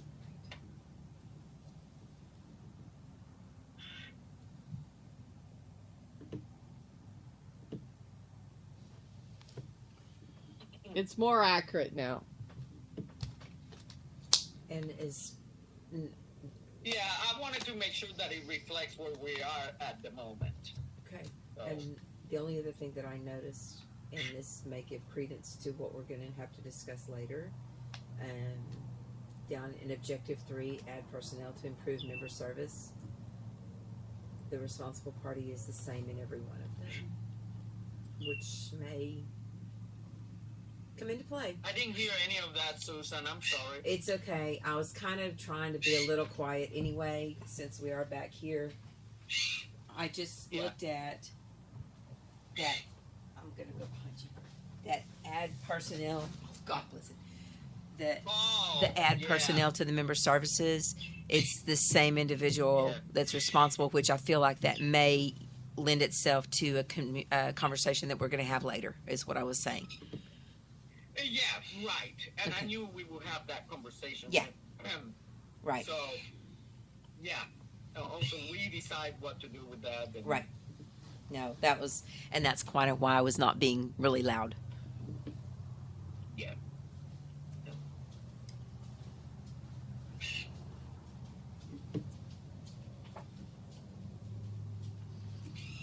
Anything else, guys? Yeah. Do we move to approve this, or? Sure. Well, yeah, we would. If there's nothing else, we would move to. I would move to approve it and adopt it. I'd second it as long as we get the commas and the dollar signs probably in there. Cal is nodding. That I will edit it. I know it's probably annoying you, Jen. I understand. I'll do it. It's only because Susan gets on me if I don't have it all right. Okay, so we have a motion by Liz and a second by Jan to approve the updated strategic plan. Any more conversation? Looks great. Thank you, Liz. Thanks, Liz. Thanks, Liz. Very welcome. Sorry I was late on my fiscal trend. Okay, Well, it's all right. if there's no other comments, I'll call for a vote. All in favor? Aye. Aye. Any opposed? Any abstentions? Okay, motion passes. We'll break here for lunch, and then we'll come back at 1 o'clock for Gail is gonna visit with us on the Read Standard illustration. Gail? Okay. Since the artwork was finished and you guys approved it, the next step, and hopefully the final step, will be for the board to decide, and it is y'all's decision, not ours, about the formatting and what you want, how you want it to be presented, say, to the membership, to the general public, etc. So I actually talked to Heidi Mobley a few weeks ago, and because of course she's the webmaster, and so I wanted to talk to her about options also for the website. What she and I, think might work well, and there were three things that we primarily talked about. One was to present it in kind of what we call a gallery format, to where obviously there would be a link put on the ASCA website that you would click on, and it would take you to basically what do you call that type of presentation? It's like slides. Slideshow? Like a carousel type. PowerPoint? I'm sorry, what? PowerPoint. Like a Yes, PowerPoint? like a PowerPoint, which would of course have the text, which each part of the photos and the color photos, the drawings would have a text to accompany them to, for one thing, have that section of the standard quoted, and if it's something that really needs a little extra clarification, yes. Like, for example, the issue with teeth and bite, because so many people don't really understand what a wry bite is. And even with the pictures, it still needs to be explained, But for the most part, most of the standard kind of stands on its own, So we're not talking about a whole lot of text to be added, which is, of course, the confirmation committee's responsibility, mine, and I'm asking for one other volunteer to kind of help, because it's helpful if you have somebody that can kind of read what you write and say, okay, this doesn't sound right, and back and forth. So anyway, that is one option. So it would be like a PowerPoint. That's one choice, and which, of course, you can progress through when you're looking at it at your own speed. Okay? All right. one thing that Heidi suggested was, and I didn't even think about this, is again, like a PowerPoint, but with also an audio, like a narrator, and putting it on the ASCA YouTube channel. The issue with that, though, is that if it is like that, you would have to pause it manually every time because, of course, it's just going to play. And it's going to go through. And if you wanted to find something specific, Yeah, you couldn't. it would be really hard. You'd have to, Yeah. you know. So that part of it I didn't like. Other than that, that kind of sounds great. And then the other option is to do it like a digital file, like a booklet, a digital booklet. Same way the Aussie Times kind of is on the website, but have it as the illustrated standard with all of the text in there, each page like just one big PDF file. And here's where this also is up to you guys too, is marketing of it. Honestly, I think it would be great if you guys would charge for it, Make it like because you did have to spend money to get it, first of all, and we all know you need money now too. But many other breed clubs do charge for, like a digital copy. You could say $5 for the digital if you want a printed copy. That's a pain in the neck. But one suggestion, because I was talking to Laura Gibson earlier this morning about something else, and she said, if they would, maybe send some of them and sell them at Nationals in the merchandise booth. And I thought, that's a good idea. But of course, that you would charge more for because you've got the printing costs. And we're not talking about anything thick, but and it could be printed each page front and back, which cuts down on the cost too. The cost of binding, the cost of the paper, because you would want a good quality paper, like what you use for the catalog. Something that's got a little substance, not this. And so those are pretty much the options. I sent her the link to this one artist's website where she has quite a few different breeds, types of illustrated standards. Okay? And I think they're pretty much all in like a PDF file. Some of them are PDF files. Some of them, I think the links on her site go straight to the Breed Club site. And putting something behind a paywall, on the website is one thing. You could do like a main page, that sort of thing, and just have a few pictures, pull out a few pictures just to show people kind of sort of what it looks like, and then say, okay, you can get your digital copy for $5 or whatever it is, I think by making it a very low price, you would end up getting more people out there. So it's a question of volume too. The whole point of having it is to educate the judges, educate exhibitors, and you all have seen the pictures. With regards to the construction of it, Shelley actually sent me a link to a site that you can use. Let me see here. Let's see, where's that link? Come on. Where's that? So they definitely. It's a bookmaker. It's an e-bookmaker. Oh, cool. I was just looking. They definitely send you back to the site for the parent club. Yes. That's cool. Always. So we don't have to deal with a middleman. No, you wouldn't have to deal with any middleman, actually, because we're generating. Right. But this is pretty interesting. I wonder, do you have any idea, or did Shelley know what the charges were for basically them being the front for us? Because I'm sure they just don't put these up here for free. Would there be a charge I think associated? these are what this gal has done. Yeah, She's just showing yeah. I'm us just this. sending you Okay. examples Put so it you on can our see web- what on our other breeds. how the Okay, formatting I was is. like, okay, is she? Yeah. Are we gonna pursue them advertising for us? No, of course not. They only advertise probably what Yeah. the ones that She does. advertises For us.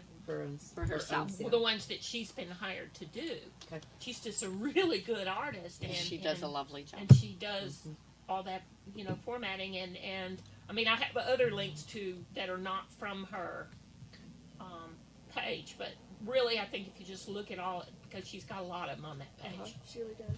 and but it's really in order for me and the committee to move forward on what we write for this, we need to know what kind of format we're going to do, because I mean, a lot of it will be pretty simple, actually. And I've done so many freaking seminars. I've got so much resource out there to add to whatever, like, okay, here's why, a little bend to the pastern is important, for example. It's not just this is how it is. People need to know why. The front bears 60% of a dog's weight, which is why, you really want a correct front, just some of the facts out there, just throw in about certain things that are so important that so many people seem to ignore. And I'm talking about confirmation judges here.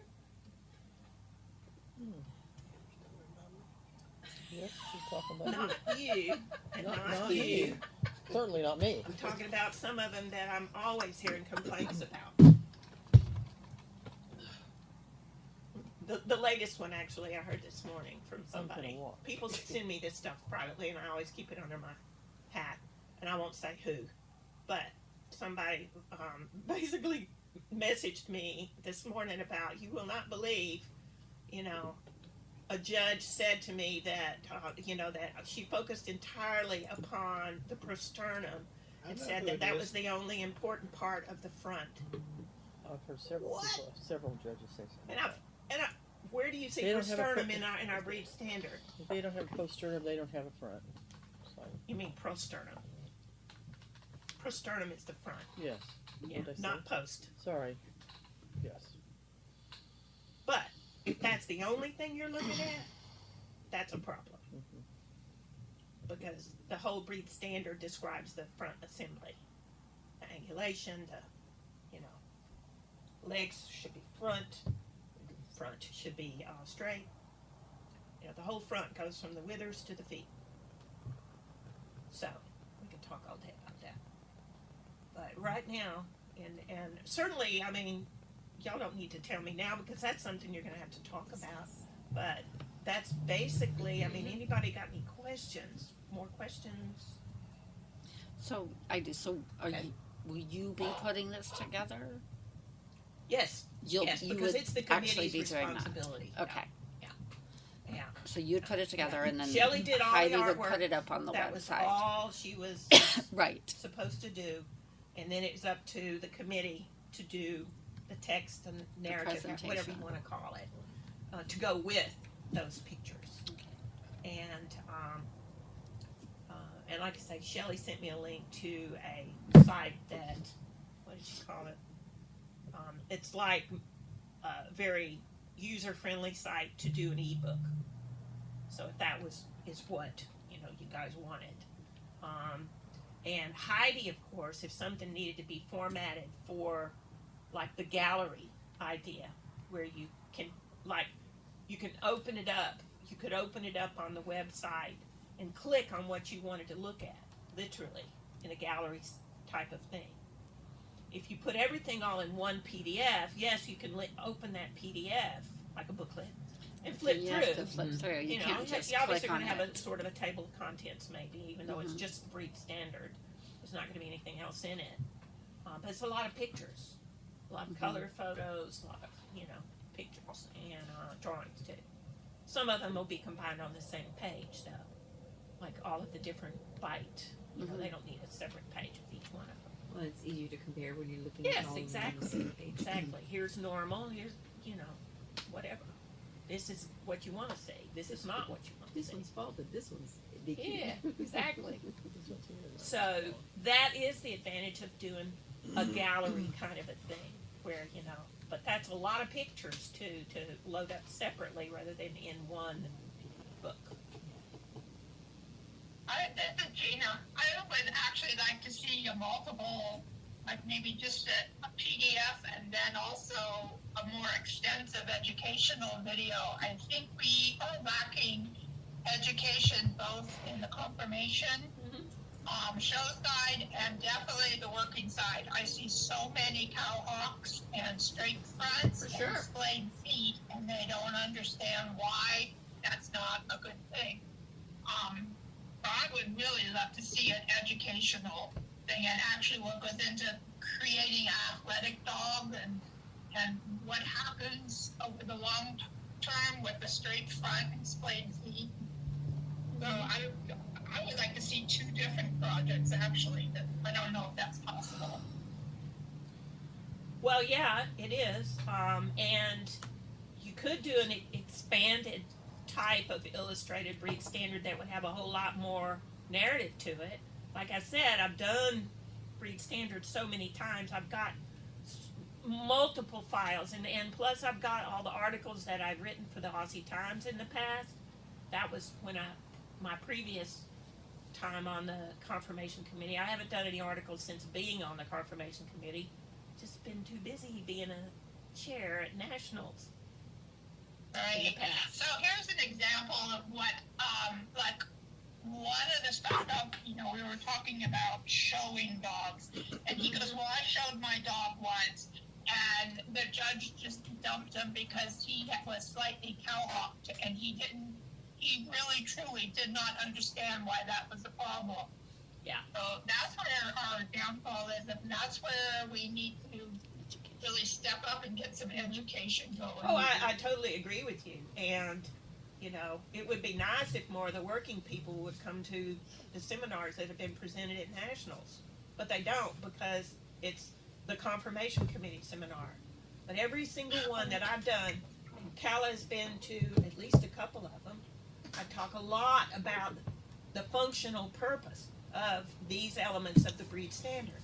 Why you want, like, flexible pasterns, why you want this, and why you want an almond eye set obliquely on the skull and not a round eye on the front of the skull. It's not just about breed type, it's about function.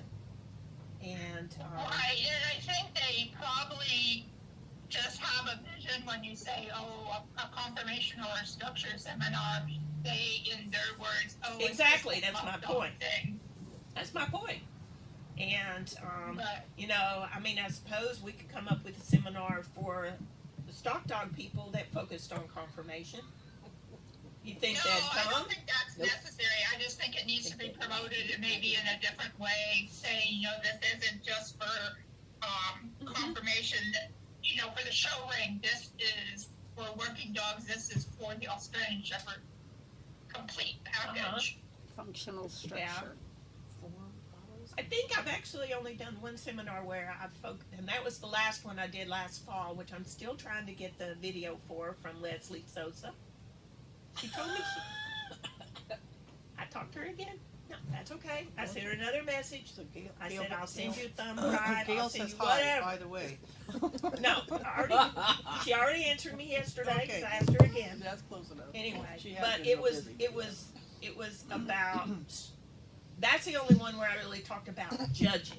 Okay, how to judge movement is what it was about. Okay, but all the other ones that have been done were not on judging. Even that's why they were open to all of the members, and they were great. We had lots of conversation, and it was great.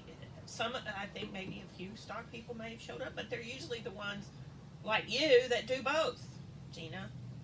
And yeah, so it's hard to attract. It's very hard to attract people to something that, like the guy you mentioned, that they don't feel like it's important. And and it's hard to teach people if they're not actually seeking that education. Seeking education helps a lot. You can't spoon feed people, though. You can't. In fact, they can be very resentful if you try.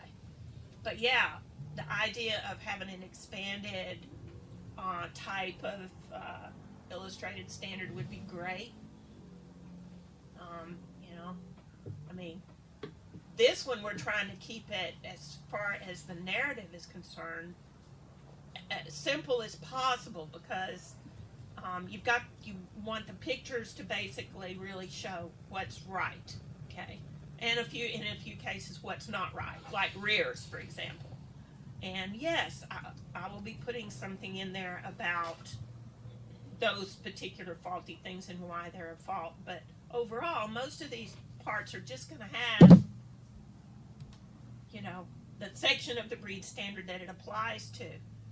Now, if okay, God help me, I'm actually saying this, but I mean, I have no problem with expanding on that for this file, but it will increase it quite a bit by adding more.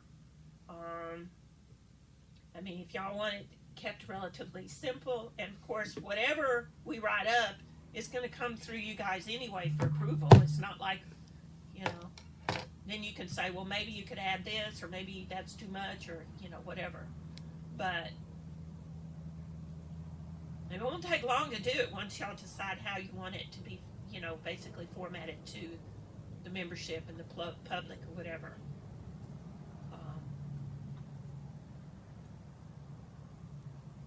I do think having a book would be good. Heck, you could even give it as a gift. You could even do it as you could print it out like for the Nationals thing and give it as a judge's gift. That could be your judge's gift, Susan. You were asking. So, Gail, how much trouble would it be to do a couple of different formats and give the board options? Say, this is what it looks like this way. This is what it looks like this way. And well, I can add. Well, the thing about doing a gallery on you know, the website, I could ask Heidi about that, because that's kind of, until you actually put it on the website, she might can come up with a way to show you what it would be like, because I don't do websites. I don't understand, even though my daughter is a techie and does. Actually, my daughter, I could ask her too, but she does coding, That's a buzzword. The word of the day. She does. Oh, let me tell you, I have been sharing with her what's going on. I have been, and she just. And she's not ready to jump right there. Well, she works for Shopify. She does web building and stuff for Shopify. Actually, she's going to Greece. She does seminars overseas too on how to code, JavaScript and everything. I don't even understand it. but I just thought if there was a couple of different options that Yeah. we had, that I'll get with Heidi again The about board that. could- Now, of course, the PDF thing, I could do that. You know, and honestly, I think regardless of which way, I think doing that PDF booklet is a really good idea.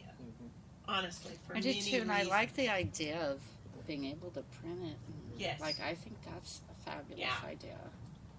Honestly, This is much needed. Sorry, I'm not hogging all the foot space. but you can do more than that. You can do, like we said, you know, you could offer that one way, Right. and you could still do a gallery, but it would not be it wouldn't be the same. You know, basically you're looking at pictures and parts of the breed standard and stuff. But if you want like something you can hold in your hand, because you can't do that from a gallery unless you went through and printed every single page yourself. You know, most people are lazy in that regard. And personally, you know, if you could get something digital, say, okay, I like that, I'll save that. You know, I'll pay $5 or whatever for it, $7 or whatever, or a printed one that would cost more. You know, double the price of whatever your printing cost would be. Right now, I'd say we wouldn't offer a printed version. We can order it in PDF. Well, it isn't even done yet. I know, but But The for the print- merchandise the print- is an issue. printable, they could send I it suppose to it is. Kinko's or something. Right, Office Max or Yeah. something, and Yeah. then they Yeah. can get it. Get it printed on. That's easy Yeah, but enough. I'm saying like That's the only put problem on with the the. merchandise table at Right. Nationals Got is it. what I'm Right. talking about. I know. Like a one-time thing, not to have the office have a bunch of them for people to have to send out. That's not what I'm talking about. I'm Yeah. talking about like that one place where you can get a copy of it. Yes, Get 'em while they're absolutely. hot. Ooh, and then we pre-order them so we don't have any left over. That's I a think people fabulous would buy idea. them too, honestly. Yes, they I mean, would. I do too. I think it'd be a big Yes, deal. they would. I do too. I think Well, it would let's be. charge them $50 and bring it on. Uh, Let's go. That's more than the catalog, girl. Yeah, but You're getting why them. not? No, Yeah. This is $50. I mean, it's this going to be is- a booklet about like this. but look at this. This is lifelong, ageless information. I agree, but if you charge $50 for it, nobody, hardly anybody would pay for it. So you're shooting yourself in the foot. It's kind of like raising entry fee for a regular class to I $50. know. Would I pay it? Oh, No. hell no. I know, but we Make it reasonable, because the whole point is not just to profiteer. The whole point is to provide an educational thing. So, Take that education it's better to sell 200 copies at, at 35 and sell yeah, exactly. 100 at 50. Yes. And you can ask for pre-orders, I at a think- lower price. Yeah. Same thing we do with catalogs, pre-order, and if there's any left, then yeah, you can buy one. Maybe you get one, maybe you don't. But last year we did real good about selling them Sure all. did. I know, because I was in that office a lot. Sure did. There might be half a dozen left around here somewhere. Maybe. There's not very Oh, many. you mean all those people that bitched about not getting one afterwards didn't ever? Oops. Can't please all the people. That's right. But I'll talk to Heidi about if she Okay. could kind of because I can send her the link to the Dropbox file, because it's Heidi, for heaven's sakes. If you can't trust her, you can't trust anybody on the planet. What is going on here? Well, and you guys really, honestly, you probably wouldn't even have to pick one. You could do all of them. You could do the gallery on the website. That's what I'm You saying. can do the YouTube video, and then you can have the PDF. The YouTube video, and I already mentioned this before,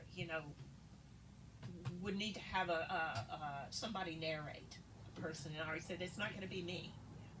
I'm an old lady. I don't have a pretty voice. Well, but effectively, all you need is somebody with a Yes, strong. there are people who do Oh, voice absolutely. work, and that we in the club. maybe wouldn't Yeah. have to pay them. No, it would definitely be volunteer. Hey, Yeah. I'm volunteering all my Right. time for this. Absolutely, and, but clear enunciation where it's, exactly. Yes. And people who understand the terminology, Exactly. because there's an anatomy and stuff. Yeah, hey, you can do it. But yeah, you could offer whatever you guys want to do. It's just kind of here we are.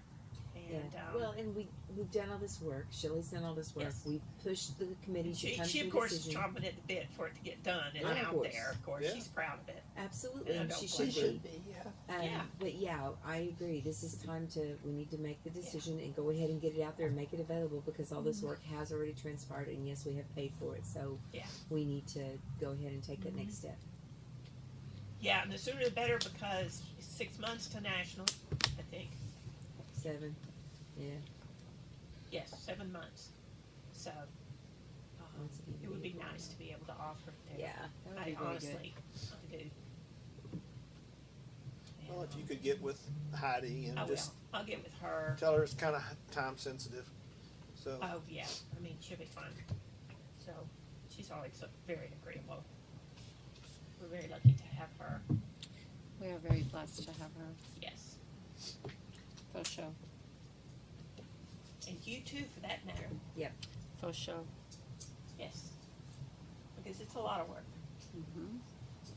Count our asses. does anybody have any other questions? For me. Liz, Ann, Go forth. Gina, y'all have any questions or Comments. comments before we let Gail go? No questions from me. This is Liz. I just want to thank you, Gail, and Oh, you're welcome. thank Thank you. but the committee for all their work and what needs to be finished on this. You know, I know that it was something that was really needed, and so I think we all appreciate that you took this on, and it's finally coming to fruition. So thank you. I agree. Thank you very much, and it's really, really needed. And like I said, I'd like to see multiple projects because we really lack in education. So thank you so much. I like the idea Well, of doing all three. I like that. Anybody All right. else? Thank you, Gail. All right, you're welcome. Thank you. Have a good afternoon. No, you're good. For the 2024 National Oh, that is a good one. MVA Evaluator. Gina, that would be yours. Oh, I totally forgot about that. There's already a motion I made, all right? Or do I have to make it again? There's a motion. I don't know. Oh, wait. It says we'll bring forward a motion. Oh, I And she has to make it. there's not a motion. I thought that, huh? There's not a motion, they said. Oh, I thought I did make it because I told somebody that, okay, whatever. I have to find the Dropbox because I don't remember who it was. It's Chris Churchill. Chris Churchill. Churchill. Kristen Churchill. Yes. Okay, I move to approve Kristen Churchill as, it's a replacement motion, that's right. Yeah. As the new MVA evaluator for the 2024 Nationals. And I Is there any comments? Do we need a second? No, it's a committee. Because it's committee. Yeah. I'm having a hard time hearing, so. Okay. I hear Rick, but everybody else I can't. We're all so really soft spoken. Okay, so we have a motion from Gina to approve Christina Churchill as the 2024 Nationals MVA Evaluator. Any further discussion? Okay, hearing none, I will call for a vote. All in favor? Aye. Aye. Any opposed? Any abstentions? Motion passes. Where would you like to go next? We could do 27. There was another.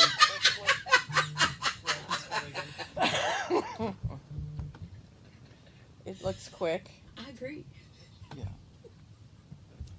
Okay. Next, we'll go to number 27, the 2024 Nationals Committee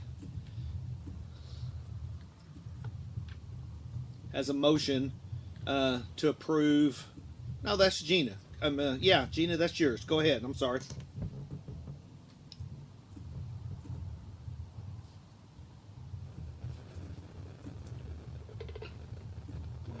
Are you muted? Yeah, I'm having computer problems right now. Can Denise read the motion? I move to agree Kathy Pike to the Merchandise Committee for the 2024 Nationals. This said co-chair, so is she Co-chair. with somebody else? She's Just with us? Liz Gibson. Liz Gibson is the chair, and she's had put in application for the co-chair. I thought we were only doing one chair. Oh, No, this one actually allows for. Yeah, this. oh, this- it does? Yes. Okay, Yeah. thank you. That's why it came in so late, because I didn't realize it either. Okay, so I'm good. we have a motion on the floor to add Kathy Pike as a co-chair to the merchandise booth for the 2024 Nationals. Any other discussion? Okay, all in favor? Aye. Any opposed? Any abstentions? Okay, motion passes. I know it's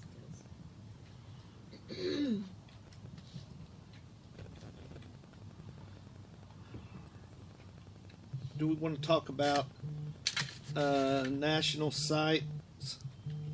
Number 23.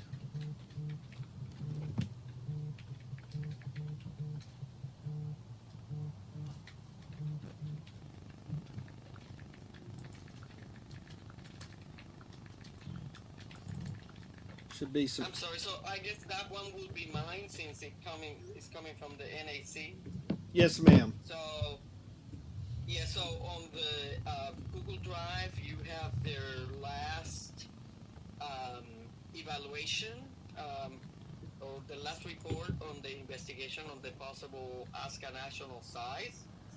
They really try to find some locations on the East Coast, and they have not been able to find one. I'm looking at two more. So, I'm trying. yeah. So so far they haven't found one. No, they have So not. which ones are you looking at, Jen? Oh, I knew you'd ask me that. They're both in New York. Yeah, Laura emailed that to me Yeah. yesterday as well.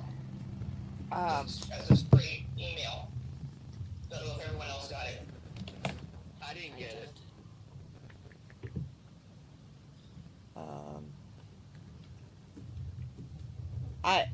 they don't have. I'm guessing they might be lower budget places. They don't have good site maps, so I'm having to actually get in communication with the facilities. So the two sites is CATTARA UGUSCO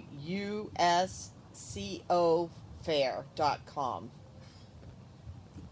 And the other one is kind of similar, CHAUTAUQUACO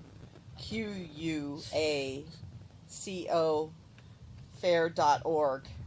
Do you need these? I can forward it to you, Kella. I think I got them. Okay. And I have some people in the East, and so they throw places at me, and I ask, "Are you available? Are you in the 50,000 range? Are you able to handle this list?" And then if I get past those questions, then I go on. The date. Where are you at with these places now? Are you just at that stage? I just got these, so I'm at the one's getting back to me, and the other one hasn't responded back to me. To your questions. Okay. So, they're always excited to hear the whole facility going somewhere, but you just got to figure out if they. Right. And the resources for livestock in that area, it's outer state, New York, so there's cattle and sheep and things. Yeah. But I'm trying. It's a lot of these facilities are not available from September to November. Just FYI. Right. That's the biggest challenge. So usually I just say, "Are you even available?" A lot of the sites they've sent us, the equestrian, that's a big equestrian time, and they're like, "Our equestrian areas are booked." So if that area is booked, then we don't have anything for livestock. So the fall is there. Right. So I can't imagine how many we have looked at, and now we have a Google Drive that we stick everything Yeah, a into. whole bunch. Yeah. And tried to let people know that we've researched. We've gone back to facilities that we've researched It was before. hot in here this morning. Right. So the ones that are still in the, found suitable for nationals are, of course, the Bryan, Nebraska, Greeley, and then Bakersfield. So there is information on the Google Drive about the latest conversation that Denise had with Bakersfield and what the numbers are for Bakersfield for possibly going over there in 2026. And then there's Greeley, Colorado as well. There's a comparison of cost that she sent. And you can see that in the Google a decision as to where to go in 26 at this point, but you know, we should be doing this pretty soon because you know, most of these contracts are made, you know, at least a couple of years ahead of time. So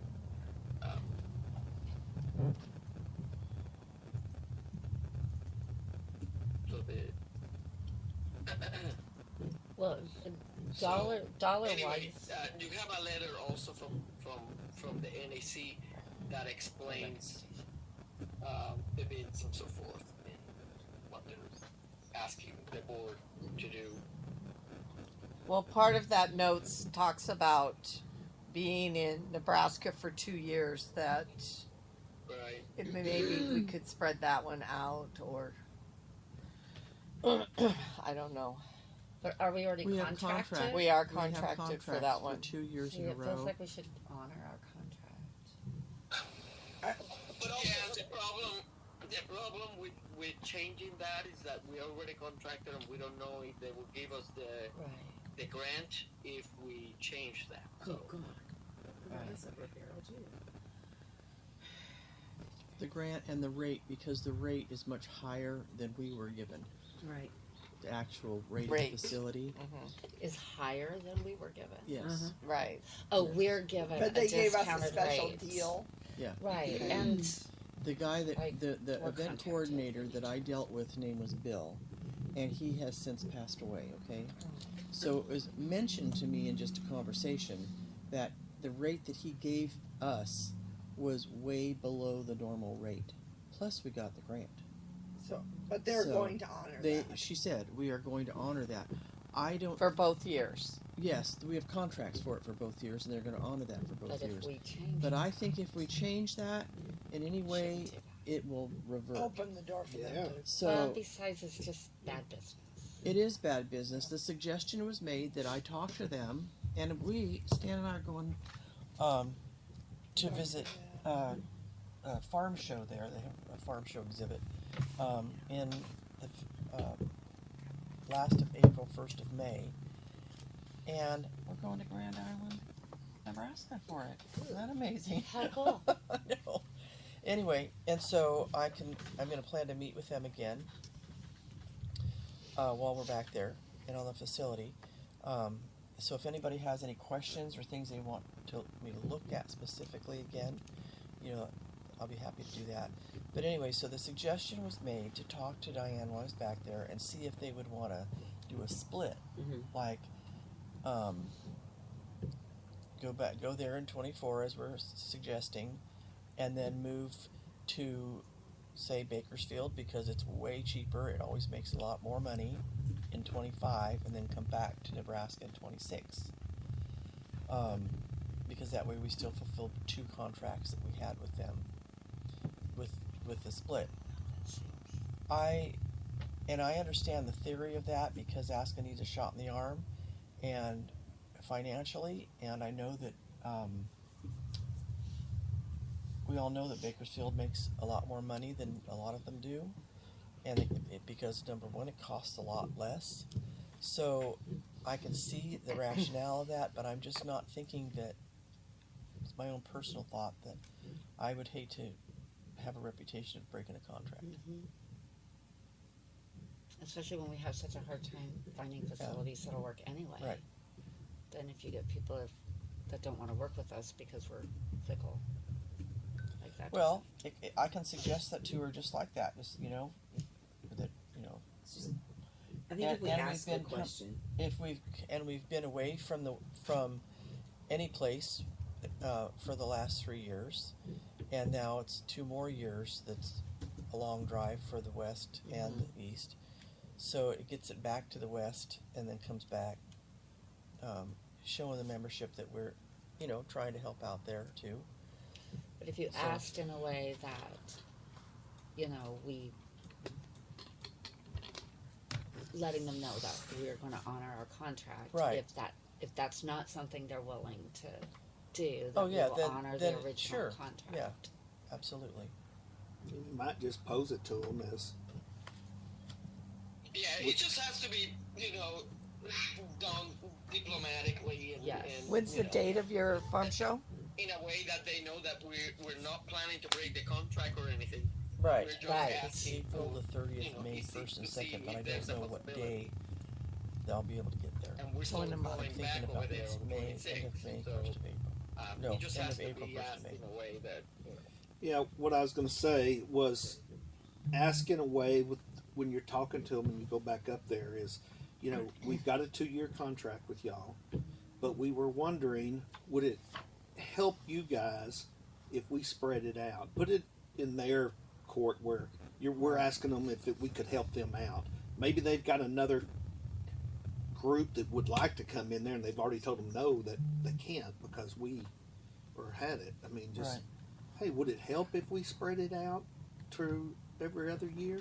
Or would you prefer us having 2 years in a row? And let them tell us. I like that. That's a great idea. That is a good way to approach it. Well, Where I it know is- that when I've talked to different facilities, it's like, well, we've already got something there, You know, my thing is, if we talk to them now, they may have already turned away several people because we're there, and they can't fill it. So that would make it a no. Right. But and they may they have might people have them they at a could go higher back- price. Well, right? yeah. So that would benefit them. Right. Because they could go back to somebody who has called them and said, you know what, this became available this year, and you could come back, and they could make more money on it. So I'll talk to them at that way. That'd be great. But the facility, and she said, I'm just mentioning this, however, we totally will honor it, nothing's changed, blah, blah, blah. And she probably really shouldn't have said anything about it, you know. I kind of felt, she didn't say it in a mean way or a rude way or anything, because she was just like, oh. Because she was new when we went back there. But you met Bill. And so. I didn't meet Bill. I met Diane. with Diane and Yeah. Vincent and Vaughn, but he's not there anymore. No, he's gone too. Yeah. They have a pretty good turnover. Well, what happened was that in the meantime, they became the site for the state fair, and so I think that's when changes were made. It wasn't that people left them; it's that, and he's still there, associated with something. He's just not the livestock person. There's some woman I'm supposed to meet on there. So anyway, that is the thought process for Grand Island. And so we would really need that information before we could make a decision on what True. else. Well, we could make a decision that we're going to go to a rotation. Either way, Right. we need but to make about where that to go. decision if that's the direction we're going to go. And continually looking in the East Coast. Still be like, yeah, we could go back to our rotation, but the way that we're gonna do it is what it, will still have to be up in the air until we hear back from Nebraska.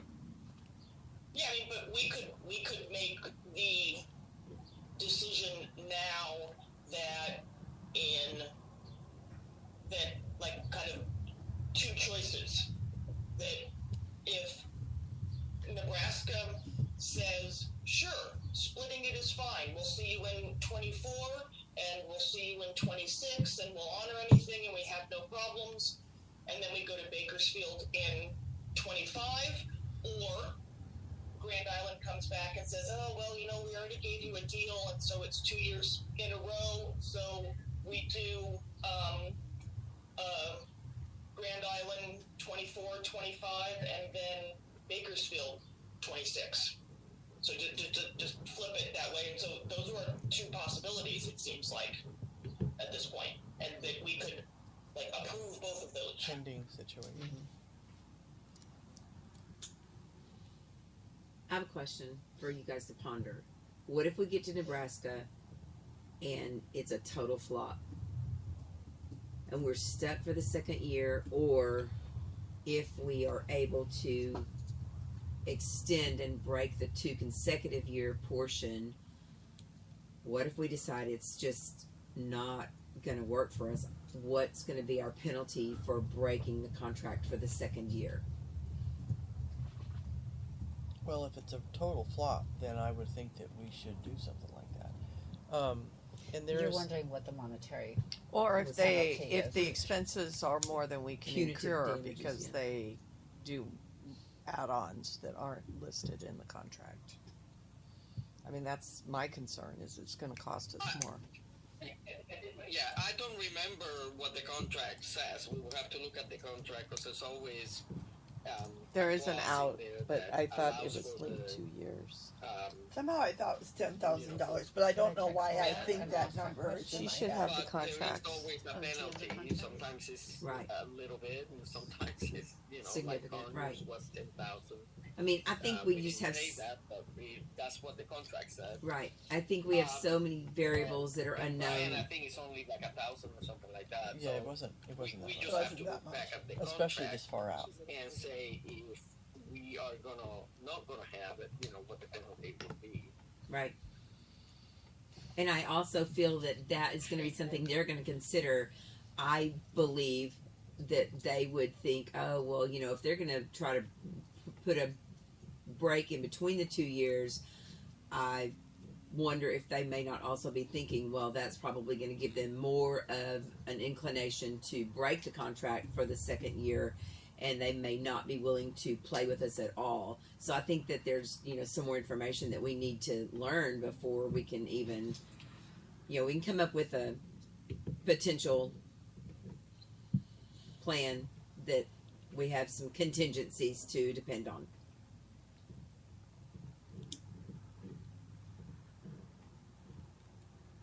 Yeah, like I said, we can agree that we're going back to our rotation.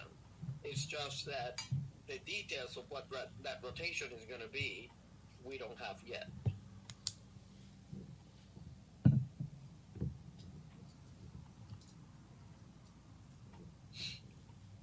So But then- if the board wants to just wait until we hear back from Nebraska to just do it all at the same time, then we can do that too. I think, can't we say what our rotation's gonna be until we get more information. more information and continue to look for an East Coast, so there's a fourth one? Yeah.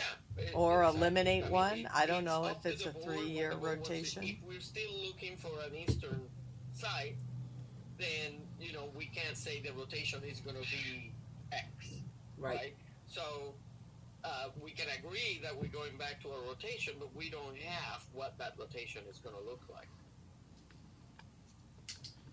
Yeah, we put down a $5,000 deposit, and as long as we cancel before 180 days, we can get that deposit back. So there's no penalty? Yeah. As long as you do it, it Within is. 180 days, and that, of There's course, no- would yeah. happen. Yeah. Well, that's very good. That is real. That's amazing. surprising. That's not bad at all. Scary. That is, Is that's, it an oversight? totally, because that's, Yeah, but it's in the contract. I know. That's good. Well, it was Good to $1,000. It was only $1,000 to cancel Bryan. Georgia for Georgia. within so much time. Okay. Okay, so maybe that is standard, to have it be little or nothing. They'd probably be happy if you canceled. Where's that contract? Tell you the On the truth. computer. For Grand Island? For Mhm. Bonner? What'd you It's say? in the drive. It's in the drive for number 23. I was looking for Fauner. The Grand I see Island contract Island. is in there. I'll send you a If you picture of refresh the that. page. Thank you. So do we want to table the whole thing, or do we want to agree on a rotation and then, agree on going back to rotation and then getting the details for that rotation later? I still only have Bakersfield and Island. Okay. Well, maybe that's what I'm looking at. Grand Island. Consensus about what we Where's want to Grand do. Island? Grand Fauner Island is Park. Greeley. Wait a minute. No, Grand Island Are you Island. looking Grove. at Island Park or Grand Island? Island Grove Grand is Island. Island. I'm looking at Grand Island. Yeah, that's the right one. That's the rest. Yeah, that's it. I'll refresh my page and I don't have that one. It's go up. It's up one. Thank you.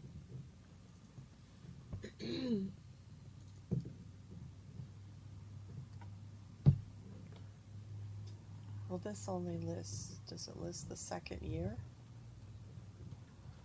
It says, I have no dates on. it's at the top. It's the same contract for 2 years. But it doesn't have the The date's not filled in on it. dates on it. Doesn't have the second set of dates on it. Is that what you're It saying? says sublease agreement blank day of 20 blank. No, it's down a little bit. See it in the event specified information. But it just In line has 2, but it only has the 24.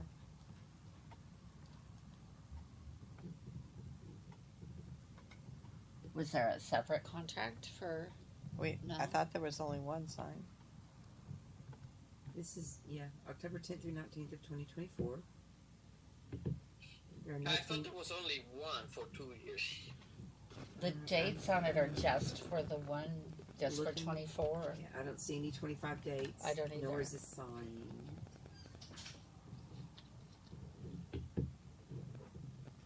Yeah, it's always bothersome when we don't have the signed version. Oh, Yes. somebody's got to send it to me.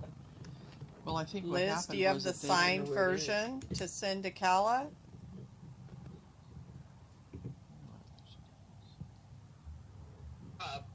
Kala should have had the signed version. I always send them out after sending them to David. But let me see. Let me see if I can. Because this does only have the 1 year.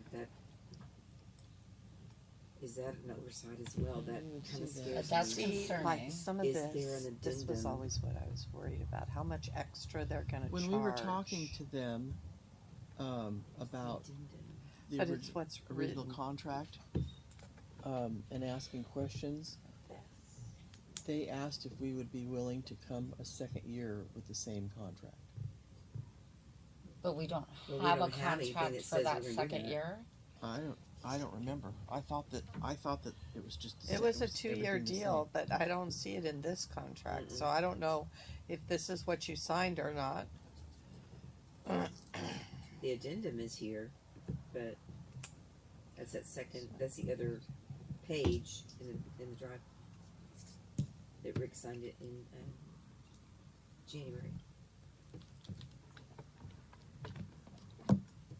That's I feel like concerning. this is loose. I feel like this is really loose.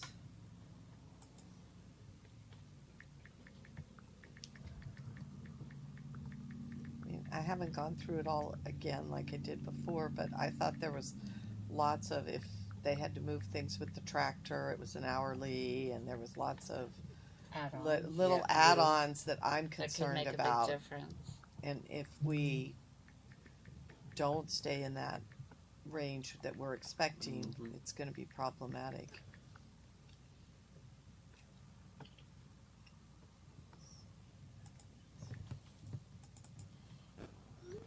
And correct me if I'm wrong, it was verbally agreed that the $45,000 grant would be for each of the 2 years back to back, correct? Yes. Are there signatures? Yeah, but this is Rick. No, but there was more than that. For I didn't sign the January original. 24. This isn't the I would have original. emails This is a of that. change. Oh. There was a switch over in the middle. I should have emails from that. Liz was president when it first came out, and then Got it. I was president in that addendum or that. Got it. So Liz So they sent signed it. the first one, Mhm. you signed the addendum. Okay.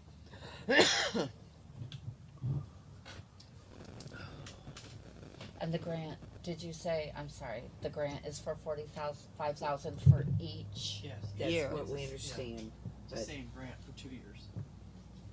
but we don't Where's have the- a contract for where's the the second year. documentation on the grant? Is it on here? I don't think there was any documentation.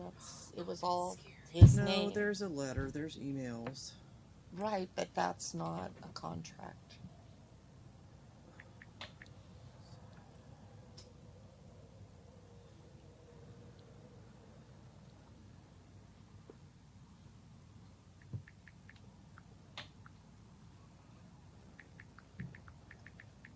Yeah, the additional costs, which we don't have any ticket takers. That was removed on the addendum. There was some other, what was the other thing that was removed on the addendum? And then, okay, this is a good one. The camping spaces, they would charge us $35 a day, but evidently that- they've turned it, that has we're only changed gonna it to 25 a day, and we're gonna take care of that, because that Yes. was one of the things that they And I We're also gonna talked with Diane about that recently, Yeah. and said, you know, what happens if by some strange reason we don't fill that many? And she says, no, you just pay for what you use. Okay. So that's awesome. And they're all full hookups. That is awesome.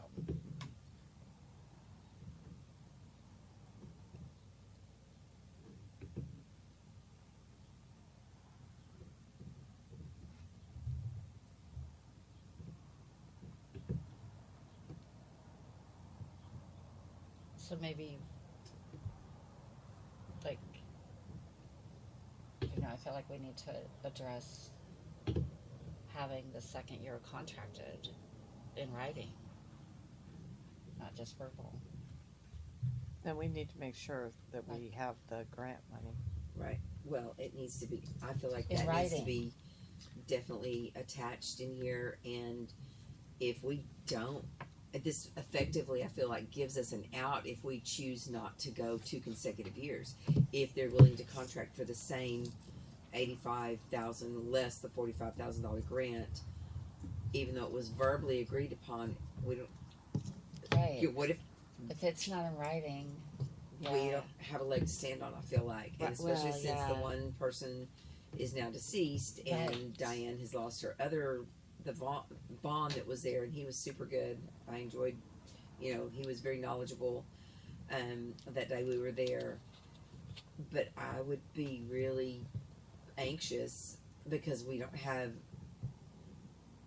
any documentation to substantiate the second year, nor is there anything There's nothing written in here Yeah. that indicates that we get that. states specifically that we will be recipients of this $45,000 grant both years. So I think maybe There we've is got stuff, we just don't know. So maybe when Denise goes to the other farm show in April, you can meet with them and we can get that resolved. I'll talk to her before then. I'm just looking at, because I have multiple emails from all of them, whether Brad, whatever's, you met him, Mhm. Rick, with the grant, because I emailed Diane, I said, can we get something in writing to verify? And she sent me an email. Oh, so there is something in writing on the Yes. grant. We just need to have it attached to the contract, and that way it's all together. Okay, so we're back to that same question. What do we want to do? Do we want to have a contingency plan where we go ahead and say we're going to do a rotation basis, and then those sites are yet to be determined? I think that would be the best. We need a motion for that, But right? I think we have enough information to do the site check. I will make a motion that we go back to a rotation for nationals. I think the membership will be much happier with that. And that we, after Denise meets with Nebraska and gets this information, then we, at a later date, determine what that and Jan gets information from the other facilities, that we determine at that point what that rotation will be.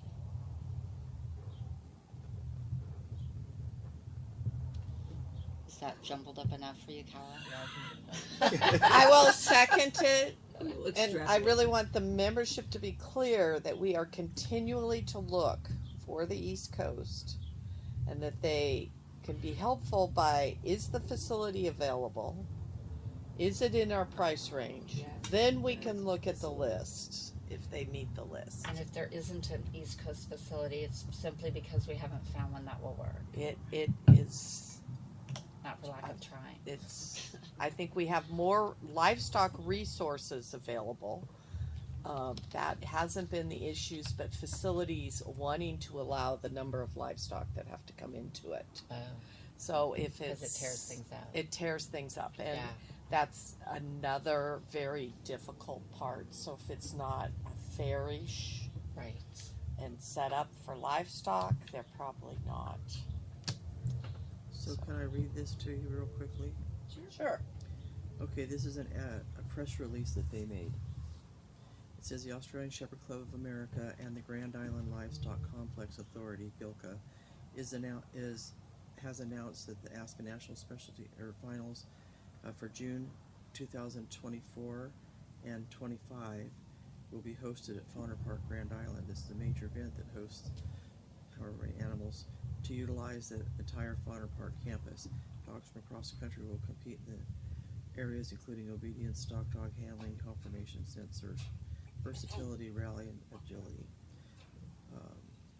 All right, I found it, and I sent it to Kala. He has both dates. Oh, good. The signed contract does? Yes. Awesome. Thank you, Liz. Did you say June? She did. It did She say did say June. Yeah, it does say June, but the date's on it. This was her thing. This was a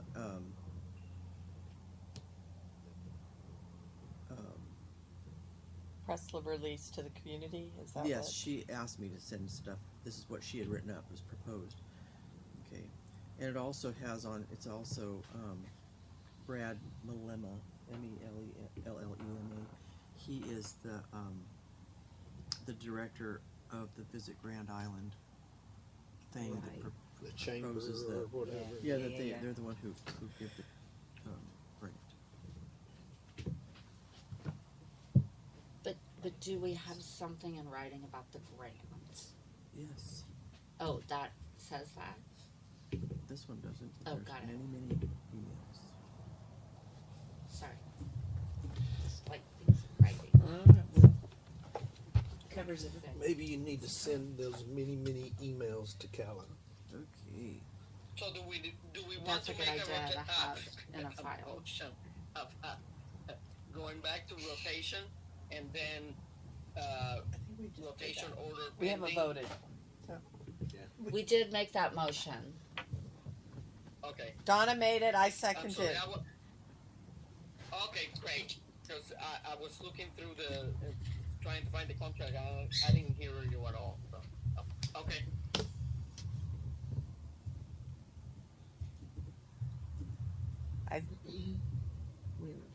I think it's important to go back to a rotation and just want the membership to know that we are looking in the east, and that those are the And we're factors. going back to the rotation effective 2026.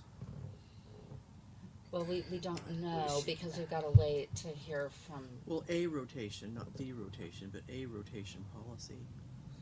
Right, because 2020 24 would start a rotation from with 2025 Texas, because And- if we're in and Nebraska it would 2 be years. forward going.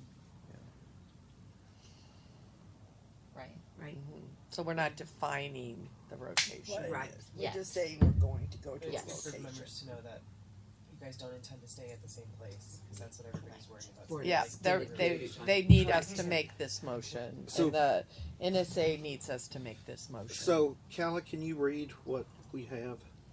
The motion is by Donna to go back to a rotation policy for the Nationals, and that we, after Denise meets with Nebraska and gets more information, and Jane gets more information on the New York sites at a later date, we determine at what point that rotation will be. At that point, what that rotation will be. I think that's really Sounds good. Thank you. Okay. Any other comments on this before we vote? Okay. All in favor? Aye. Any opposed? Any abstentions? Okay, motion passes.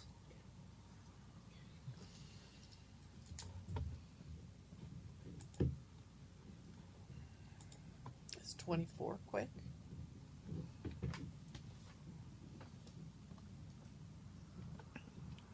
To you, Rick, 24. the contract with Leon. You know, that's going to be What quick. is that?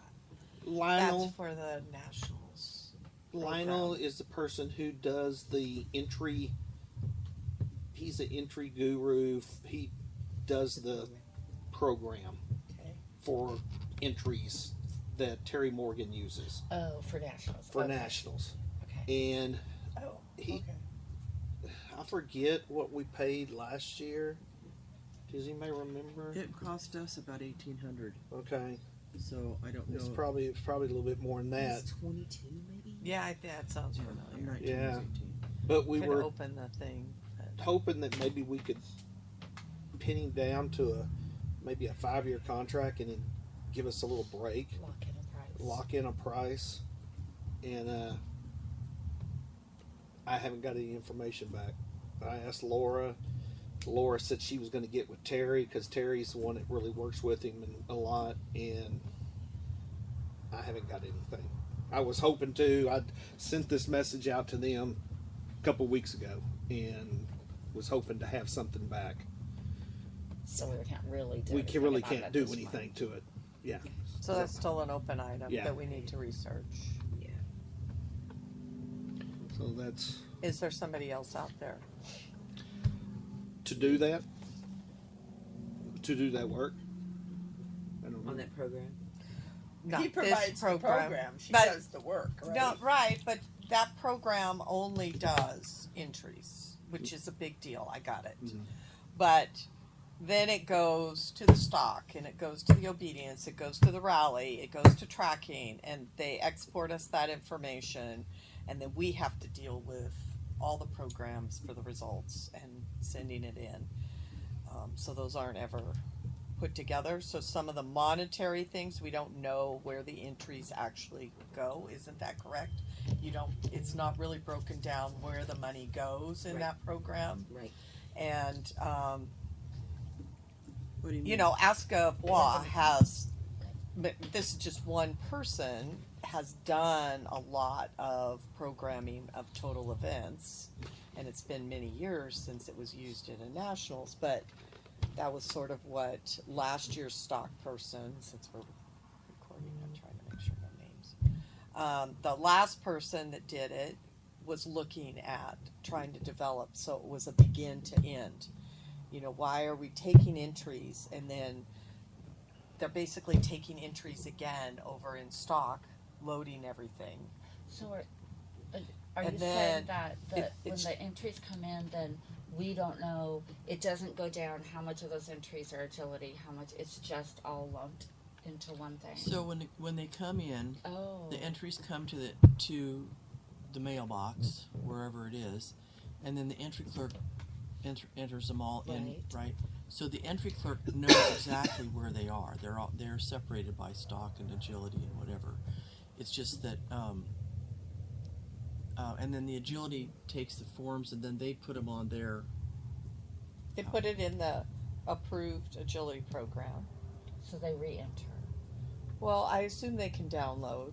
I can even download in mine. I can set it up so it downloads, but it's just the whole point. It's Because reinventing the everybody does wheel. their entries differently. You know, it's the stock does what they do and whatever. But I don't think that we ever sent anybody's except for agility to them. That we all get them. Well, from Terry. Terry sends it to all of us. Yeah, but I mean my little physically. piddly group, but it's still helpful because I know exactly what she's received. I know what I've received, and then we input it. And the committee chair is responsible, or the secretary, of getting all the results to the office. It is not this entry clerk person. It's the entry clerk is really the catalog and the money and confirming entries. That's right. Right? Is that about That's it. the money? And that's a lot. It's a lot. It's a big It is thing. a lot. And then the chair, I'm sure it's different now because everything has its own. Well, they had all when we did it as a club, it was like I represented ASCA, and then each chair got their own things together at the end. All their paperwork together at the end, and brought it to me, and then I just reviewed it to make sure, like efficiency sort of thing, accuracy, and then I sent it to ASCA. Which is what I'm sure you guys, they did Texas the same thing. Now we do send the results to Terry, so she has some way of doing that result page. A marked catalog. They send a marked catalog. I don't. No, we didn't send anything to Terry. we send it to, No, it's whoever is the secretary, whoever did the entries. I'm just talking about this program they're using. So, is there anybody else that does this besides this Lionel? I mean, is it it's his program. besides his program? It sounds like a There's a woodpecker. bird up on the it's top. on I the see roof, it up yeah. there. So when I get it, Oh, yeah. when she, I was just showing her, so all my deposits are here, so then this is.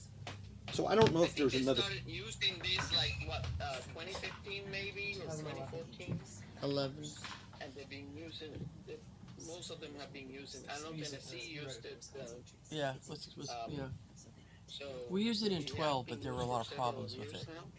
Yeah, it's been And really much the fun. advantage of it also is that it keeps all the information on the dog. So I was told, because I've never seen and never. It dealt with does. As but soon I as you was put in told the that entry, that's, all the you know, information comes if up. you It's been put, shown. like maybe the registration number or whatever. Okay, so it his, pulls out the information on the dog if he has been shown in a previous national. so Right. it's already in the database. And it's kind of an advantage for the entry clerk Right.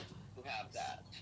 It's a huge advantage because as soon as you put the registration number in, all the information from that dog comes up, the whole bit, and all you have to do is put the class Okay. and what it's entering then, Okay. and then it goes.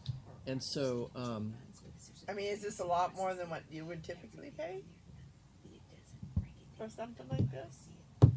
Well, we have to have it. yeah, you have to have a program. You have to have a program. I just, The benefit if is, we're paying this kind of money, it seems like it should be.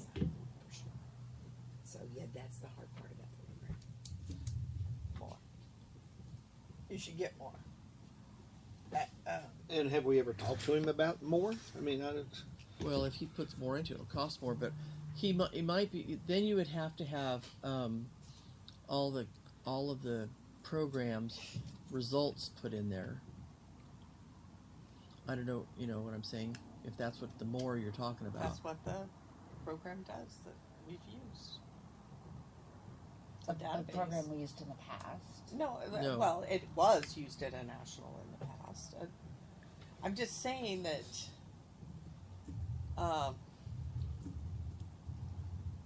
If each program computers has, are very useful, but every time you got to move data, that means you have to check all the data, that it all moved correctly, everything's.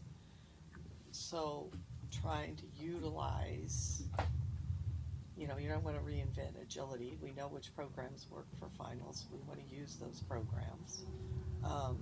But somehow the results get back in this program. I don't know how they get back in the program because they print a result sheet for the catalog. And I actually haven't ever looked at mine very closely. I don't know if she just sends the results as I send them to her and that's all part of the PDF. Who gets the results and actually looks at them? Do you look at them and nobody looks at them? No. I used to look at them because it literally was a catalog printed with the information, but now they send you an added email of just sheets of paper with it's the a results. sheet with the results on it. So I think she just doesn't input it. I They don't, just well, I send can that tell you results. that Leslie never did that part of it. That part of it came, It either. no, it comes back So they to, must, when we send it to her, we have to send it to her. it comes back to the chair, And she just who sends was it me, and I had to do the result sheet for each venue, Okay. and then send that independently to them. They pay for result sheets ahead of time. That's what they did with us. They charge for. Who's they? Members can ask If for members results want Right, results of okay. their and of pay some another entire program, $30. Right, right. Well, okay. no, it's That not was like like $10, which- whatever it which is. day are we because speaking all of? they get is a sheet of paper that has the results on it. You know, it's But not, you also need it for the Aussie Times. yes, the Aussie Times gets the pictures that are taken for the wins, and there's a list of people who have to take pictures for Right. the wins, and yeah, that's the worst part of the end of nationals is making sure all that is together. because it's not something automatically done, it's something has to be done. But I don't know now if stock has their own computer program and agility does and obedience does. If everybody has their own computer situation now, whether paperless forms, and they fill it all out as they go right there and then send it to the chair, all the results would be right there at the end of the day. I do know for obedience, because I've done it the last 2 years, that I get an Excel spreadsheet from Terry. Yep. That has all the information, and then I enter all my results in that spreadsheet and send it back to Terry. 2 years ago, for the Aussie Times, Cynthia requested that I type out all of the results, like in a Word document, which took a fair amount of time because it was all the finals with all the registered names and then every single class for obedience for nationals. But then this last year, did the same thing with Terry, like sent her back the Excel spreadsheet that had everything on it, and then got the message from Cynthia. I was more aware that I had to get it to Cynthia. I'm like, oh my gosh, I'm gonna need time to do this. And I wrote Terry, and Terry's like, oh no, that's all taken care of, I've done it. Good. So whatever Terry did, like last year, she is the one who submitted all of the results information to Cynthia, whereas in the previous year, Cynthia made me do it or Terry didn't do it. So, and then pretty sure it's the same for Rally. I mean, we just get an Excel spreadsheet, and for Rally and Obedience, I have been submitting my results as Excel spreadsheets. So I just set it up the way it is in the results thing, and that's what I send back. So sent that back to Terry. That's what and let me see, I think Terry even submitted it to the office, or maybe I submitted it to the office. No, I submitted it to the office because they had all the judges' books and stuff like that. So just like any other trial, me being the secretary submitted the results and the judges' books and all of that to the office.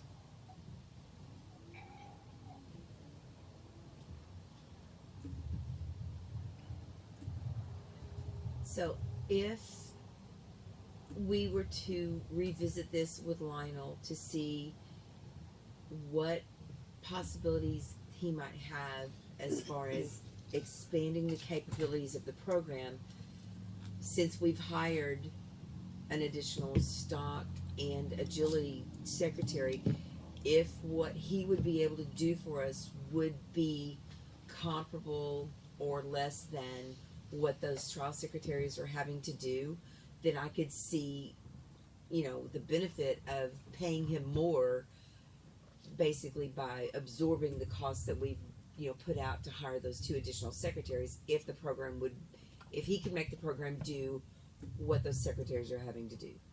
So combine those 2 payouts from our we can sell nationals money, but if we combine those 2 and put it toward the additional programming for what Lionel's already doing, then it might be worth it in the long run to explore that. What do y'all think?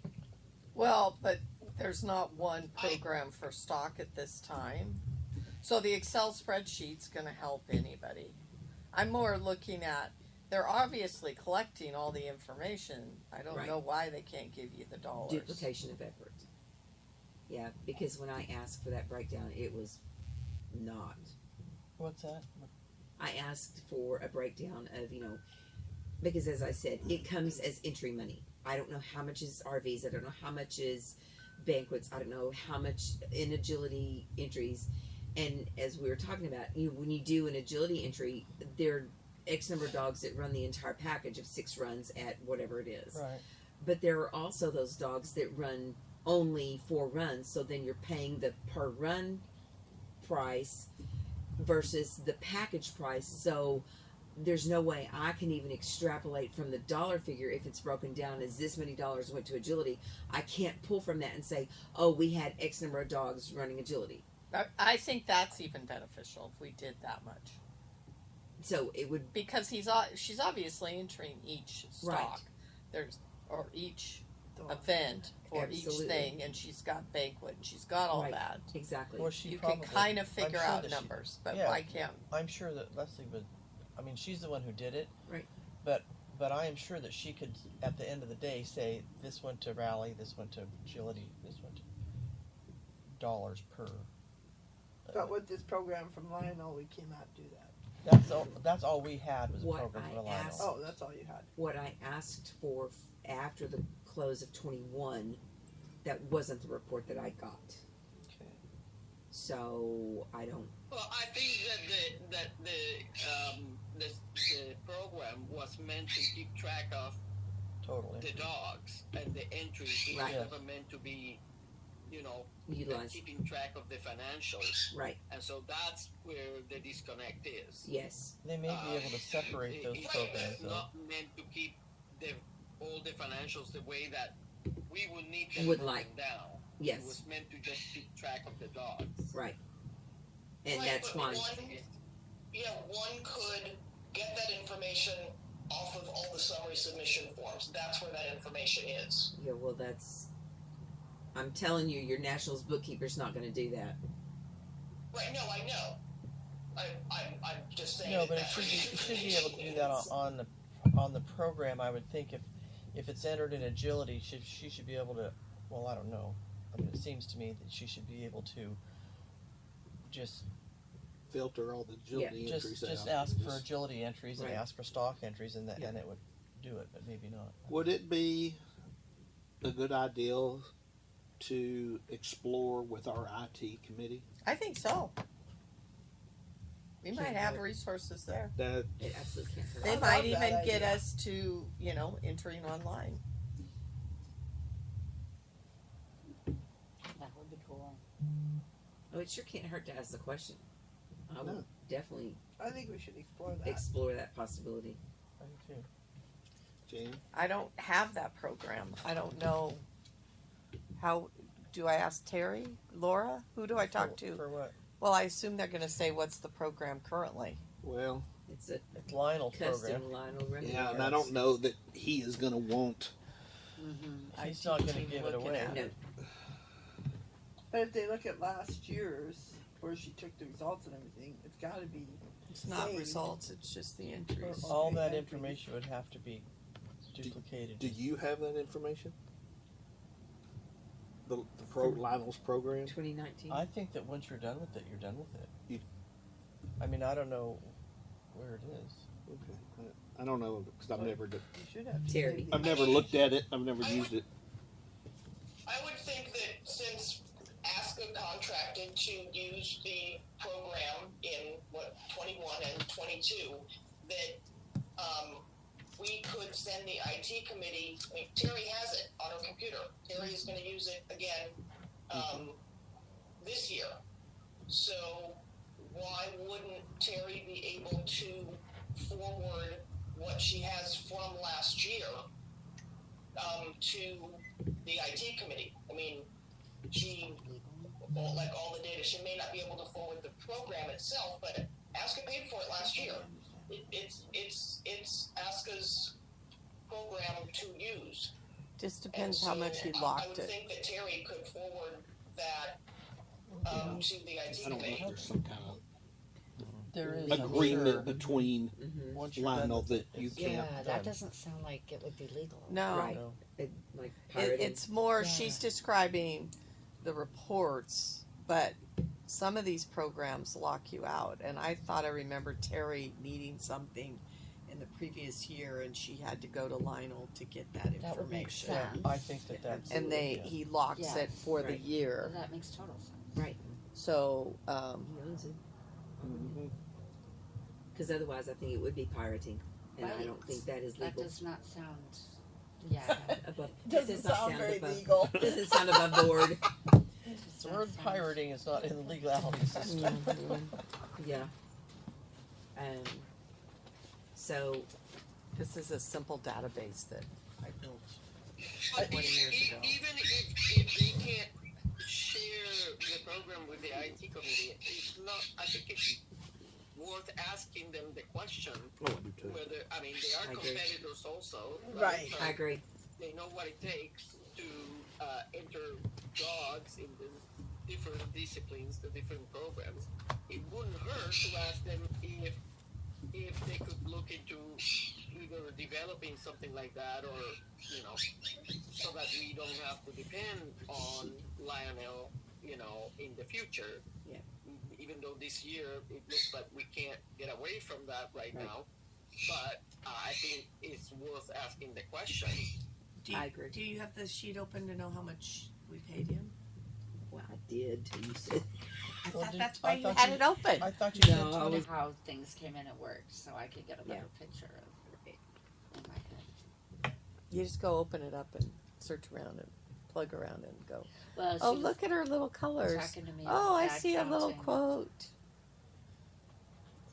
I look at your little sheets. I'll tell you, that color coding is amazing. That's what Susan Harris did on the ribbons. This style was this color, this level was this color, this level was another color. And so when you had an award come up, if you were like high score sheep, it was the same level as winner's dog, the same level as high score, high and try, So all it was across. consistent. They all that level of award had the same rosette. And then the next Nice. one had a different That's rosette. nice. 2,100. 2,100. Oh, so that's yeah. 2,100 for 2022.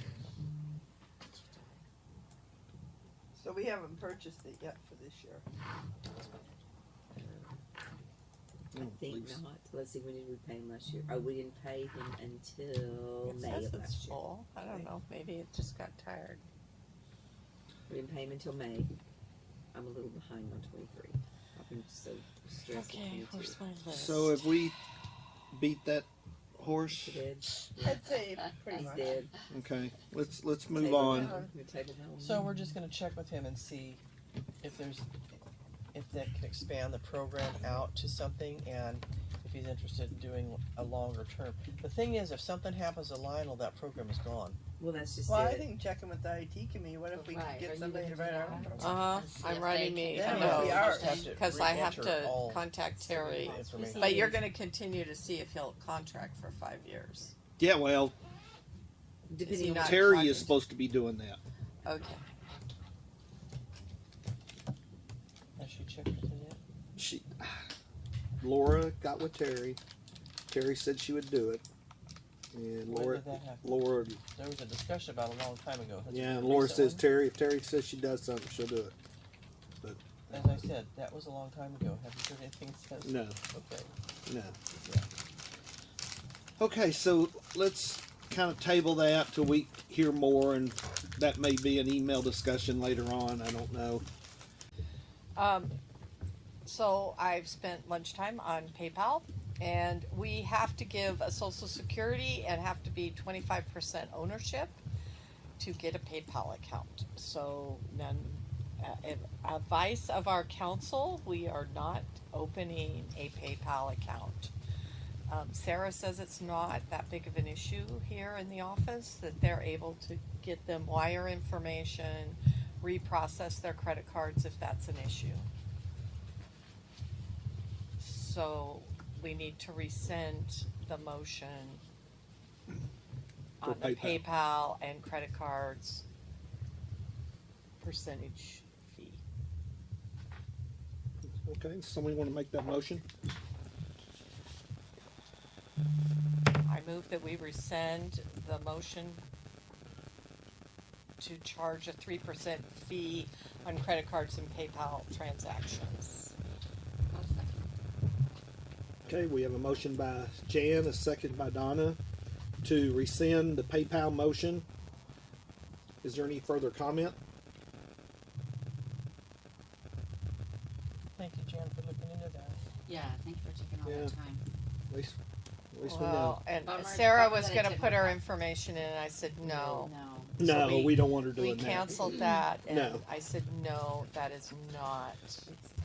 And then I came in and we have Okay, our so attorney let's- here today. Let's call for a vote. All in favor? Aye. Any opposed? Any abstentions? Okay, that rescind motion has passed. So, what you got? No, I just want to think about it. I have to say something, so I forget. Since everybody's bellies are full, and let's talk Aussie times. Do you still have anything for me? I don't think we do. I will head back.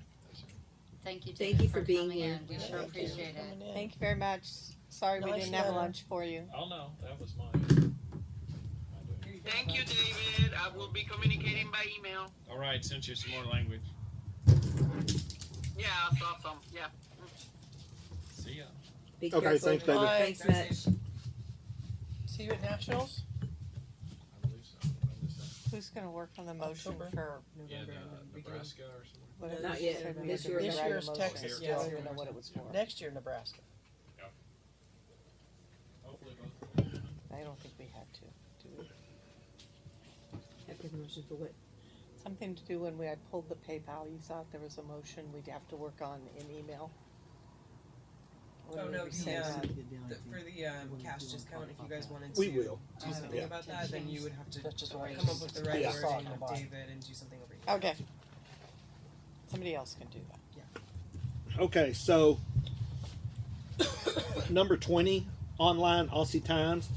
The board will revisit the possibility of Aussie Times going online only. We have secured our loan, which is going to have to be paid off, and this gives the board the availability or the ability to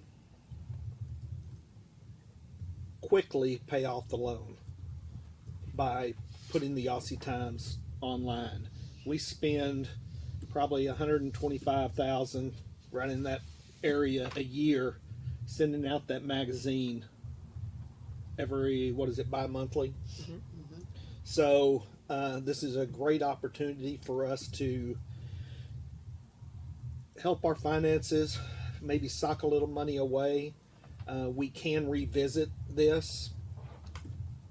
We can put a time. We can revisit it in a couple of years.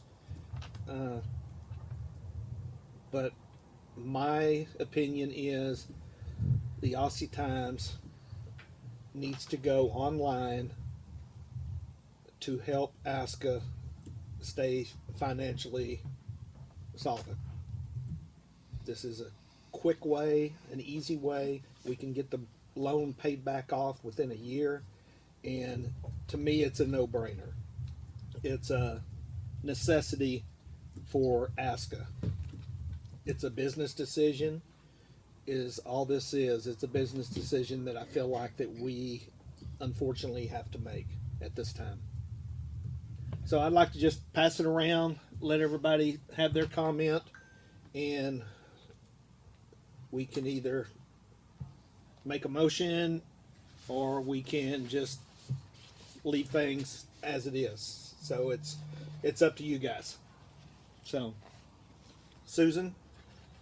Okay, so I just ran the figures for 22 and 21. So our proceeds from just the Aussie Times in 22 were 137, 190, and excluding the editor's expense for the publishing, the postage, and the mail prep, the expenses for 22 were 103, 626. So we actually netted about 33,500 from it in 22, and in 21, not including the editor expense, our expenses were 101,069. But the interesting thing there, our income from subscriptions in 21 was 156,000. So that left us with about a 54,000 ish profit from the Times. Now, like I said, that 7,500 is roughly 7,500 on both years for the editor, which is still going to be taken into effect. But we're still going to, if we put the Aussie Times online, we're still going to have Cynthia as the editor because it's got to be print ready to be placed online. Really and truly, the most interesting thing that these figures represent to me is the 21,000 decrease in subscriptions between one year and the next. I think that is really interesting. And the other thing that we need to think about, and I know that this is something Anne has talked about in conversations, are the ads for the Aussie Times and if we need to increase the prices for those. And that's another conversation to be had.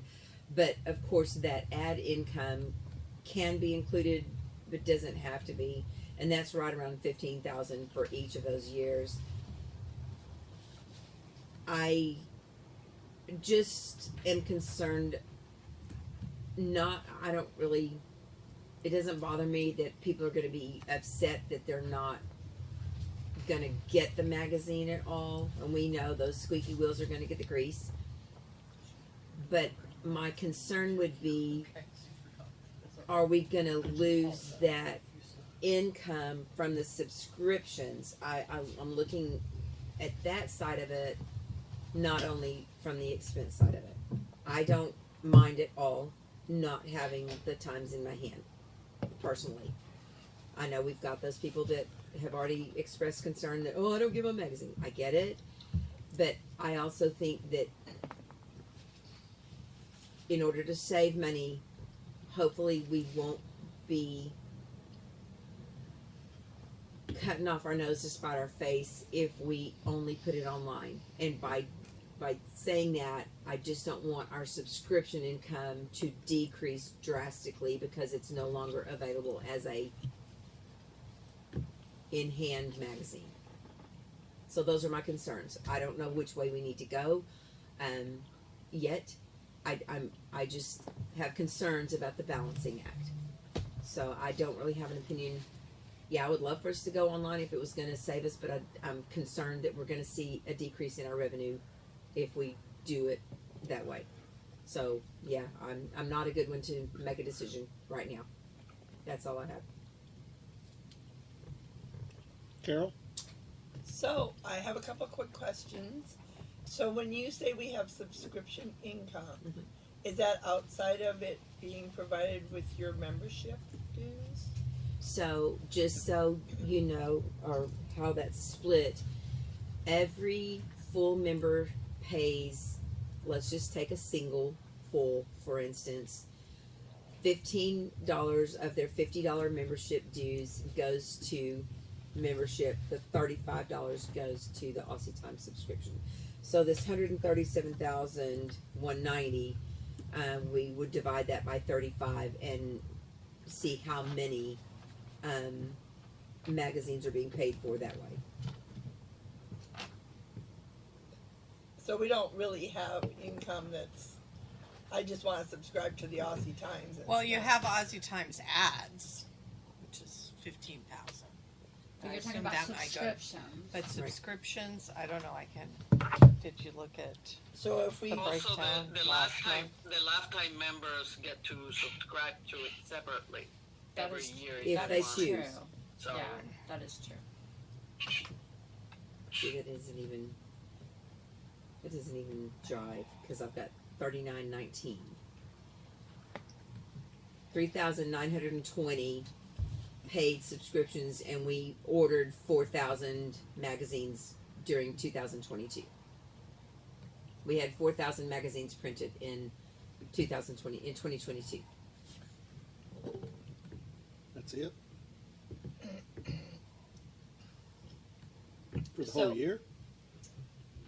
Well, and you divide that by 6 So months. in February 2023, I have a breakdown of full members for the month, and there was no subscriptions for February. What? For the Outside month. of full memberships. There was full members, lifetime members, and 0 subscriptions just for the month. I can go pull that, ask her to pull that information for last. I'm trying to think if I have it somewhere because she's given me.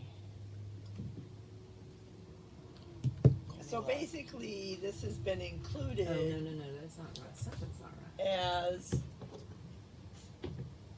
a perk to being a member.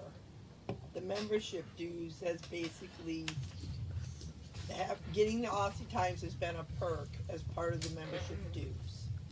Okay, so if it's online, we will still get income from online advertisements. Is that correct? Feasible if people choose to advertise. Right. Yes. I mean, so you're still going to be able to put an ad in the Aussie Times. You're just not going to touch it with your hand. It's going to be online, where millions of people can see it. I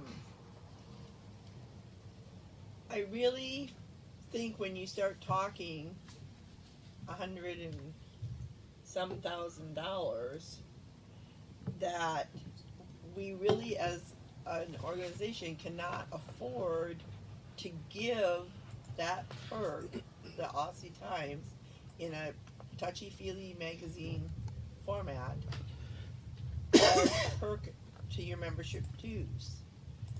That's a huge amount of dollars that we're gifting. You know, people, when you pay your membership dues, it's to be for your membership services. You know, in the past, it's nice that we could include the Aussie Times for that, but I don't.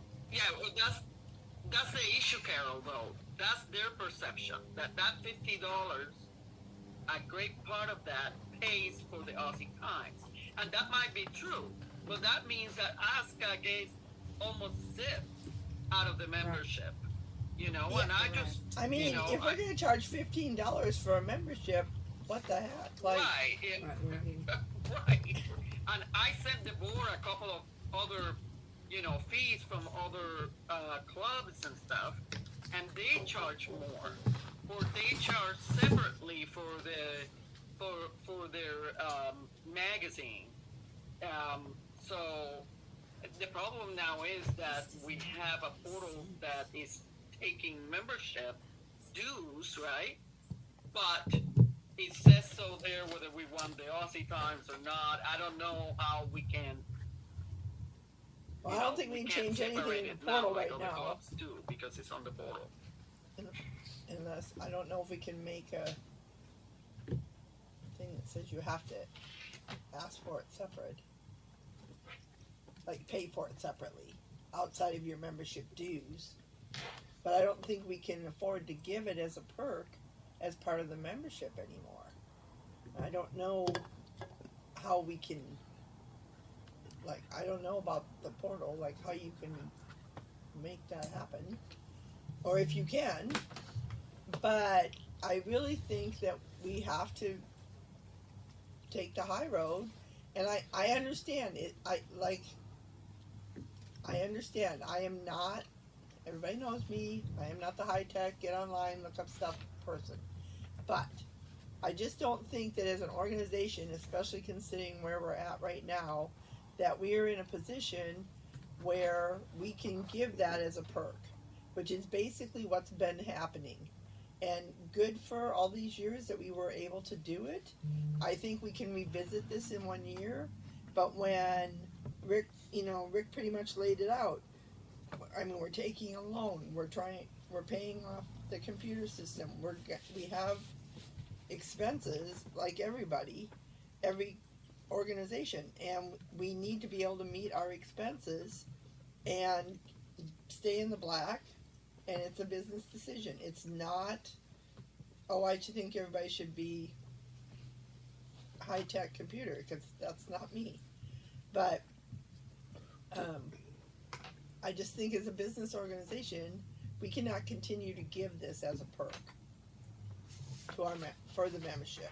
It's just, and other organizations have gone to only online, and I automatically get the newsletter in my box on my email every month, whether I want to look at it or not. And so it's not that it's not that it's not going to be available. It's not that we're not going to still be able to have advertising and be able to promote our dogs and put out our just like we would having the printed version. It's a different format, and I understand for some people that's very disturbing, but for the rest of us, and when you consider the dollars versus the benefit of being able to hold it in your hand, is it worth $120,000 to be able to hold it in my hand? And as an organization, I cannot say yes. So I guess that's all I have.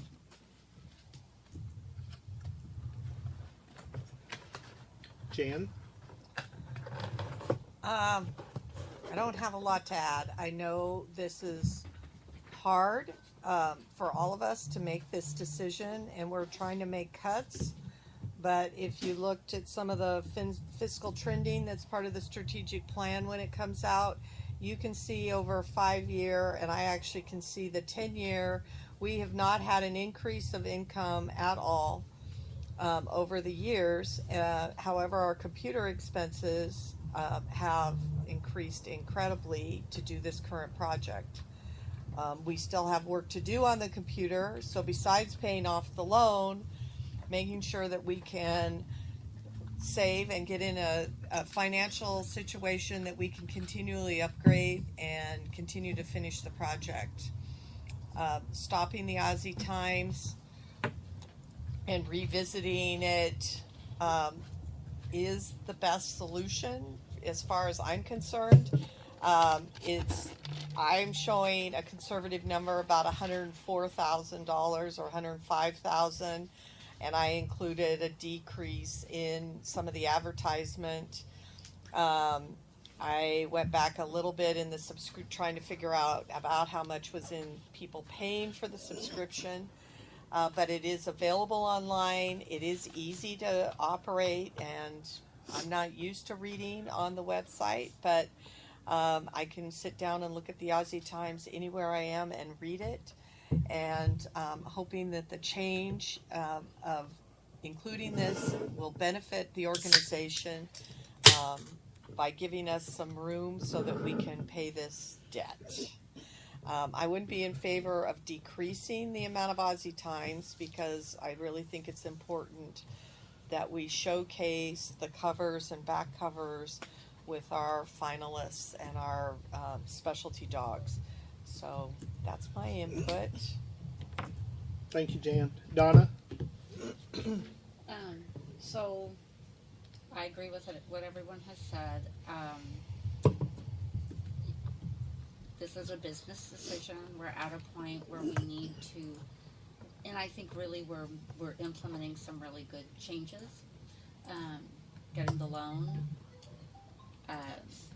is a really good thing, and this, as everybody has said, would give us that opportunity to pay that loan off quickly, so that we're not sitting there in debt and paying all that interest. I feel like it should be a temporary thing. This is not permanent. I've heard from a lot of members, I've heard from some members that they want the Aussie Times in their hands. I've heard from just as many members that they totally think it should be electronic. So I definitely think that they're both schools out there, but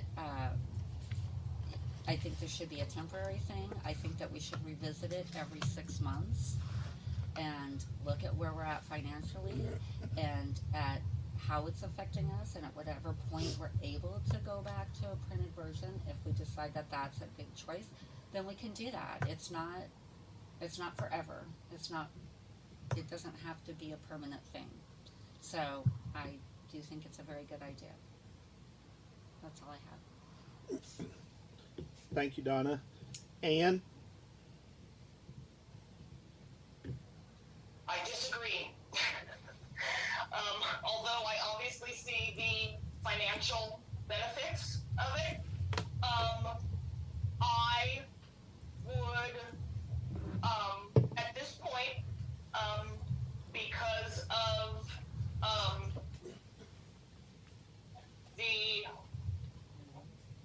I don't know, just because of the expectations, I would be, at this point, I would only be comfortable with reducing the number of issues. Reducing the issues to 4 times a year instead of 6 times a year. We do have right now in the policy book a certain required covers and certain required back covers. So it would mean shuffling those around, and of course any shuffling would not make everybody happy. But for me, for now, I am opposed to putting it exclusively online, but I would absolutely support decreasing the number of issues. In addition, regarding the ad rates, and we had mentioned that, oh, they're so low, and oh, they're this, I did just email Calla just a Word document that I threw together for some comparison ad rates, and they're actually not that different than I did the USASA Journal and the Herding Dog Digest, and they're actually not that different. The big difference with the USASA Journal is that it includes the ad. It includes the layout, so that's why it's a little more expensive. So actually not our ad rates are not vastly different, vastly lower than other ones. So that is my opinion at this time, and being on the Aussie Times Committee, I am happy to discuss and rework the covers and back covers and how they are arranged on the reduced number of issues. Thank you. Thank you, Anne. Gina? And I have to agree with Anne that I actually oppose. You know, I think that the membership dues cover part of the printed Aussie Times. However, if the board is for this, I would support a motion that limited it to 6 months to revisit it. So just a temporary online only. That's all I have. Thank you, Gina. Liz? I actually will be in agreement to go online for a period of time and then revisit.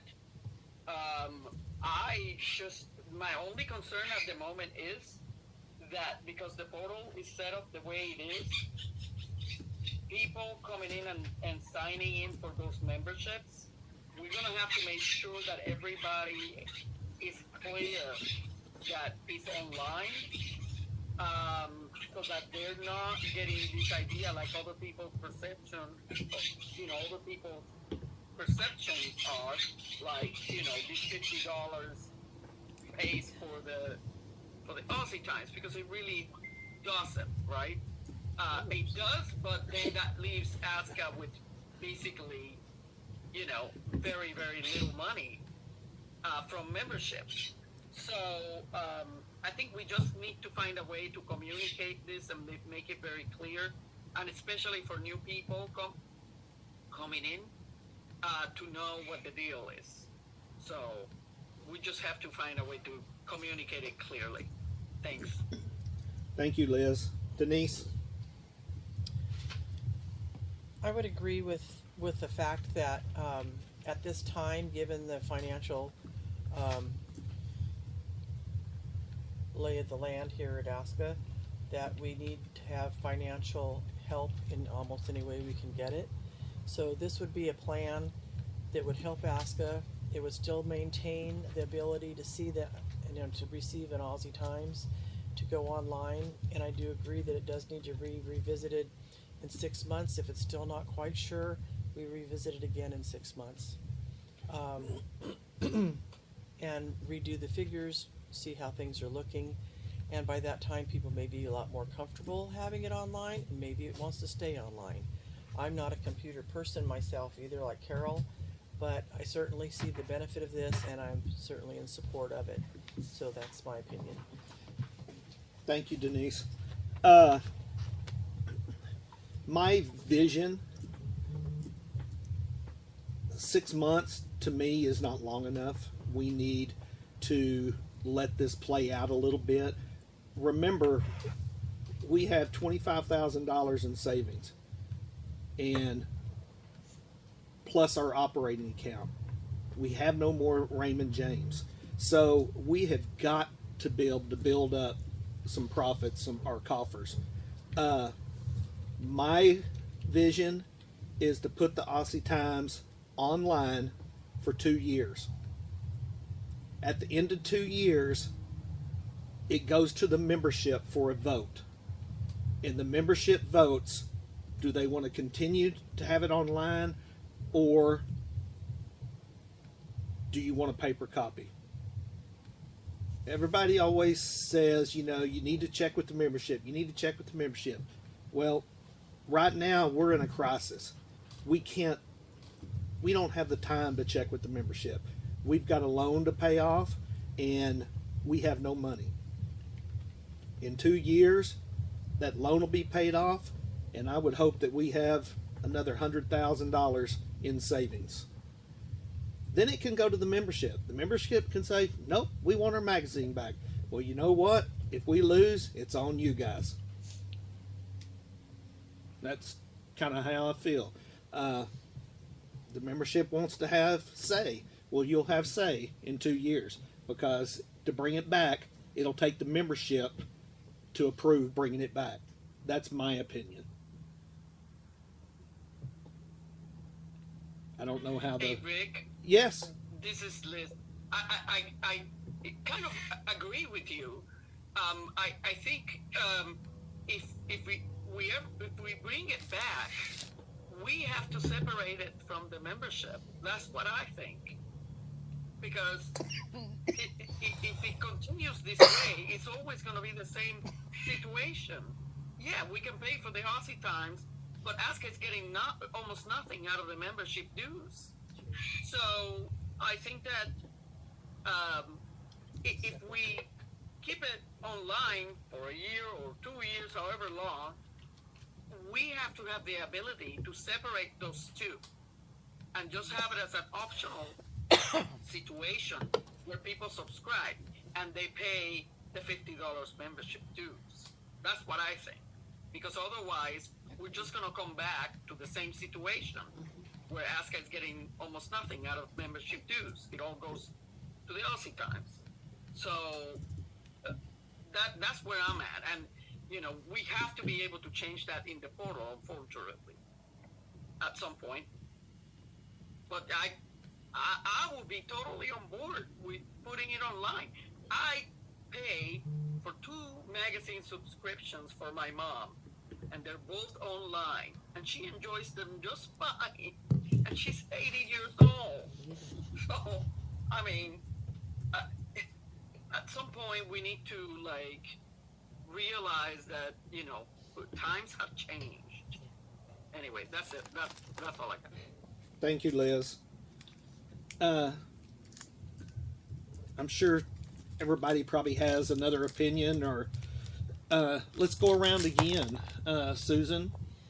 So I wouldn't object to putting it online for maybe we could meet in the middle and do specifically 1 year to revisit it at next year's spring meeting to see if that's the time that, analyze where our finances are at that point in time.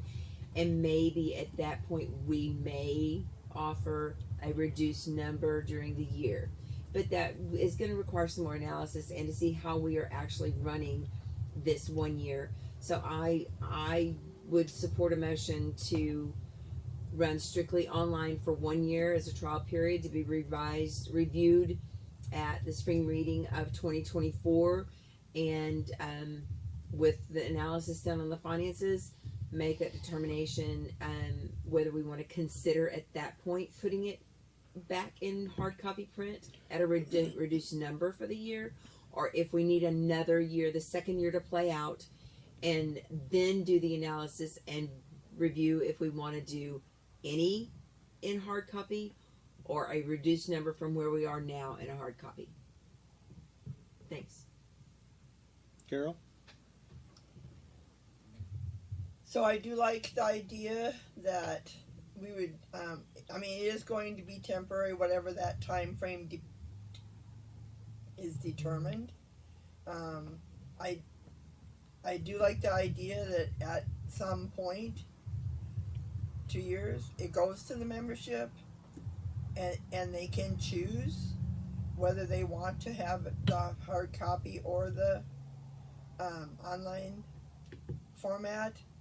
I think that people have to remember that this has been a perk of membership. When and if we reinstitute it, it should be a separate fee. If you want to have the hard copy subscription to the Aussie Times, you would pay for it just like any other magazine. And that it would be separate from our membership. It's no longer going to be a perk of the membership unless you get it online. You still get to see everything you get, and if doing it online instead of doing the reduced number of copies means that everybody still gets the recognition that they've already earned, as far as who's on the cover, the dogs and the people that have earned those titles that has been able to be featured on the cover. I think that would all stay the same. So really, in essence, the only thing we're saying is that instead of getting a hard copy as a perk to your membership, you're getting an online Aussie Times. That's really the only big difference. And like everybody knows, I would be the last person to do anything techie. So, but from a business standpoint, I really think we've given it away long enough. That's all I have. Jan, additional comments? I think it needs to be separated. It is not separated now in the portal, so we cannot do that. Would you like a motion? Let me go around one more time before somebody may change our mind. Donna? I agree with everything everybody said. I agree with Liz that we have to get to a point, when we do bring it back, we have to get to a point where we have a membership fee and we have an Aussie Times fee, and those things are separate, because our club cannot function and stay solvent on $15 a year dues. Like, it's impossible. So that would have to happen. But yes, I'm on board with stopping it.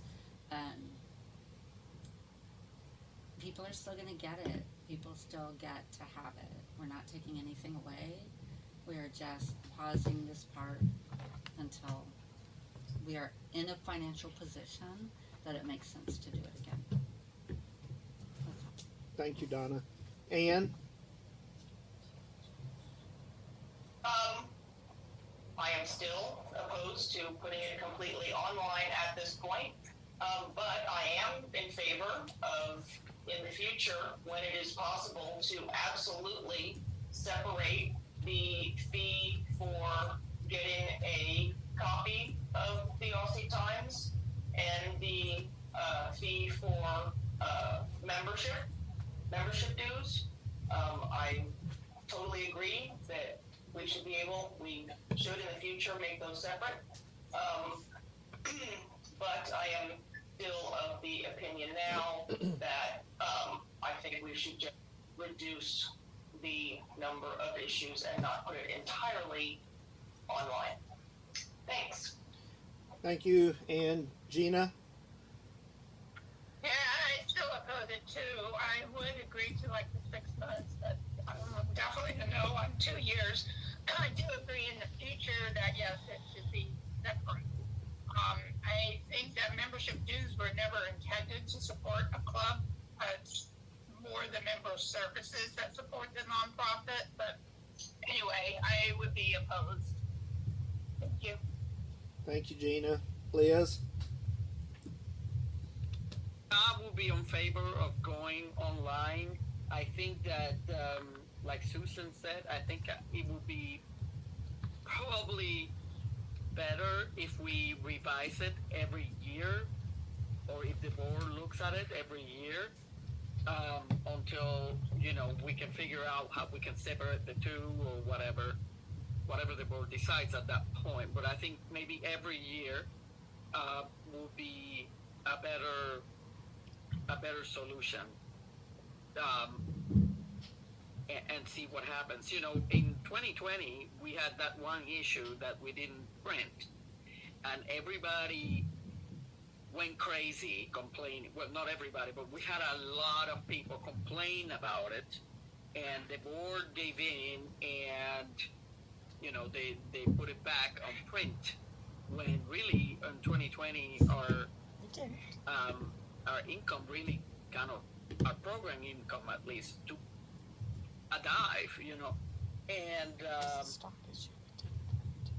that, I consider that a mistake. I think that we should have let it go a little longer, and so right now, with the position that we're in, I'm not gonna make that mistake again, and so I will be in favor of going online, but I think it'd be best if it gets revised every year at the spring meeting, like Susan suggested. Thanks. Thank you, Liz. Denise? I'm in agreement that I had said 6 months previous, but, you know, when I realized that we only get it every other month, there's really not enough issues to think about if we really have to have it in our hand, or if it's okay online. I would think that a year would be good to revisit that whole thing, and look at our financial situation at the time, and go from there. I do agree that it needs to be separate funding for separate payment for the Aussie Times from the membership fee.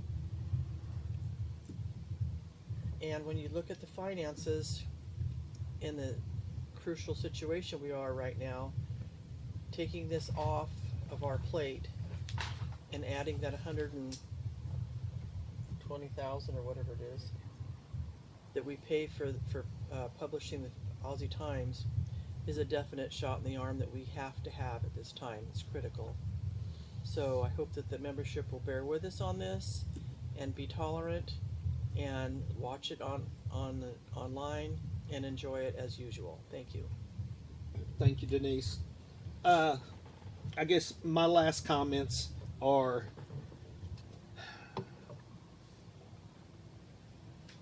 us as directors, and I know y'all heard me beat this dead horse, but we have a fiduciary responsibility to this organization. Please, please, please keep that in mind, because whatever this vote comes out, there's going to be a group of people that are not going to be happy. I don't want this board making a decision and then coming back in 3-4 weeks and rescinding this motion. So if that is something that you feel like you might do because of all of the feedback we're going to get, then don't approve the motion. But we do have a fiduciary responsibility to this organization. This is a business decision. That's all this is. I can't agree to reviewing it every year at the spring board meeting. I can agree to that. I don't think we're going to be in the position next spring to be able to bring it back in print. Maybe I'm wrong. Hopefully I'm wrong. But I don't think we will just yet.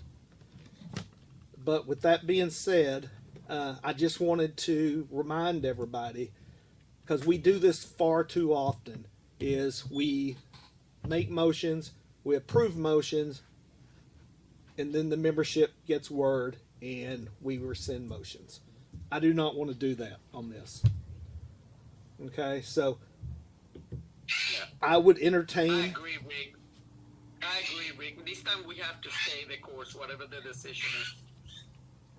I just have one thing to bring up. That what about the postage fees that foreign members have already paid for 2023? Right. Do you want to take care of that with the motion? How do you want to address that? Because people have already paid extra fees to get that mailed to them. How about we do a separate motion? Yeah, I think it'd probably be due. But it's something you guys should address at least. Right, agreed. Thank you Well, let's for bringing that up. let's talk about this. Do this motion, and then we'll discuss the foreign fees. Okay, thank you for bringing that up, Callum. So I will entertain a motion if somebody would like to make one. I can do that. I move to suspend hard copy publication of the Aussie Times magazine for a period of 1 year. This issue is to be revisited at the spring meeting of 2024 in light of our financial situation at that time. We will either continue the suspension or reinstate hard copy publication at that time. I second. I would like to have an effective date in the motion. So this will become effective with the July publication, whose deadline for information would be May 15th for the July issue.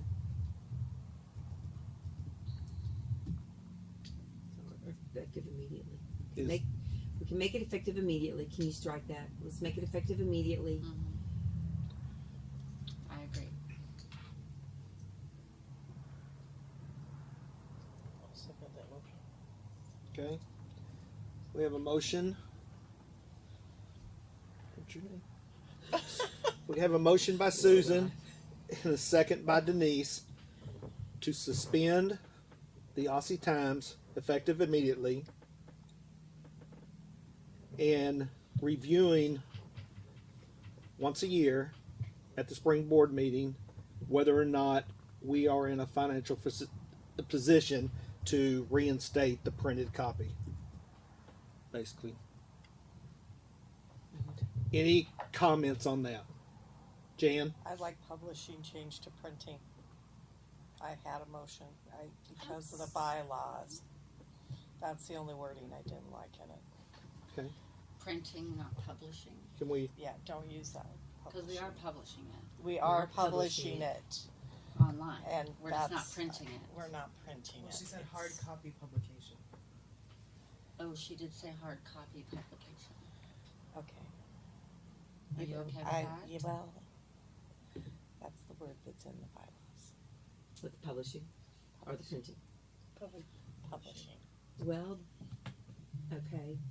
So That's we're the in only the discussion phase. If it is specified as a hard copy publication, doesn't that cover it? Hard copy versus an online publication? We're talking hard copy only as a suspension. Just. I know. I understand. Thanks for covering my back. So, Calla, can you repeat the motion? yes. So it was a motion to suspend the hard copy publication of the Aussie Times magazine for a period of 1 year. This issue is to be revisited at the spring meeting of 2024. In light of our financial situation at that time, we will either continue the suspension or reinstate hard copy publication. Second by Denise, effective immediately. So you This are is the thinking bylaws printed, rule. printed publication. Is that what you're thinking? Yeah, Just printed yeah. version. 'Cause it What does the bylaws says, say? Or an equivalent replacement publication Where are we? published Where am I by, reading? right here. club newsletter shall mean the Aussie Times or an equivalent replacement publication published by the Australian Shepherd Club of America in its regular course of business, distributed by paid subscription to the club members, or an equivalent So that's 15. replacement publication. So it's either a digital publication or a hard copy publication. Printed version? I take it that we just need to produce it. That's what that says. That's what Agreed. this says, and So that was the what only. are you wanting this to say? Printed Just print version? and Version? yeah, that's Instead what of it- hard Okay, are copy you looking at publication, you want it to say 15 printed management version. of club publications? What's that? Are you looking at 15 management of club publications? Are you in the bylaws, right? Yeah, I just copied something out of them. Okay, board of And then the directors. definition of a club newsletter, which must be somewhere else. Okay, because the entire article says board of directors shall have control over the club newsletter or any other official publication of the club and may adopt rules governing their use and content. Is that what you? And then the club newsletter, the definition. Where is that? It's, I think, in the back. like Shall 21st. mean the Aussie Times or an equivalent replacement publication published by the Australian Shepherd Club of America in its regular course of business and distributed by paid subscription to the club's members. So, publication. So that's all. I want to make sure it's still. Yeah. You guys can be word police. I'm just No. bringing this up. So where is that that piece that you just read? It's in the back, Right in the beginning. Back or in the beginning. of Sorry. the bylaws? Yeah. It's under the section 1, Article 1, Section 1 definitions, club Okay. newsletter. Club newsletter shall be the Aussie Times or equivalent. But I did truthfully, my the second homework part of on that this. sentence doesn't matter Mhm. because this publication is still the Aussie Times. Agreed. So, And is it an equivalent? I hope I'm not being obtuse, but or an equivalent equivalent replacement publication? Is that Well, not it's what not. that would be This like is if we still the changed Aussie from the Times. Aussie It's still the Times. Aussie Times. Right. So that's not. So it's just the first part of it that is applicable. And it's still being distributed. It's Mhm. still being available. Mhm. I'm just.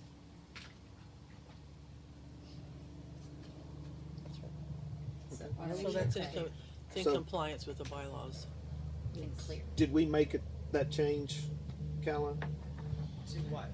What do we need to change it To to? Or are we I good? Said printed is what I had. well, that's what I'm We were saying. talking So, about printed. what's the 'Cause difference between hard copy publication and printed version?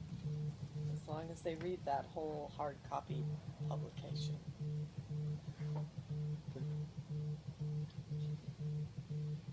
Any other comment before So we how do you vote? change it? No, I don't think so. I think you're good to go down. Ladies on the phone, last comments? Nope. Okay, hearing none, we'll call for a vote. All in favor? Aye. Aye. Any opposed? Yeah. Gina and Ann. Any abstentions?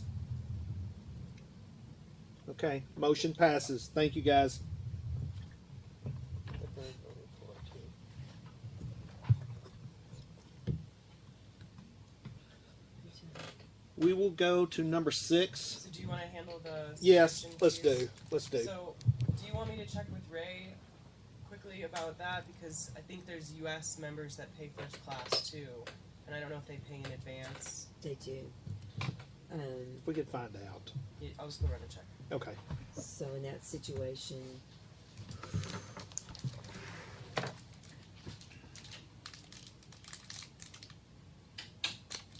I don't Did they know. credit them?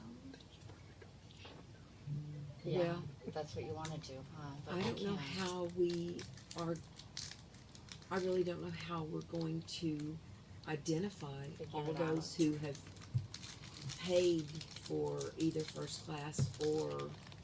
So you've got Canadians that pay $18 because it has to for service. You've got the Europeans that pay $24 for service, and the Europeans pay $54 for surface mailing over there, and our Can you tell? it should be The red lights. Isn't that okay? And then any U.S. who chooses, the rate's $25.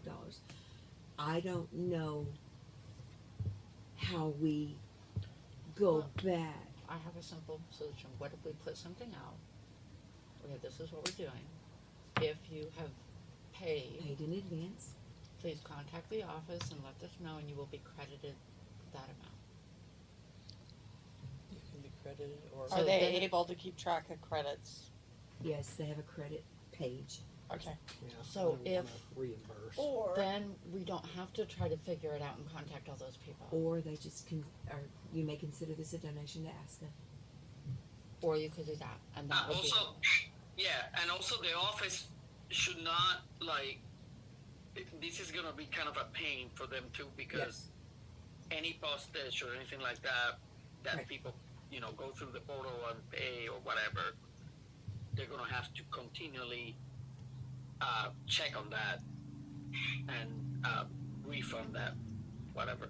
So because we're gonna have other people doing it after the fact.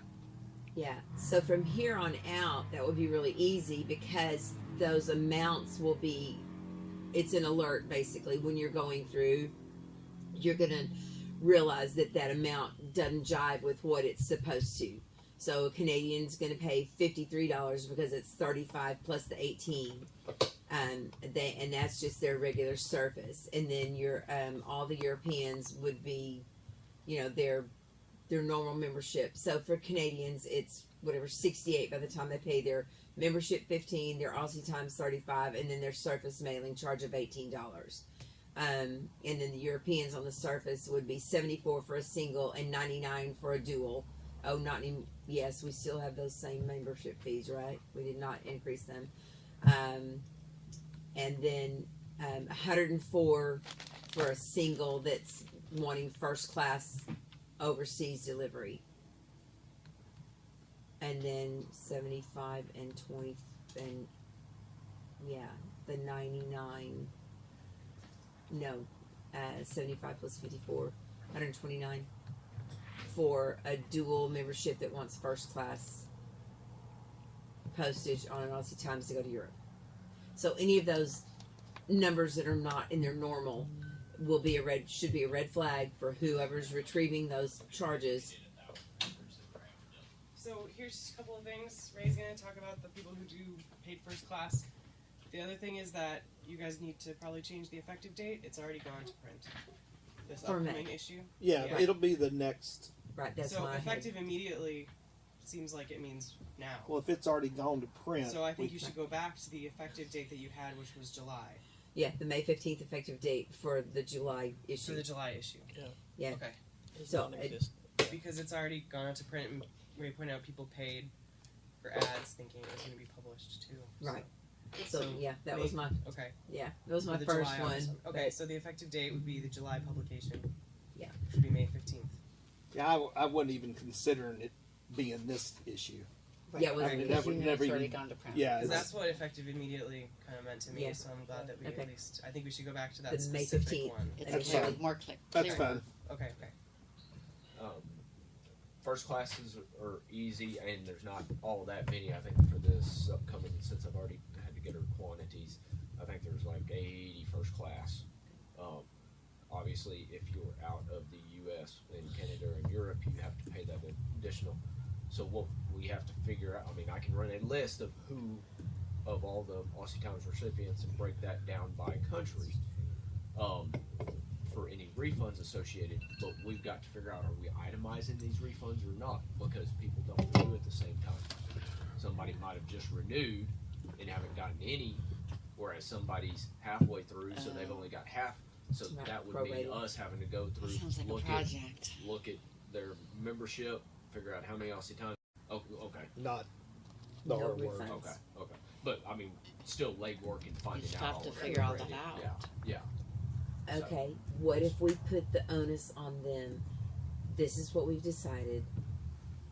That, consider this a donation to ASCA. Boom, we're done. If you wish to donate your mailing fees to ASCA, you don't need to do anything.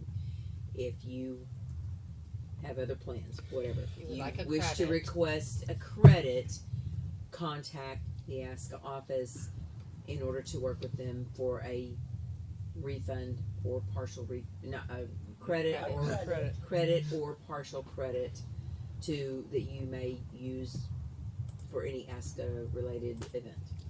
It would be great Something to that effect. I'm not saying that's verbatim, but donate to the Ernie Hartnagel Fund. I mean, we don't As get a a lot. foundation. That would be as a donation. Okay, so we then shift it to the foundation. we shifted over there. I mean, I think that would be. If they have a preference of, you might list a thing of a list of things to donate to. Yeah, but then they're moving See money. Handbo, Ernie Hartnagel, Ash, Moving money anyway. whatever, I mean, if we're going epilepsy. suggest one of the foundation possibilities, we should probably suggest all of the foundation, not just pigeonhole one. Yeah, like what you're saying. I guess I'll be helping you with But I was that. gonna say, then that's a whole nother. It is. Well, and it can. Let's see. How many people in Europe approximately? I can't. I have No. absolutely. I mean, no, say 1,000 in regards to A lot. I mean, us as board members have proved this emotion. There's no reason why we can't help if we need to. Well, but if there's a way for us, once again, going back to emails, we can email this notification out to those individuals where they can reply back with what Oh, their that's a good response idea. is. You know, it would be the easiest thing, obviously. So, okay, it might not be able to be taken care of right like next week in regards to it. Just some legwork. Like, it's not going into effect until Right. It won't impact them until the July issue. July issue, Yeah. so there's not a Got a little huge bit. rush. Yeah. So, Is but, this I mean, it But can is be the done, portal gonna charge him that from now on? Yes. Because it's programmed. Can we put something on the front Can't do anything to it, page right? that says? Okay, is it coded so that if they live outside the U.S., it's automatically going to require them to add some sort of mailing charge if they select the Oz? No, you can select no Aussie times, but they've got. But if you select one. Paying for it Yeah, anyway. if you And they select are- any of the one, then they're paying for it. Yeah. And we have no way of going in and putting a star. Right.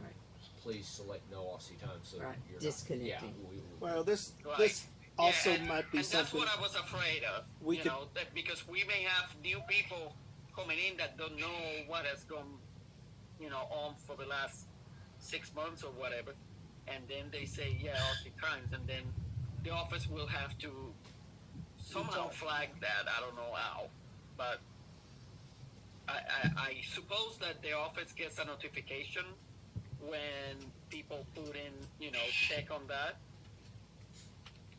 we get an email notification of new membership. Yes. Yeah. So if they check on, yes, I want the Aussie times, you guys obviously know, and at that point, I guess you would have to do something about it. Yeah, we would have to reach out to them and say, Yeah. our website's incorrect, That's the please. thing. I'm sorry, I You're think a we new just member. think we just created more work for you, and Yeah. that was not our intent. Well, but this is something though that hopefully I'm gonna be positive here, and as things get better and improve, we might have the ability to go back to the portal and change that damn thing, so that we can actually divide the two, the membership from the Aussie times and charge something different.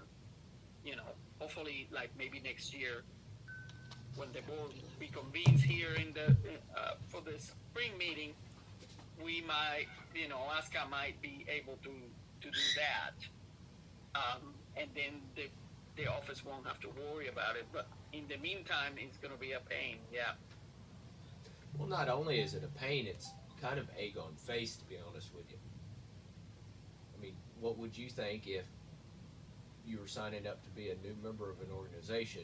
You have done 0 transactions with them other than pay to be a member, and you're already getting an email back saying, sorry, our website isn't correct, and we're not going to give you a refund on this Aussie Times that you were excited about getting. We're just going to give you a credit, and who knows if they're even going to be doing any. I'm just going worst case scenario. Well, and maybe after, like when we get to that point where it's new people coming in, maybe we actually do a refund.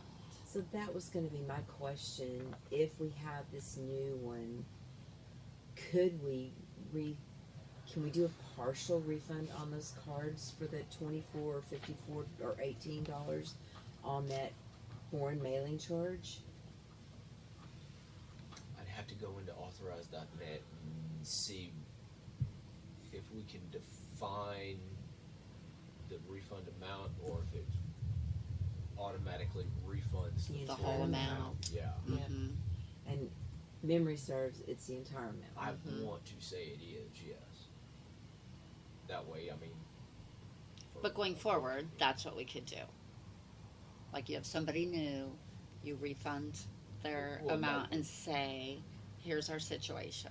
It would have to be an independent refund amount, yes. We can't go in and do because it's an all at one charge, their membership, their Aussie Times and everything.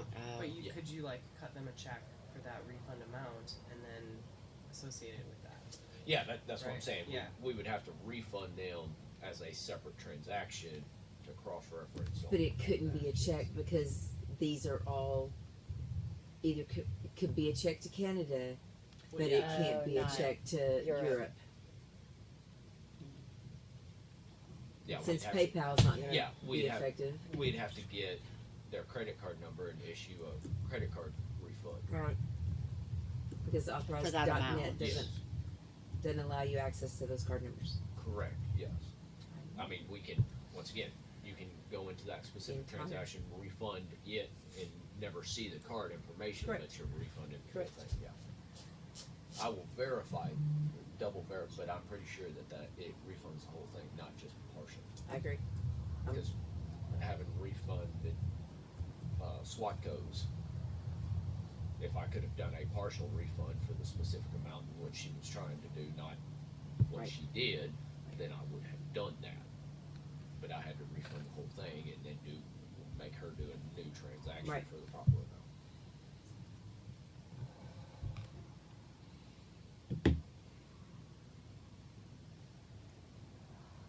I say we just deal with them one at a time. Sorry. Yeah, sorry. As an aside, could we send this issue to the IT committee? There's nothing they can do because it's in the portal, right? Well, you know, I can. I mean, I asked about the go back to ASCA's page. That sounds simple if they could do that, and they were even afraid to do that. Right. So that would be in the same location. Oh, that's deeper than that. Yeah. Once they become more familiar, they should be able to. Yeah, I think they're I scared mean, we now, have a year. but it should They're be just able hesitant to, because once they get don't. familiar. They're not comfortable. well, once you yet. get to that page or that place, you're just changing a number. That's all you're. That sounds easy on my part, but I don't know. But It is not that simple. You know, It's all the what ifs. if somebody could go in and change at least the checkbox, you know, and say Aussie, you know, Times is online rather than, you know, receive. You know what I mean? So The problem is that when you go to change one little thing, you don't know it breaks someplace else, and it can take days to find, and hours of reading code to find the one little thing that broke. Yeah, because they didn't document it. Why does it break stuff?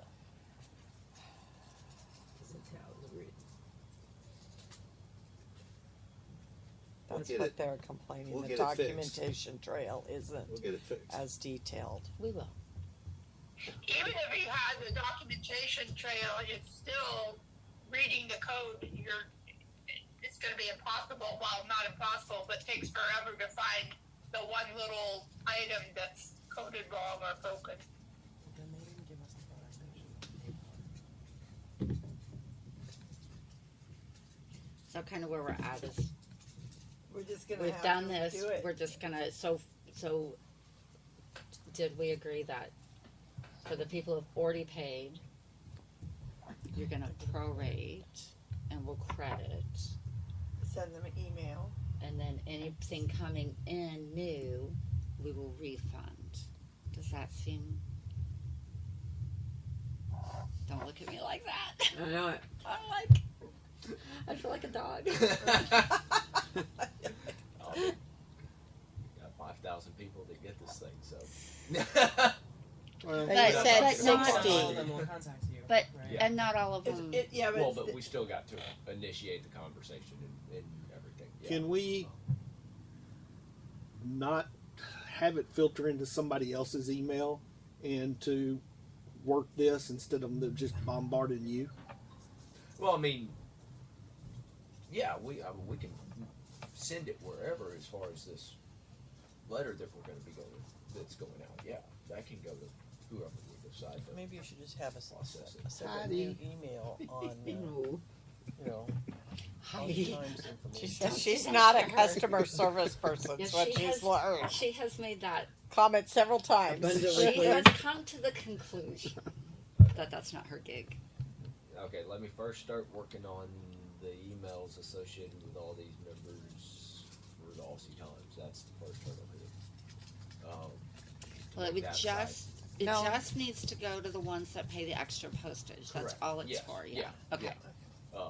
Well, I mean, getting it for one, First getting class. it for all type of thing, if Right. you know what I mean. Got it. So that, yeah. I thought we were going to send a statement, so you didn't have to do that. You only have to deal with the ones that are going to say, That We call I something paid else. this, That and email call back. you, Put it on initial them. it with you. Don't call, email. Yes, that's what I'm talking about. We're going to email them saying, No, the No, whole no, membership no. is going to get a them. blanket post Post. and put it on them to contact you. That says here's what we're So you don't have doing. to contact Not them those individually. 60 or 80 people. Okay. Yeah. If you're welcome to make this as a donation, Yeah. and if you would like a credit, please contact Yeah. Ray at this email address or whatever. Or whoever you So then all you would have to do is address the ones that came in. no. Does it have to go And to Ray, Victoria though? gets Can't those. put that to Can't Ray. that's there. Okay. Victoria gets the new members Okay. information. Since she does. Well, we can also reiterate that in the big message that's going to go out announcing what we're doing, Yeah. Yes. right? It could Yes. be on the Aussie Times. Well, yeah, this is going to have to go in Okay. the e-newsletter every Right. month until then. Reckon how do you get it the in? Aussie News. E-news. Tomorrow's the 1st. Yeah, no, it's already written and staged. Yeah. So. Calla, will you put something together and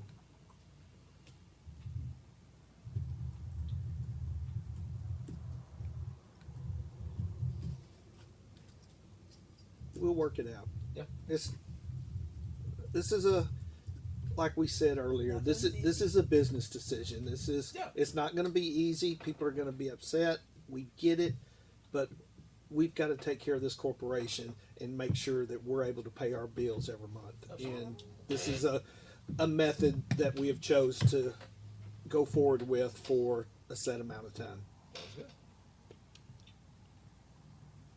We'll get it figured out.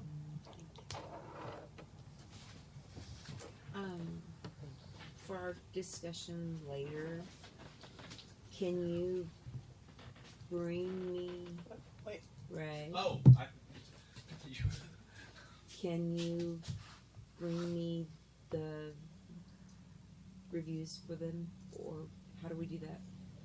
So that we, you were wanting the numbers. yes, Okay. can you provide that to me? You can send it to me in email if you'd like. That'd be great, thank you.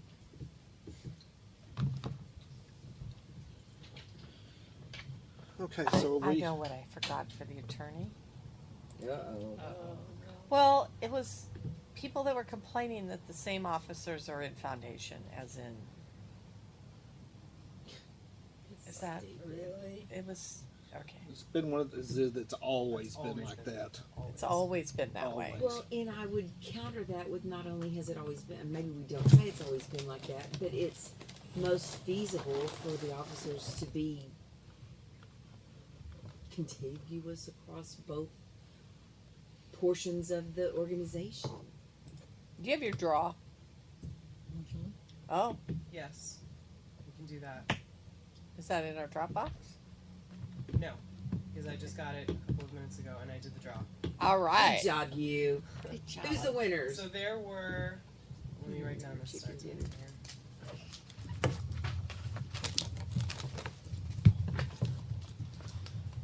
There's my word. There were 2 affiliates that put in for confirmation and 2 that put in for obedience, rally, and 1 that put in for stock dog, and 1 that will be putting in for agility. So we only need to do draw for the 2 for confirmation and obedience rally.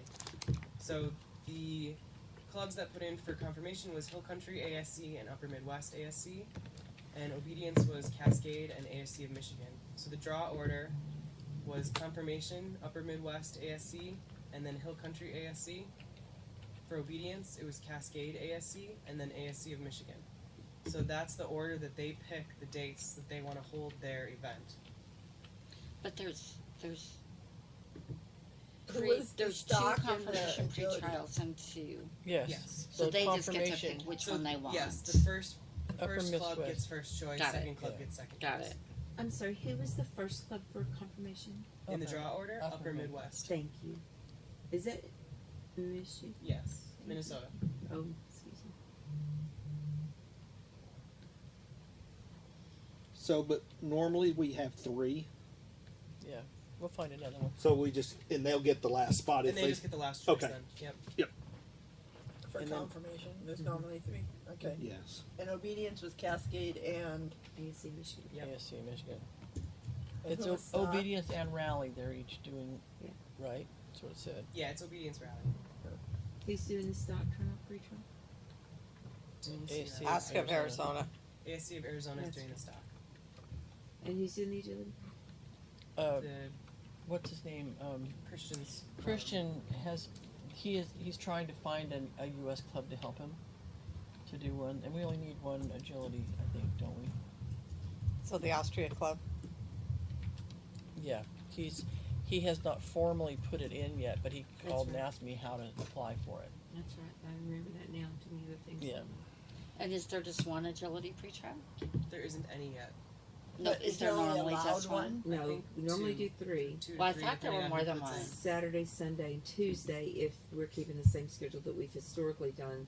So you would have 3. If we only have 1, then there has been a lot of chatter on the Agility IO group about potentially doing an in-person judging instruction slash, Or an educational. educational Judge opportunity, education. so that we are feet on the ground. You're being actually maybe not tested, but definitely, hopefully, finding some continuity between how we lay courses, looking at your angles to approaches, so that they're not only helping judges, but reviewers are also made to remember, oh yeah, I need to look at that too.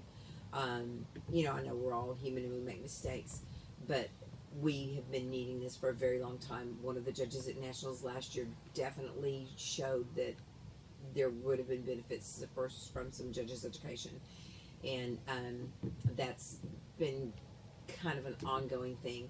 And yes, we do have a great new test, which makes you think a little bit more, I think, but until we do feet on the ground, hands on, Mm-hmm. it's not the same doing it visually. An in-person situation is going to be tremendously beneficial, so I'm hoping that they really get that done. So this would be a good opportunity. It's a huge opportunity if we don't, Right, if we're to- going to be to paying fill for that the void. facilities anyway. Right. The only negative there is we won't have anything to offset the cost for that day. They have to unless pay you're for gonna it. charge all of the judges. They all pay for that day. I mean, something pays for that day, but in our contract, it's, I mean, yes, we can't charge somebody for that day, but they don't, the fee doesn't matter if we have one trial or 100. The same as, we pay the same amount of money. Because we've already leased the entire property for that time frame, so it's a negative. It's just that we don't have have any offset. X dollars more toward our coffers. But I think what you're saying is then there won't be income that day. Correct. You from won't have an that event. That's what I'm saying. We don't have that however much money coming in to you guys to support. Yeah. 2,000 to offset the pretrial. That's a Is $2,000. that how much you charge? That's the negative. And it's a $2,000 pretrial fee that it's $2,000 for agility and stock. I think it's $1,500 or so, $1,300 maybe. I think it's 13 for confirmation. It's 15 for confirmation. 13. I don't know why it's that, but it seems like that what it was. Well, it seems like because we're doing a pre-show this year.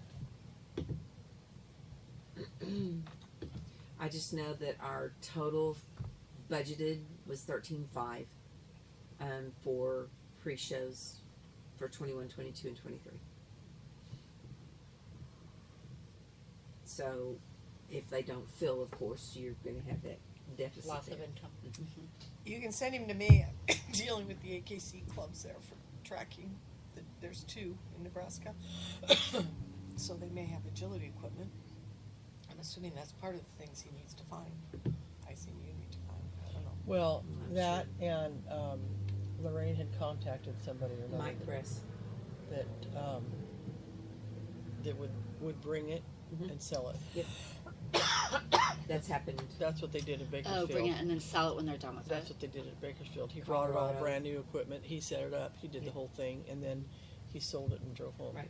Oh, that's smart. That's happened in Colorado, California, How smart is that? and 21 and 22, and I'm sure it's happening again in 23. On a side note, how do you change the scheduling of events? When we sit down and talk about it as a group, Okay. we can decide how you want to do it. Okay. Hey, Through right the quick, committee. while she's out of the room, it's okay. David said it was up to us as to whether Callow was in the room during conversations regarding salary increases.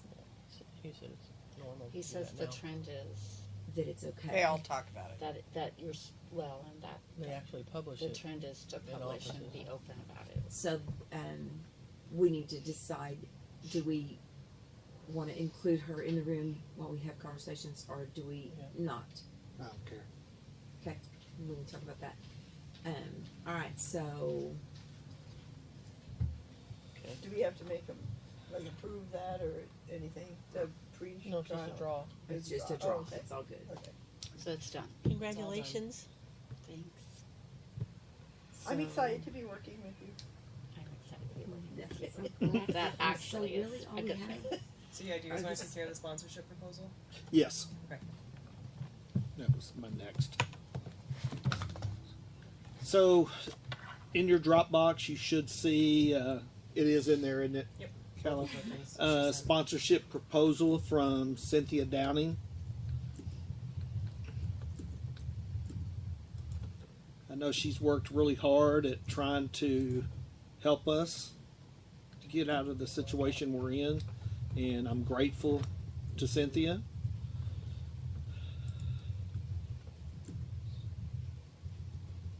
Could not be the same. Here you go, Jan. The for-profit won't be the same board members as the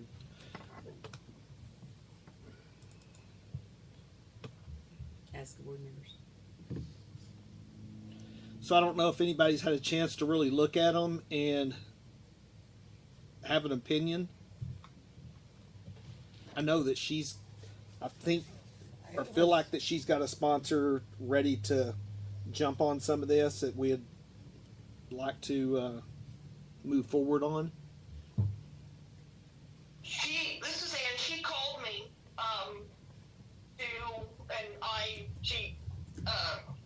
to discuss this, to bounce ideas off of me in terms of her, because it's two plans. One is to get the sponsorships, and two is to possibly create a for-profit arm that sells merchandise, and the proceeds go to ASCA, which she investigated and is totally legal. I mean, it's basically what we do when we have vendors that we issue trademark licenses to, and so that she said that even hiring a person or a company to do that would still involve would still, even hiring a company, there would still be some profit for ASCA.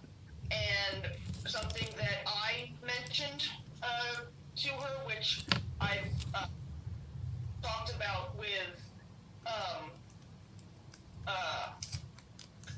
Laura Gibson, is I think it's really unfortunate that we haven't been able to do Nationals merchandise sales, the online, the shipping stuff, like the pre-orders for the people that weren't there, because I saw the numbers and it made us a ton of money.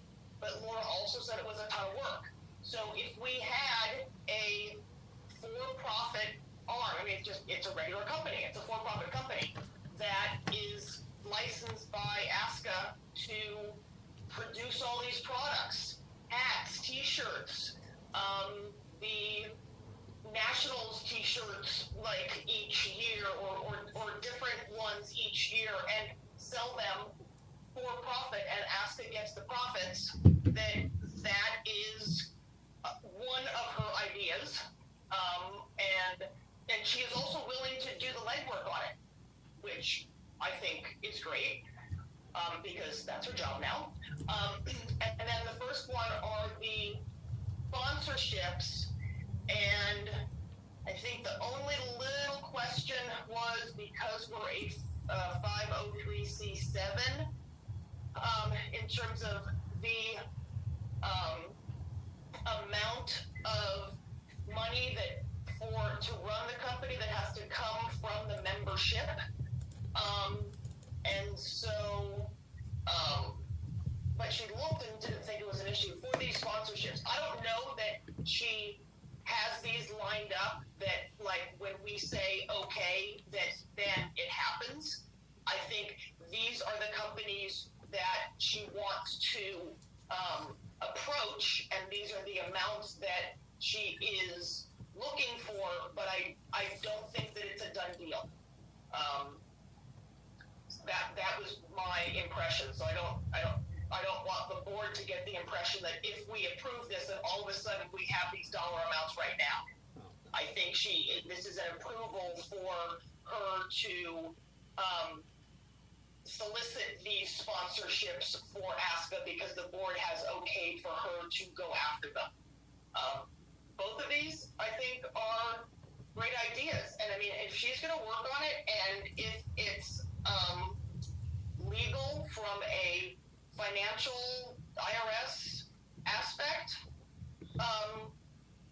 it's free money. I mean, why not? If she is going to do the work, and if she is going to get these sponsorships, and that all we have to do is put up banners for these things at trials, and whatever, like the ads and things like that, I mean, that's it. I absolutely see no harm in giving her the okay to pursue these things. It's money. So those were her two ideas, and she obviously has investigated them a lot, and knows the process it will take to do this. So, thanks. That is my impression of this. Yeah, this is Gina. I think she talked to almost everyone on the board regarding this. And the for-profit company is a definite way to go, because a lot of the nonprofits do have a for-profit company, and ASCA owns 51% of it. So it's, they still contain control or have control. She hasn't contacted the companies yet. She has it in through Nancy Guys, who is AKC World Team for the U Joint sponsor. But yeah, this proposal is just for her to go ahead and go forward. A lot of it, and that's why, Jan, I was asking you if our CPA says this is okay for a C7, or do we have to change to a C4? So, and you said they said it was okay, right? He did, but he was going to get back to me because he's an auditor. Got it. Okay. So that's the only thing that would hold up the sponsorship is the C7 versus C4. So that's all I have. Otherwise, I'd say go for it. Liz?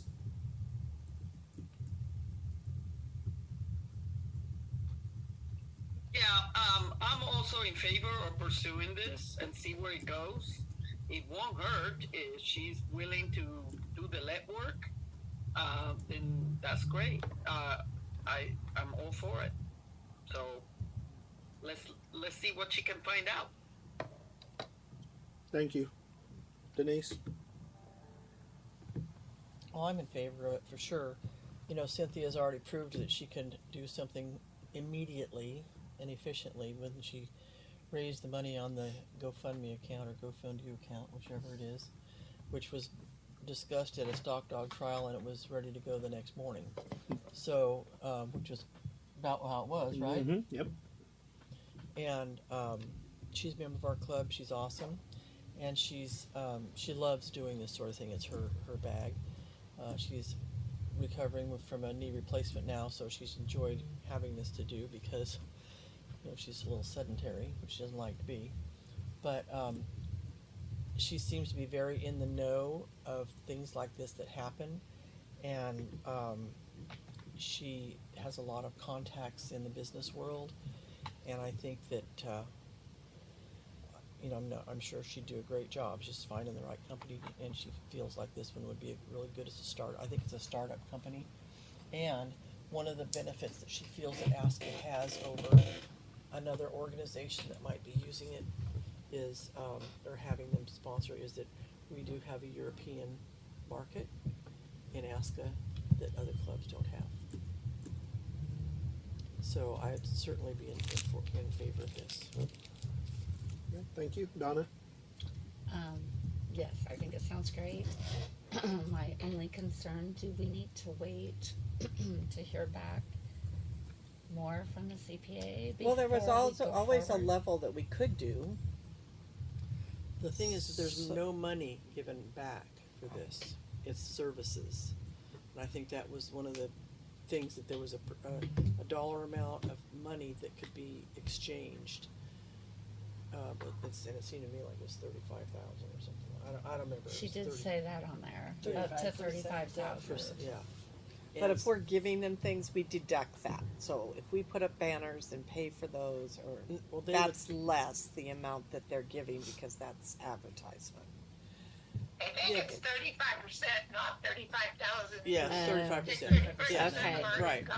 Thank you, Gina. But he didn't have that number. That's the old number that we had. So, but we're not giving them anything that is.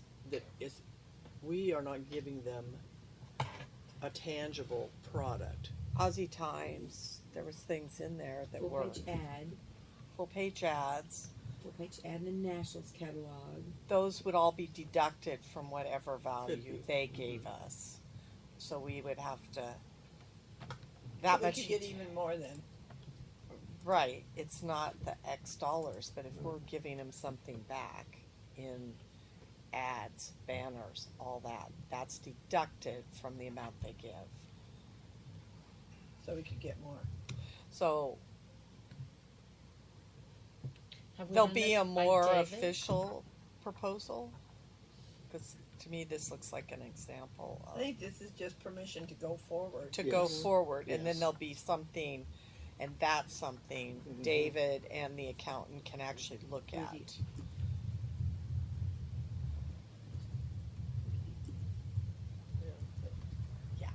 Carol? I'm totally in favor of it. I've been saying it for years. Yeah, I mean, No, this is I am definitely totally in the favor ticket. of it. Agreed. I mean, I work with other groups and they get a lot of stuff sponsored in. And I would think that they would provide their own banner, because it would be their own whole own look that they'd want to do. When we got sponsorship for the duck food, they provided the banner. Well, and Cynthia seems to know how to do this. Like, Oh, yeah. And That's what she did for a yes, living. Yeah, was that's what I was mean. that I she mean, helped she's. I'm non-for-profit totally I'm totally in favor of it. Susan? I support it. Let's let her go forward. I too support it. I have talked to Cynthia numerous times, and she works with the IRS closely with their website. Everything she does, she looks it up, makes sure that we're in line with the IRS. So I don't think there's anything IRS wise that would get us in trouble, because she's very conscious of that.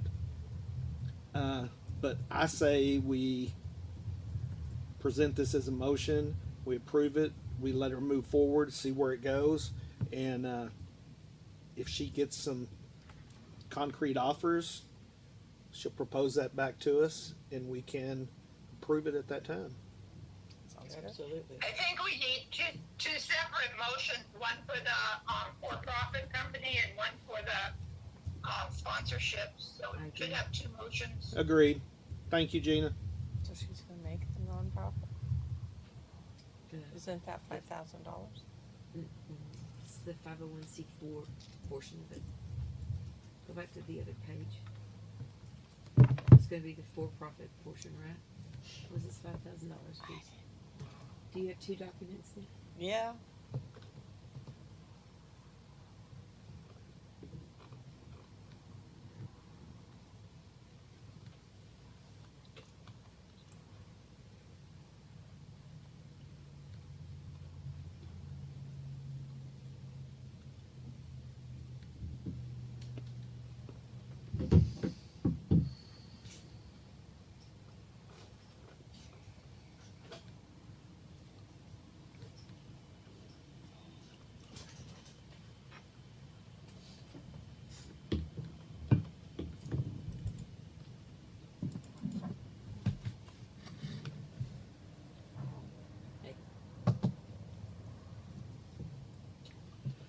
Thank you.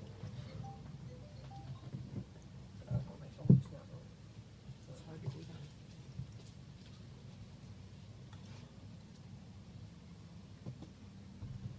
that. I saw the second.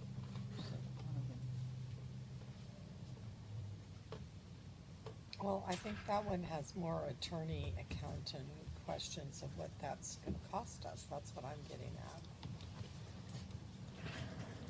And if we're gonna stay.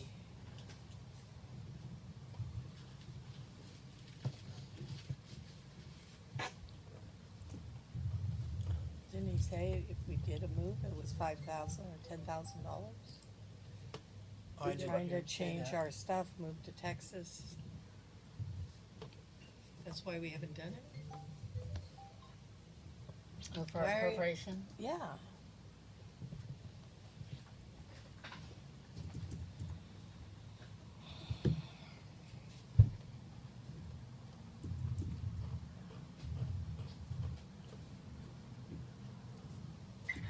What are we all reading?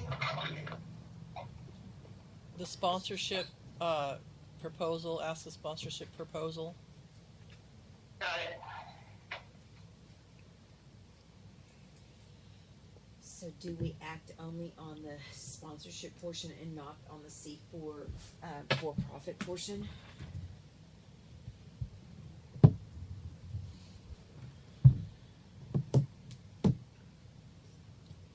Well, we can go back to Cynthia and ask her for more information on that. If there's, on the C4, if there's going to be a charge for ASCA, To incorporate Yeah. that portion of it Yeah. inside of Yeah. Texas? and let her do the legwork and find out and get back with us. But isn't that what David already researched? And it was gonna cost $10,000? Well, We that said we was- didn't have the money That was, to move out of No, Washington. David researched moving the corporate address, not the C4 corporation? Yes. Yes. That's what I The understood. incorporation. I thought it was both, so it wasn't both. Okay. No, we've never discussed that. I think we I've never probably heard should the talk to the C4 until this CPA came to up. find out if we are gonna consider C4, what the tax, you know, if it's the same tax benefits. Right. But if we don't change, then Well, I guess she researched it. The first line says we might be able to form. Right. Yeah. So if she's willing to do all the legwork, and then she'll tell us how much it costs. Right. So that's fine. so we could make a motion to have Cynthia move forward with her sponsorship proposals, and That should be one motion. I'll Mhm. second that.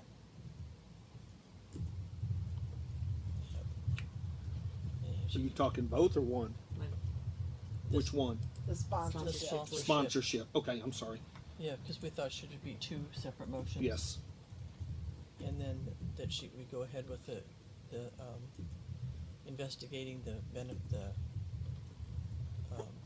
merchandise. Okay, so we have a motion by Denise and a second by Carol to approve Cynthia's proposal for the sponsorship, corporate sponsorships for the Australian Shepherd of America. Any further discussion? Okay, hearing none, I'll call for a vote. All in favor? Aye. Aye. Any opposed? Any abstentions? Motion passes. And Okay, yes, ma'am, go ahead. oh, I was just gonna make the motion for the for-profit company, but I didn't mean to interrupt. No, you're fine. Okay, go- I move to, go forward with Cynthia investigating a for-profit arm of ASCA. Or a for-profit corporation is what it would be. I'll second that. Okay, so we have a motion by Gina and a second by Carol to allow Cynthia Downing to move forward in investigating the for-profit status for ASCA. Corporation, right? It'd be a separate corporation. Correct. Yes.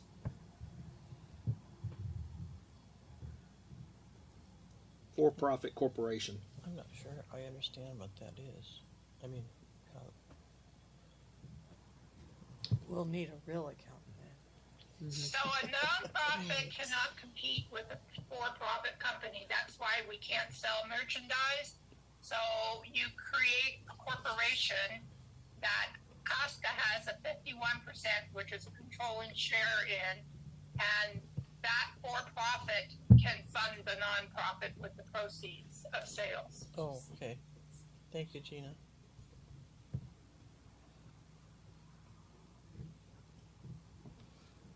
Any other comments? You guys, just make sure that the current elected board members cannot be the board members for the for-profit corporation leg arm over here. Correct. Yes, ma'am. Correct.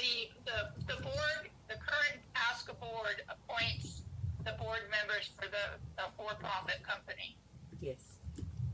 And it can be as few as 3. That might be better. Less is more. Easier to get some stuff. Okay. All right. Any other comments? Okay. All in favor? Aye. Aye. Which one? Aye. Do both. This is the No, we already did the other one. Do the sponsorship. Okay, sorry. Aye. Okay. Any opposed? Any abstentions? Okay. Motion passes. So I have a question. So Laura's email on Jackie's thing. So I probably need to send Laura this and say Cynthia's working on this sponsorship, and then Laura just needs to get with Cynthia. I would say so, because I sent. Because now they're going forward with two different things. Let's what? I was gonna say, let's let Cynthia do this Yeah. and let Jackie. Well, I Right. sent. Laura sent me Jackie's sponsorship proposal, and I sent it to Cynthia because Cynthia is our sponsorship Yes. chair, and I didn't want Cynthia to think that we were going behind her back soliciting from somebody else. Agreed. And so she understood, and it's just somebody else giving an example. And so So they've already had communication. there's so Cynthia has that information, and I understand that. in my opinion, it's Cynthia's, since she is the chair, she has the authority to say what she wants to work on. So I will just, because they're wanting to go forward with that. Well, so I'll just tell them they can't and direct them to So, Cynthia. yeah. Well, and is that's- this for Well, they ASCA can, and but theirs they is for should the talk to- nationals? Yeah. But if but isn't this, how do they conflict? How do they? Well, she We haven't seen it, so I don't know. she has should work- Cynthia And is I working haven't on- talked to Cynthia. Yeah, She's I- never called me. I couldn't get you because you were always on the Or road. me. No, I'm very available on my phone. So, Yeah. wouldn't we want Laura to kind of be in a holding pattern?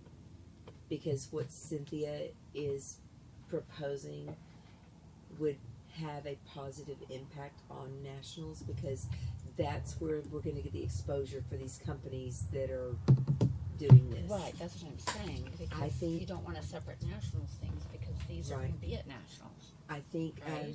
yeah. Right. That's our Right, big thing. right. That's how we're going to get Right. our publicity. Don't we ask the nationals to hold until? I can do that. Can I we- just need to know what to tell them. That'd be my gut. I but- think What they did you should say, Cal? talk to her. And, Yeah, I mean, they just Right. together on it. I think they need to go forth. I mean, yeah, that's not hold. But I don't know think what they it can is. work together. Why don't you have her I contact? sent it. Just tell her to contact Cynthia. Is that what we're talking about? That's what I'm how saying. best Yeah. this could be addressed. That's what I'm saying. Is that how I should address that? Yeah. Oh, that was the pay. Yes. So I could have sponsored something. Yes, I I, just sent it took to it. you and you responded to it. I But so don't they're think doing that's the their same. thing. But so they were doing this and wanted to go forward with this. They wanted us to approve that, and then, but then Cynthia has this, and how are those gonna? Mesh or What is So her? she should talk to Cynthia because it would be incorporated into the different levels that Cynthia offers. And also, we have to keep track of the total amount of sponsorships, including Heidi's. So we have Okay. a number that does not exceed 35% of our income, providing Cynthia gets 200,000 from this UK We're gonna be sponsor. beyond that. So yeah, Jackie should talk with Cynthia, in my opinion. is there a percentage that we can't exceed 35. 35? Thank you, But that Gina. may or may not be applicable. Be like- There We may don't not know be about that any number. kind of a 50,000. regulation. What's that? There may not be any kind of a regulation on us because of something. That's an I know old Cynthia number. wrote this. The past accountant and this accountant haven't really given a number. Yeah, we're waiting for you to get that. Get that yeah. number. Yeah. No, I mean, because you have Right, a the list of things that you're 35% waiting is for after still the audit. for a C7 is Right. still the Valid. amount of money that you can take without jeopardizing your tax status. Because she's talking about some big sponsorships. That could.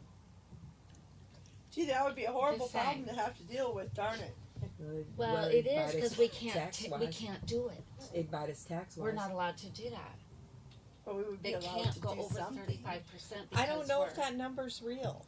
Gina said that it's a current I number. don't. Yeah, I'm skeptical about the number only because we have to remember that AKC disability trials that they do, they're huge with many different breeds and all that. It is Whereas a current we number. are a But little they're a bit C4. more- So I think the exposure that we can offer them is less than what AKC can offer.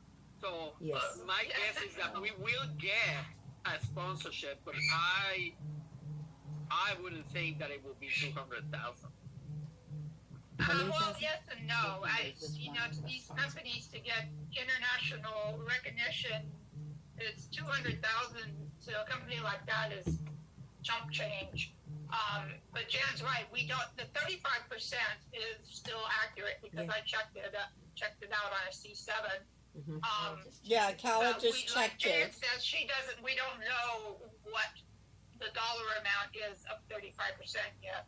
Right. But you do have to deduct what we give them.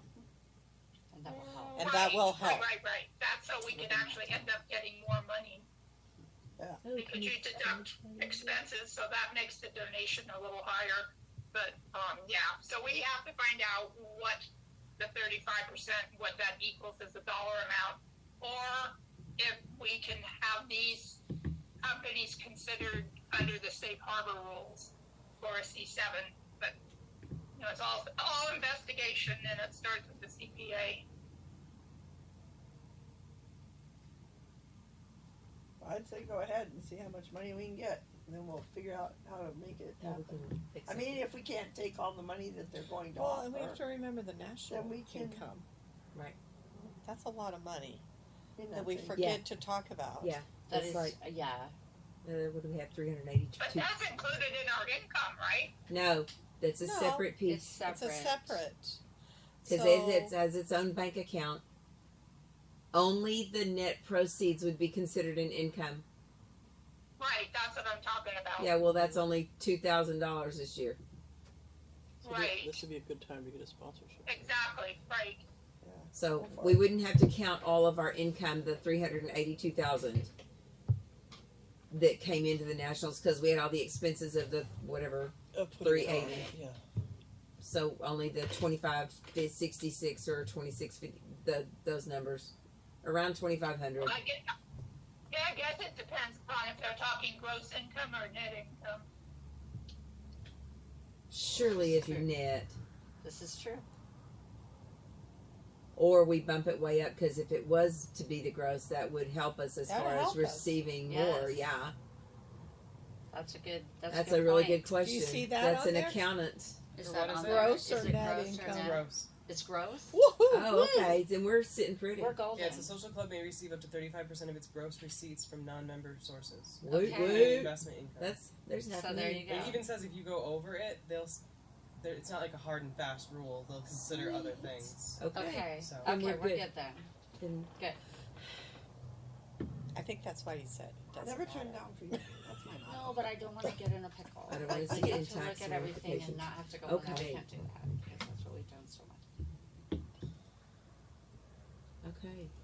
What can we do now? Committees. And that's all So that? you guys could vote on the motion from Anne for the bylaws change. The proposed bylaws change. That was in email. Yeah, that's an email. She just 20 Just minutes sent ago it. said, "Are we going to vote on this today?" So if you go to that thread, Voting bylaws. Had added that Ina had seconded it. I forgot to put that in when I typed it up. Also, Denise, I don't know if you saw the comment that I made today that it actually didn't need a comma because voting by mail by ballot is one thing. I know it sounds like a list, but basically we're making it that there's two options. You can vote with a paper ballot by mail, or you can vote electronically. So I did offer a slight change to the wording, because yes, I agree that vote of the membership by mail, by written ballot, or it just sounds funny. It sounds like a list. So Okay, I see if what we you're- wanted I to see what you're change it saying. to the membership vote by mail-in ballot or electronic transmission. That's better. Yes, thank you. Yeah, like, is everyone happy with that? And then later in Yeah, the paragraph, that's better. it says, although it says everyone would be emailed the information, that members can request a paper ballot.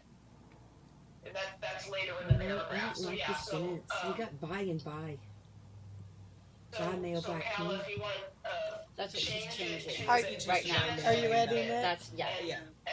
I have it in and the notes. that and to the wording by mail-in ballot or electronic transmission would make it. There we go. Gina seconded it.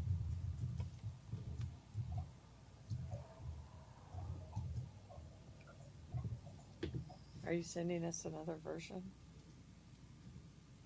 Are we voting on this with what we? Or throwing another version in the drive or.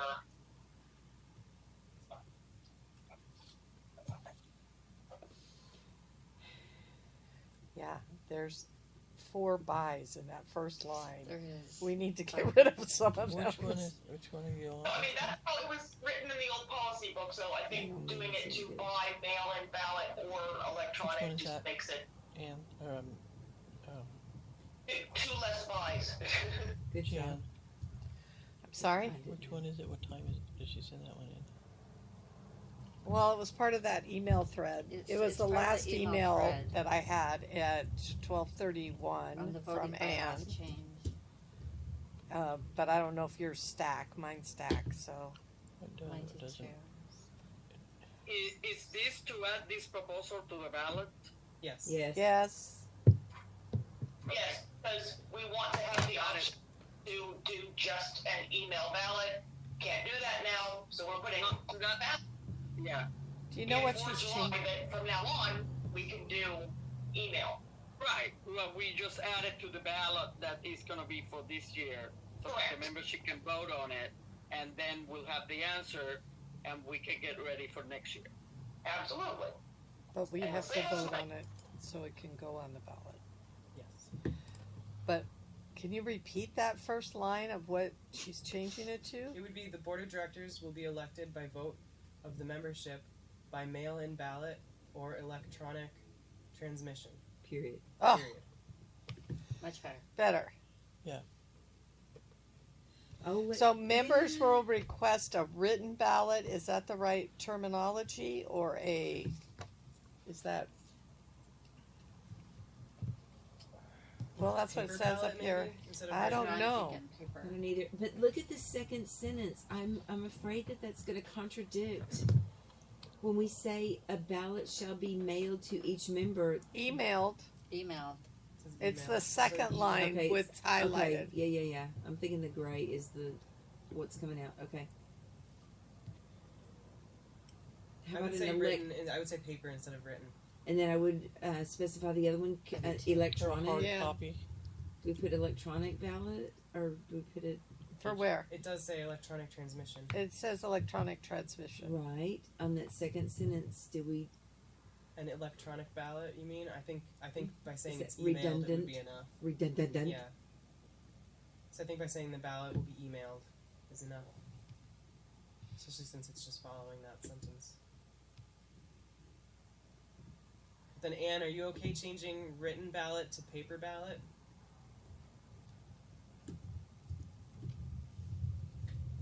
Are you there, Ann? Yeah, I'm sorry. Yes, members may request a paper ballot, sure. Did we want to change a ballot will be sent to each member? Via. Because then it's not, yeah, sure, emailed. Yeah, saying mailed is not emailed, saying emailed is just emailed. Do we just want to change it to sent? Yeah, maybe. We might have some new technology coming down the way. This is true. Might be Facebook. Who It knows might what give they're us going to do. options. Oh my God. Don't limit. Who would have thought we'd be where we are now? Come on. Well, Facebook that is is your also future. my, you may remember previously, my other change to the bylaws is removing the fact that board of directors may be notified by telegraph for meetings. Yeah. Well, that's a little obsolete. Uh-huh. Okay. I remember they bought him a fax machine. Yeah. And the pile of paper, just think about it, how much could be faxed to a board of director. It was crazy. Okay, can you read it again, please, Calla or Ann, one of you, please? Here, I have it right in front of me. So the paragraph will read, the Board of Directors will be elected by vote of the membership by mail-in ballot or by electronic transmission. A ballot shall be sent to each member at least 30 days prior to close of voting. Members may request a paper ballot. That's the changes. I thought there was more buys gone when Kella read Yeah, it. it's the buy that's in front of electronic transmission can come out too, because it can say vote of the membership by mail-in ballot or electronic transmission. Got it. I know this is semantics. Do we want that members may request a written ballot before the sentence of a ballot shall be sent? Or do we want it after? After. Because they're first going to get it, and then if they want it, they have to ask for it. Right. Yeah.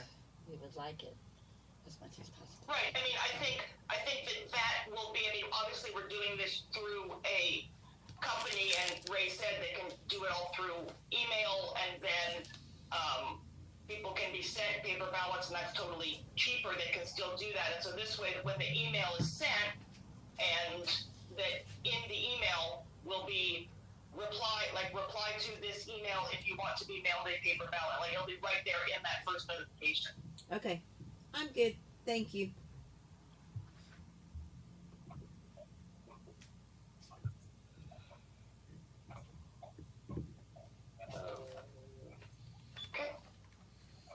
Are we voting? If we got it down, then we're good. I think we got all the buys out. Sorry, Ann. Reworded it 12 times. Surely it's good. So we had a motion by Ann and a second by Gina to approve the proposed bylaw changes to allow electronic elections for the Board of Directors. Any further discussion? Okay. All in favor? Aye. Any opposed? Any abstentions? Great. Thank you, guys.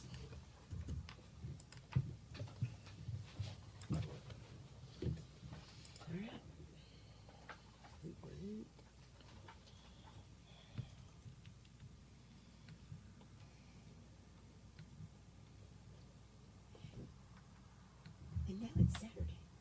Oh, yay.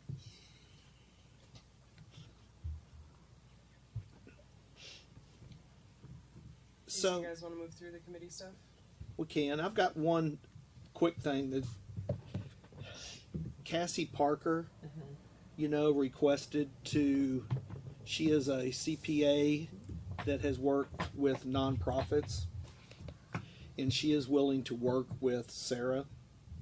I have visited with Sarah about it, and she would welcome the help if it's nothing more than just to bounce questions off of each other and to help. Sarah's not 100%. She always does things correctly. Our chart of accounts, and so she'd love to have the extra knowledge. I just wanted to see if you guys had an issue. Do we need a motion to allow them to work together, or? No. I think consensus is perfect for that. Okay. And the only thing, would we also have that NDA signed by Cassie? Sure, we could Because get. We she's could. gonna be involved, and she's gonna see things That's that. important. Yeah, Yeah, I think so too. I can get David to design one just for her, or if we need to, or for the others work. Yeah, I think the others might The work because financial one should. effectively the Yeah. financial one should. Anybody that's on the finance committee Is seen that's as same- much as she's Yes. Okay. Yeah. We'll use that one then. I think that would be a good idea. Okay. Just cover our bases. Sure. I think one thing that as we progress more into the future, I'm hoping that we as a board are more conscientious of things that may have been an oversight in the past. I think we're learning from some earlier possible missteps that may have occurred, and hopefully we're more forward thinking and trying to cover all of our bases, because partially the financial situation that we have evolved into, I think, has made us a little more wary potentially. I hope I'm, and that's not accusatory of anybody, but I'm hoping that we're migrating toward that level of just caution in our actions. So I think that that's a good thing to have. So, Ann, Gina, and Liz, are y'all okay with Cassie Parker helping Sarah? Absolutely. I'm okay with it. Great. Yep. Okay, Sounds good. thank you guys. Denise? Sure. Okay. Susan? Carol? Jan? Yep. Okay. It's consensus. Would you let Cassie know? Yep. Do you have that NDA? Yeah, the financial Financial. panel one. Yeah, I have that. If you could send that along Will with do. her. Thank you.